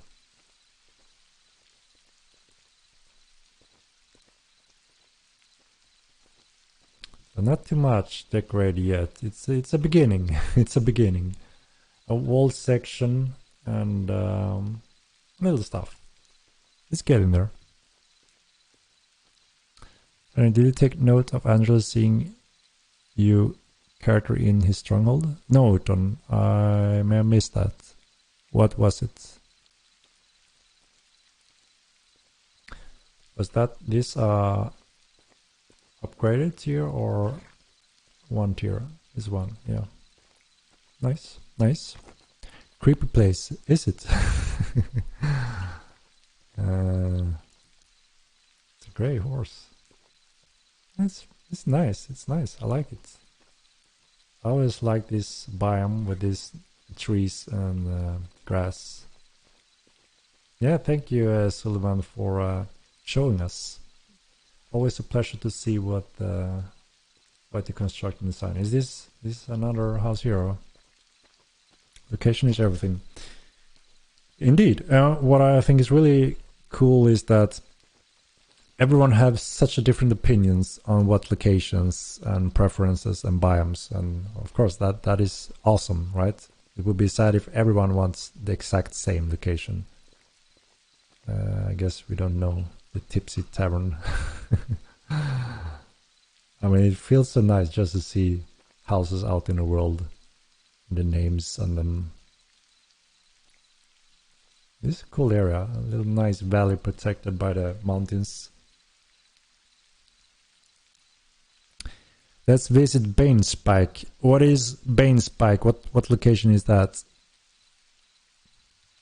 Is it a character I should go to, or what? Sinestro.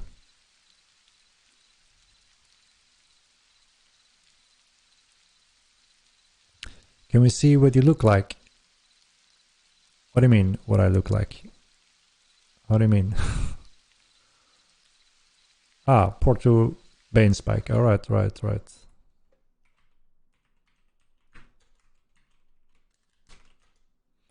Let's see, we can take a little look at Banespike then. Visit Banespike TV. Yep, we're going there then. Yeah, our character. Okay. This is a Callard build. Pretty cool, right? Pretty cool. So nice to build your character now. Pretty nice.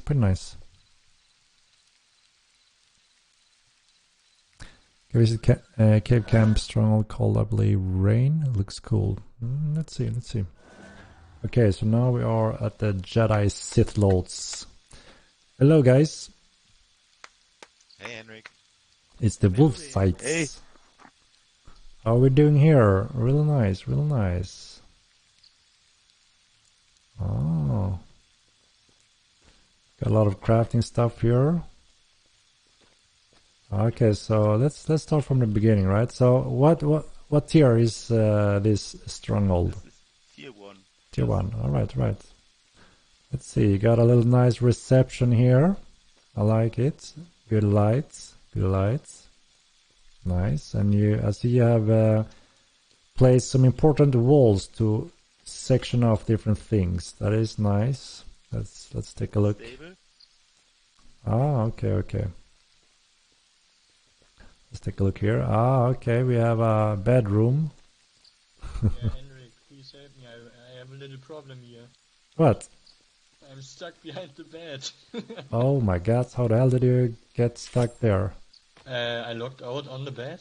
And then I relogged and now I'm stuck. Yeah, that makes sense. That can happen. He can easily remove the bed and then I'm unstuck. I play GM. Can you move? Yeah, perfect. Yep. Nice. Thanks. Nice. So the Wolf Site Guild's Stronghold, I assume. A little nice dinner place here. Really nice. Can't wait till we can sit down as well and enjoy.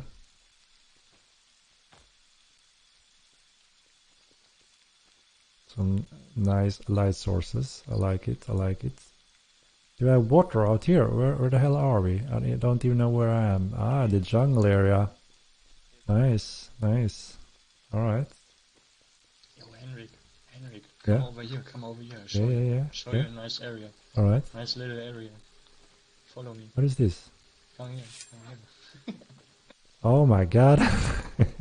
It's the library. Yeah, come in here. Oh.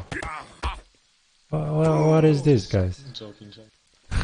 Just joking, man. It's a bully area. Yeah, exactly. Alright.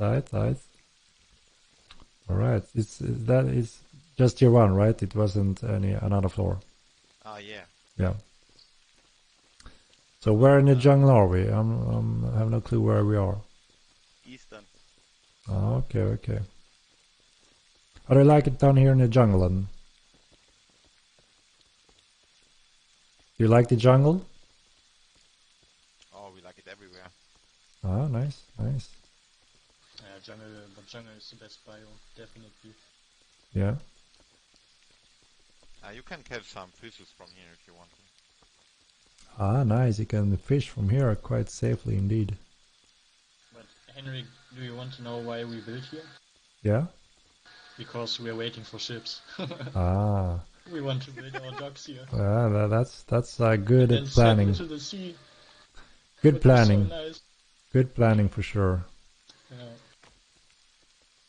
Yeah, I'm really hyped for the ship system as well. I really want it as early as we possibly can. Yeah. Looking forward to it so much. Yeah.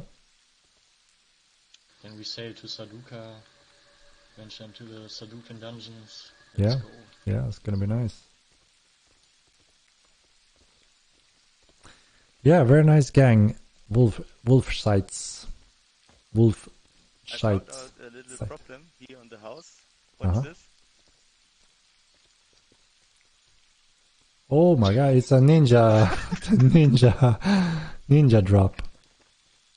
Is only the smallest that can fit, or what? Yeah, not everyone fits to do that. Everyone? Can you also fall down? No, not everyone. Yeah, only the smallest, right? I'm not falling through. That's a sneaky one. I'm too fat for the whole year. Yeah, a little too fat. That's a sneaky backdrop actually. Yeah. Sneaky. Looked quite hilarious. He just dropped out. But if someone attacks us, we just let him through and he Yeah, falls into their back. only he, the smallest one, can escape. Everyone else dies. That's quite funny. Yeah, really nice place you got here. And nice decoration going so far. And can't wait till you're fully done and constructed later on. Oh yeah. If we upgrade to the other tiers, will it be possible to build up here? So we don't have decoration on the roof. We don't have a solution for that at this point. Only the interior floors. Yeah, okay. Yeah, we will see later on, but not now. Alright.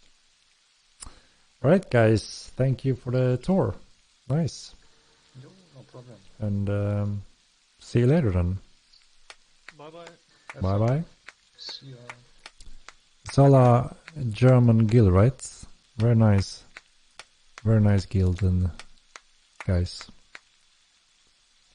Is there anyone else that wanna do a little showcase before we're getting close to tonight's wrap up?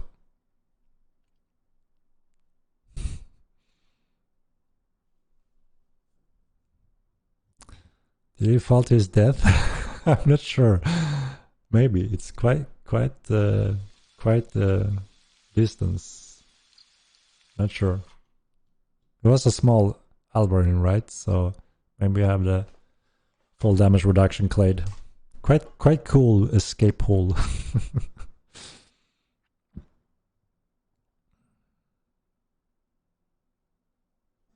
What's the point of dark nights and dark eras if everyone uses hardware to change brightness of the image? So there's a few important things there. So since we had two big bright moons, we decided to not have pitch black nights. It first off doesn't make sense, and secondly, just as you said, if there's little light, you can always tweak it. So we made it perfectly lit without being an annoyance, but still look believable and exciting and nice. And then we have different types of dungeons. As you can see, we made most of the common dungeon that there's proper light. You don't have to care again about changing that. Then we have darkness, pitch darkness. And we have a system in place for that kills all pixel data. And you can't change that. It will be pitch black until you use a light source. And that's it. Oh my god. Holy cow. When the most character look blind, what character does look blind, F Bran? Do I look, this character look blind? If you mean this race is the Callards. They don't have a clear iris, which means you can barely see it there. But I guess that's what you mean, right? So this is Callard. They have these type of eyes, and those are the only human race that have that kind of eyes. If you have any of the other humans, they will look normal, right? And Ogmir also have quite specific eyes, and also the Alvarins. The Thursars have iris, but some different colors. So they're all true to our lore and how we have described them and built them to be in the game. So if you're only looking at colors, then yeah, they look like this. You can change the colors and such when you create a character, but I guess this is what you mean with it looks blind, right? But I think it's a cool take on our so-called Vikings, right? It's the colors are pretty much like a Viking from the north, but different eyes. They've been living in the harsh, strong, the extreme colds from Nordvelt, which is the coldest continent in the world, and they adapt to that climate. And some of the appearance change over the evolution of living there. So yeah, that's some of the explanation. I have a unique housing situation, Mortal 2. Wanna see the decoration? Sure. I wanna see. Based Bellagio. F. Brown, are you new to Mortal 9? Or do you mean just in general why those races look like that? These guys are killing it.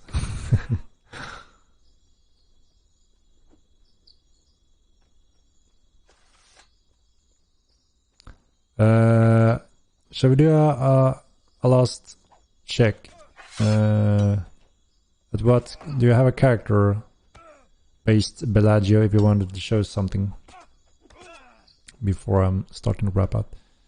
I was not sure if it was lore related. Thanks for explaining. Okay. Yeah. There's a reason behind all the design. We took a lot of investment in making the races as accurate as we possibly could, and also make them look very believable and exciting. I think all the races are super cool. I'm super happy with how they all turn out. It's gonna be difficult to choose one for sure.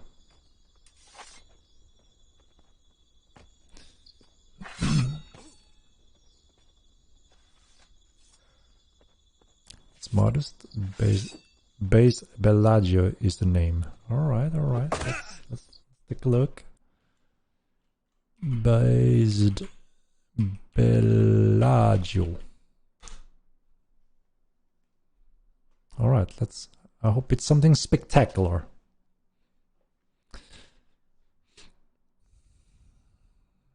Why are you ignoring everyone mentioning Guildhouse and Stronghold?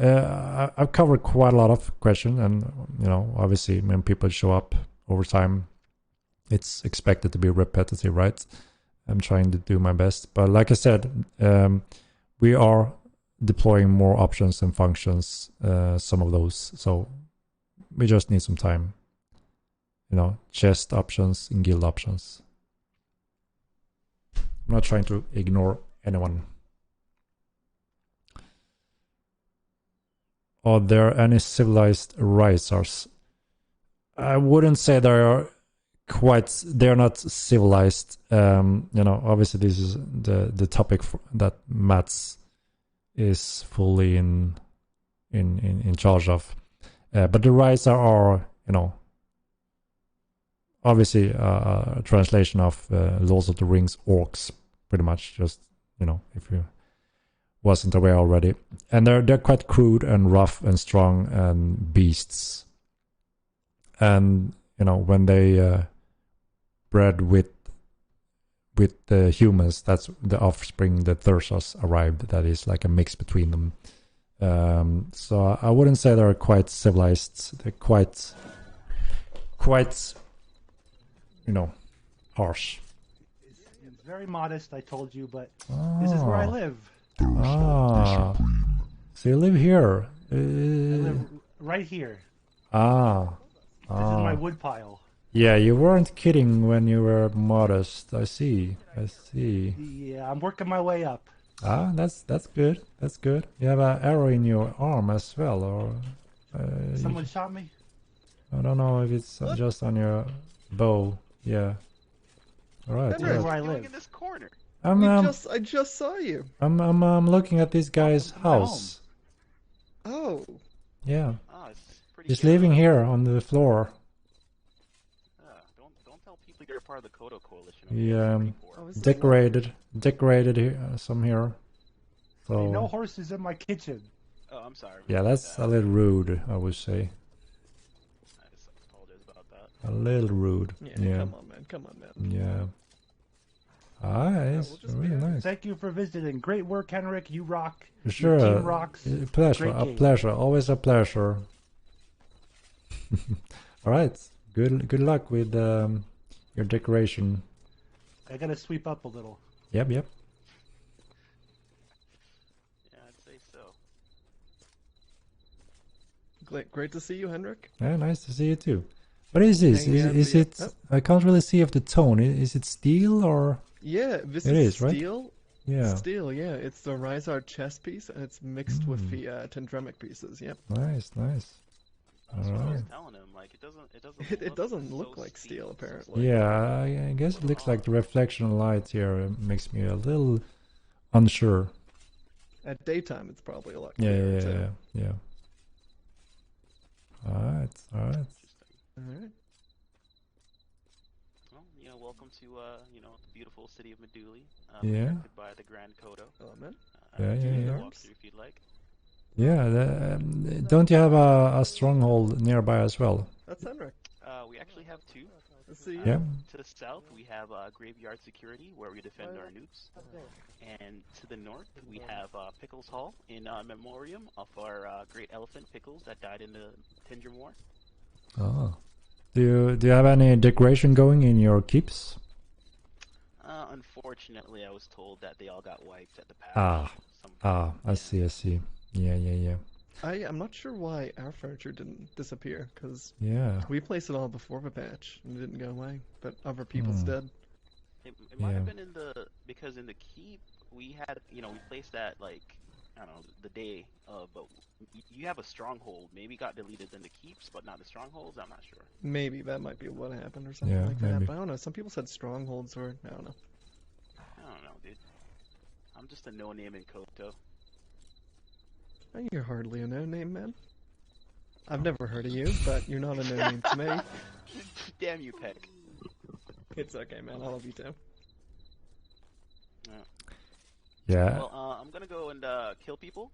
I mean, protect the innocent. Catch you later. All right. Good luck. I wonder what he was thinking. What the hell are they doing in here?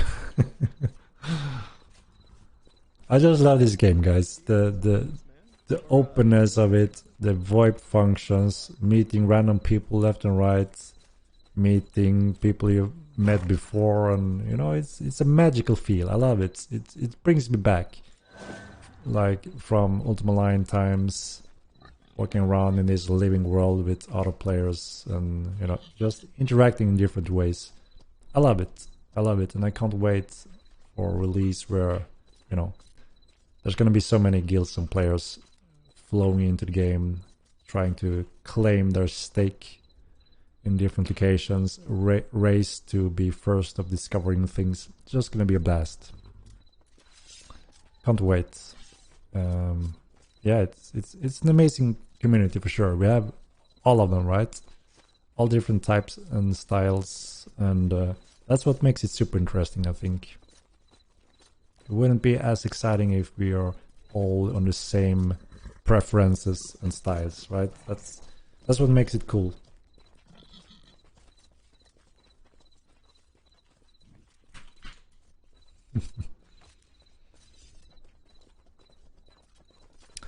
We plan to have people building wagons and ships or buy them from NPCs. So we want to be constructibles, similar to the housing system, but more, in different modules, upgrades, and again, where you can place and monitor them, or use furniture in similar ways. So it's gonna be a mix from the housing system and, you know, something new, I would say, shortly. And you know, we're gonna use the real weather system. So if you're a good sailor in real life, you can take advantage of that knowledge in the game, and that's gonna be cool. So, you know, if you're a good sailor, the ships people may wanna have you as the, you know, the captain of the ship, while the others have other positions, you know, like scouting using the Scorpion ballistas, repairing, and, you know, pulling the sails, pulling the secret things. That's gonna be options as well. So it's gonna be cool. It's gonna be exciting. We're getting apartments for cities.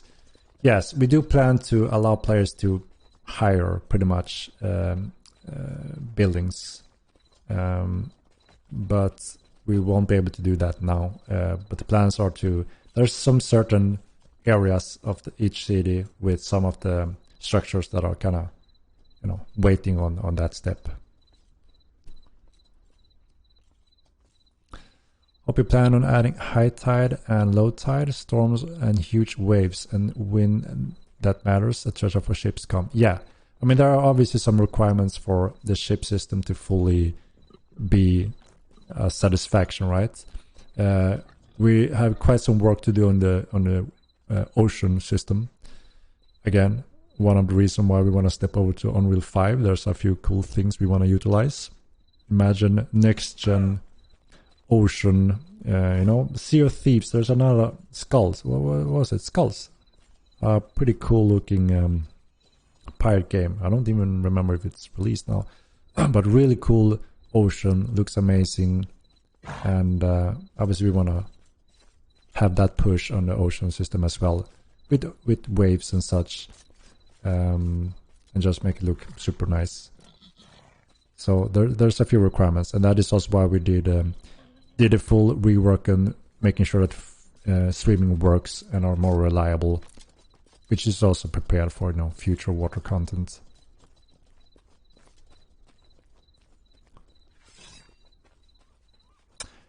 Will question Kraken when? Indeed, obviously, along with ships, we need some more underwater content, right? And creatures, treasures and creatures. And that also will then allow us to actually go to the sunken continent finally. So, you know, natural steps. One gives, you know, requirements to another feature. Just you know, obviously a period of time when we're gonna go through these different steps. Teleport to Tiny Tim. All right, let's do one more than Tiny. Was it Tiny Tim? Let's see. Do I have something spectacular to show? Notorious dig.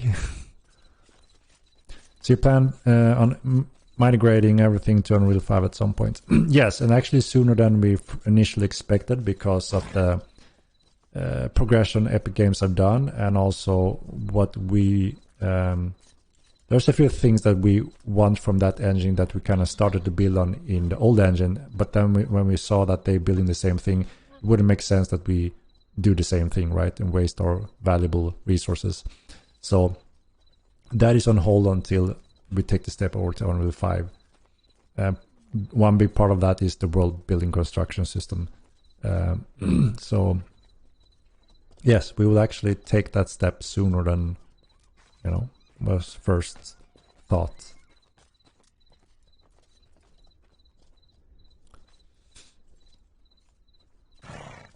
Well, if you want to show up a tier 3 small house, you can teleport to me, Sakaria.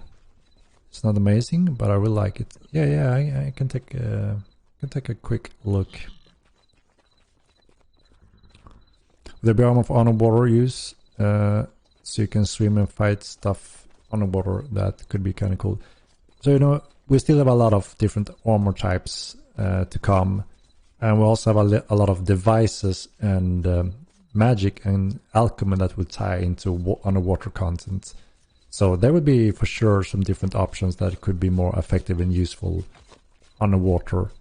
So if you know, especially when you go into that, you know, on a water continent, then obviously that's gonna shine, right? So if you want to be active, effective in the underwater content, then obviously you want to be correct, you know, geared correctly, and invest in possible those fields to be effective there. So yeah.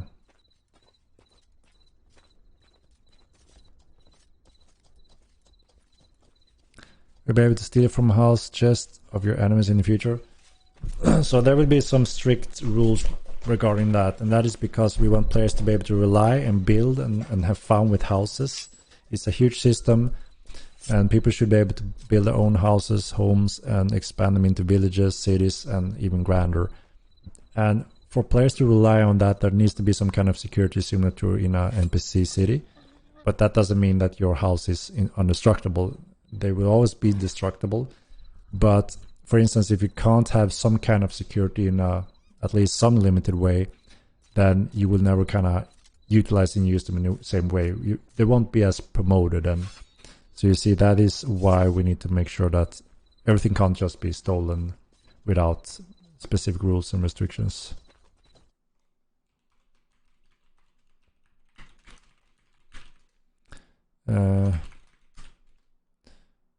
Let's see.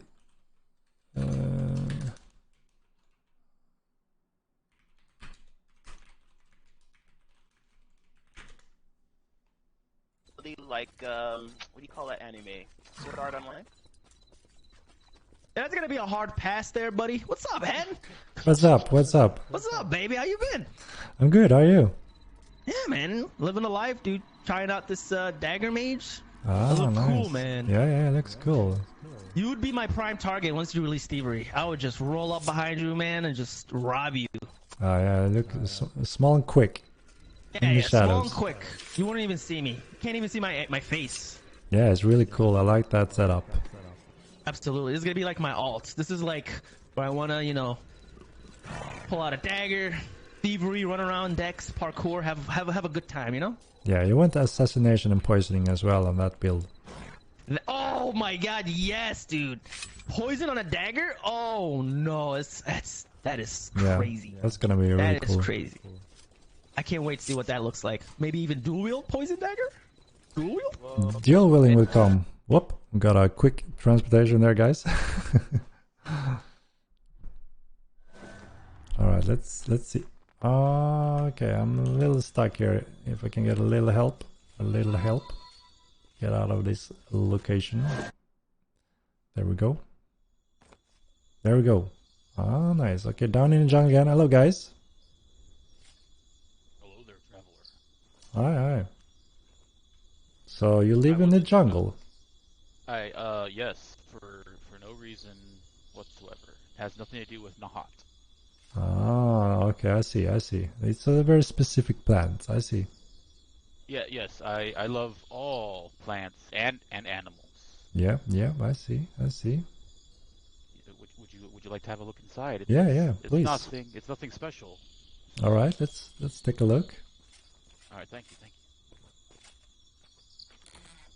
Oh, I see the lights already. Nice. I like the lights. Here. Yeah. Oh, yes, I think the lighting makes it look sort of warm and yeah, inviting. very inviting.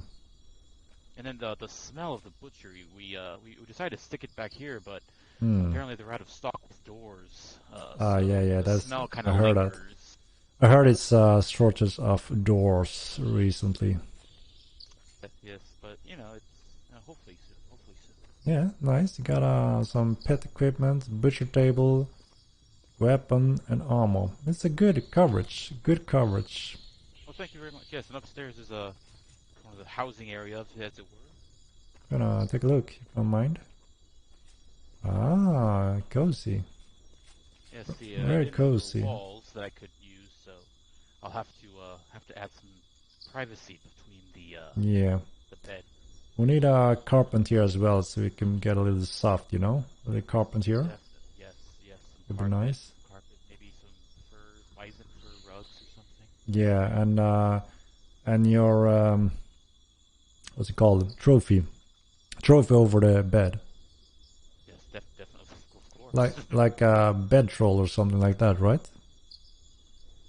Oh yes, of course. Troll head. Yeah, nice. Rugged, nice bed. Nice. Great. I found that bed just recently. Ah, nice. I was sad because I couldn't find a bed, and it just happened to find it at a riser camp. So nice. There lost my gain. Yeah. I like these windows. Like them. Is that your neighbor over there? Yes, it's a friend of mine. His house over there. It's quite simple. Apparently, he had an error where he trying to build, and there's a stone or something in their way, so he's not able to expand it sideways. Yeah. It can be tough. But now we know. Yeah. All right, nice. I like what you done. Thank you so much, man. I appreciate this, and thanks for coming by. Sure. Thanks for having me. Yeah, just be careful on your way out there. The last step's kind of a deep. Yes, it's a little steep. I'm gonna take it easy. Yeah. Nice, guys. Yeah, stay safe and be careful around here. Yeah. You never know what kind of weird monsters you find out here in the jungle. True. All right, thank you, man, and take care. And I will see you soon again. Yep, take care, team. Take care. Bye. I like this, looking through the windows and see these nice, cozy light sources. Freaking awesome, right? Love it. Really nice. Yeah. Nice house down in the jungle. And his neighbor, Moonvale, Sunnyvale. Nice.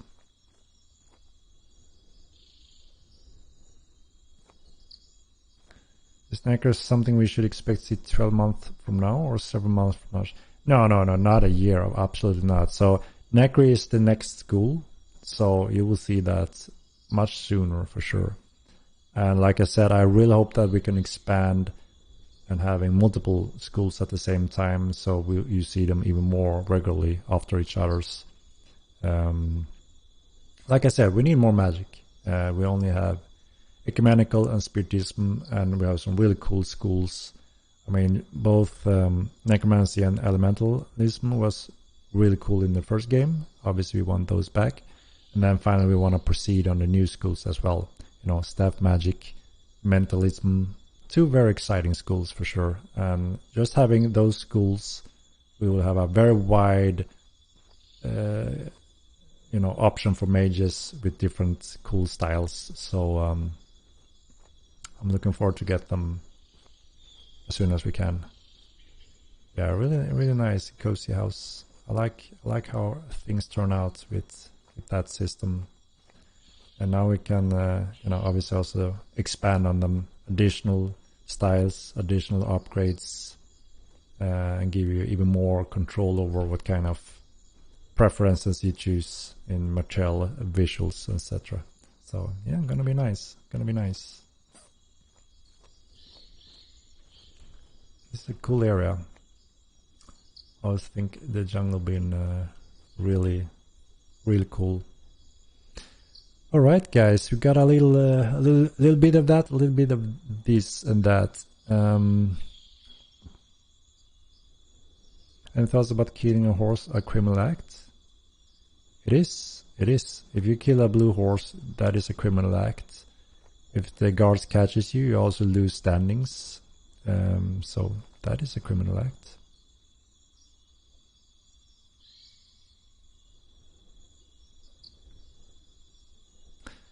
Alright guys, I think this will be it for me. I'm getting hungry. It's getting somewhat late here. How long have I been online for? What? No. What the hell? How long have I been online? I don't know how long I've been online. Where the hell do I see it? 5 hours? I thought that wasn't correct. It didn't feel as 5 hours passed already. It's crazy, as usual, guys. Time just flies. Guys, we have a lot of people streaming right now. Should we do a raid? Who do you wanna look at? Do you have any requests, guys, before I end my stream, and then we can do a little raid? Pass on the torch. What do you say? So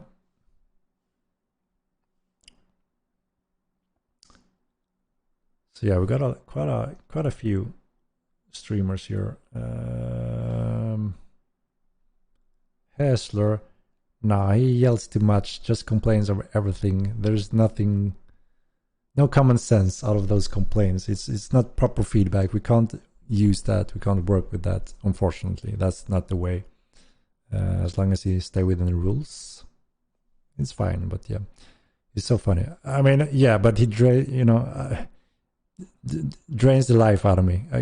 I tried, jump in, be nice, and have a good time, just that I have with everyone else. But then he was constantly bashing everything, and even his friend had to say, "Look, I like that, but you don't." And no, it was impossible. But yeah, seems to be a funny guy. All right, let's see. Milkers. Got a few options here.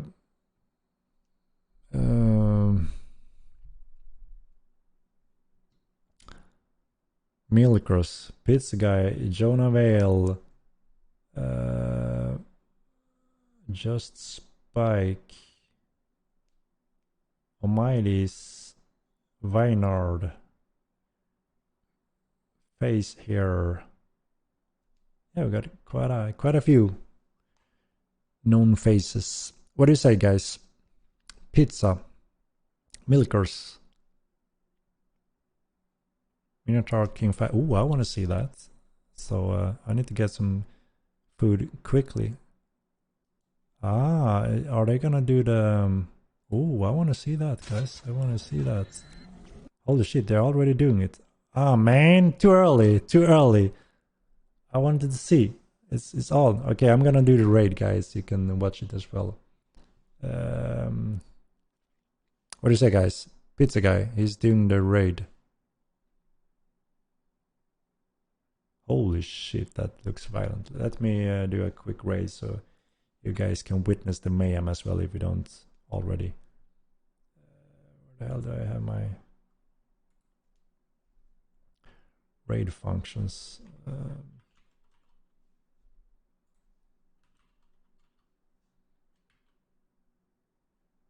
Let's do it, guys. Guys, thank you so much again, as usual. It's been a blast having you here, as always. Thank you so much for your support, subscription, donations, everything, your questions. And we'll give an update soon regarding the next week. A lot of exciting stuff going on. So thank you so much, guys. And I will see you in the next run. Have a good night. Thank you.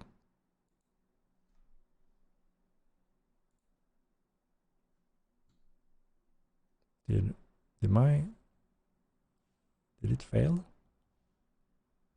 Did I rate it? Or did it fail? It said something went wrong. I've never seen that before.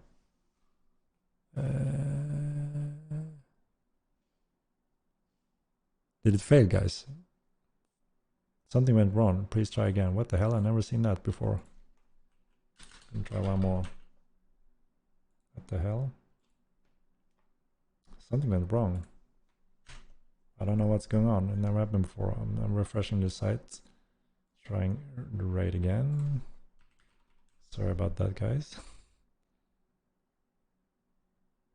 And now he's gone. No. Let's see if this. No. What the hell is going on? It doesn't work. Even the raid have bugs.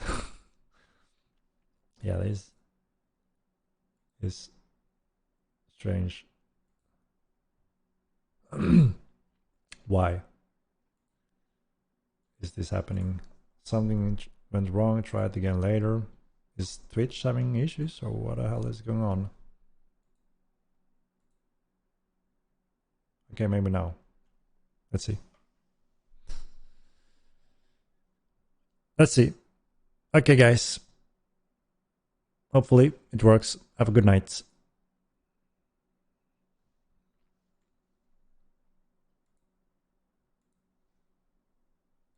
Indeed.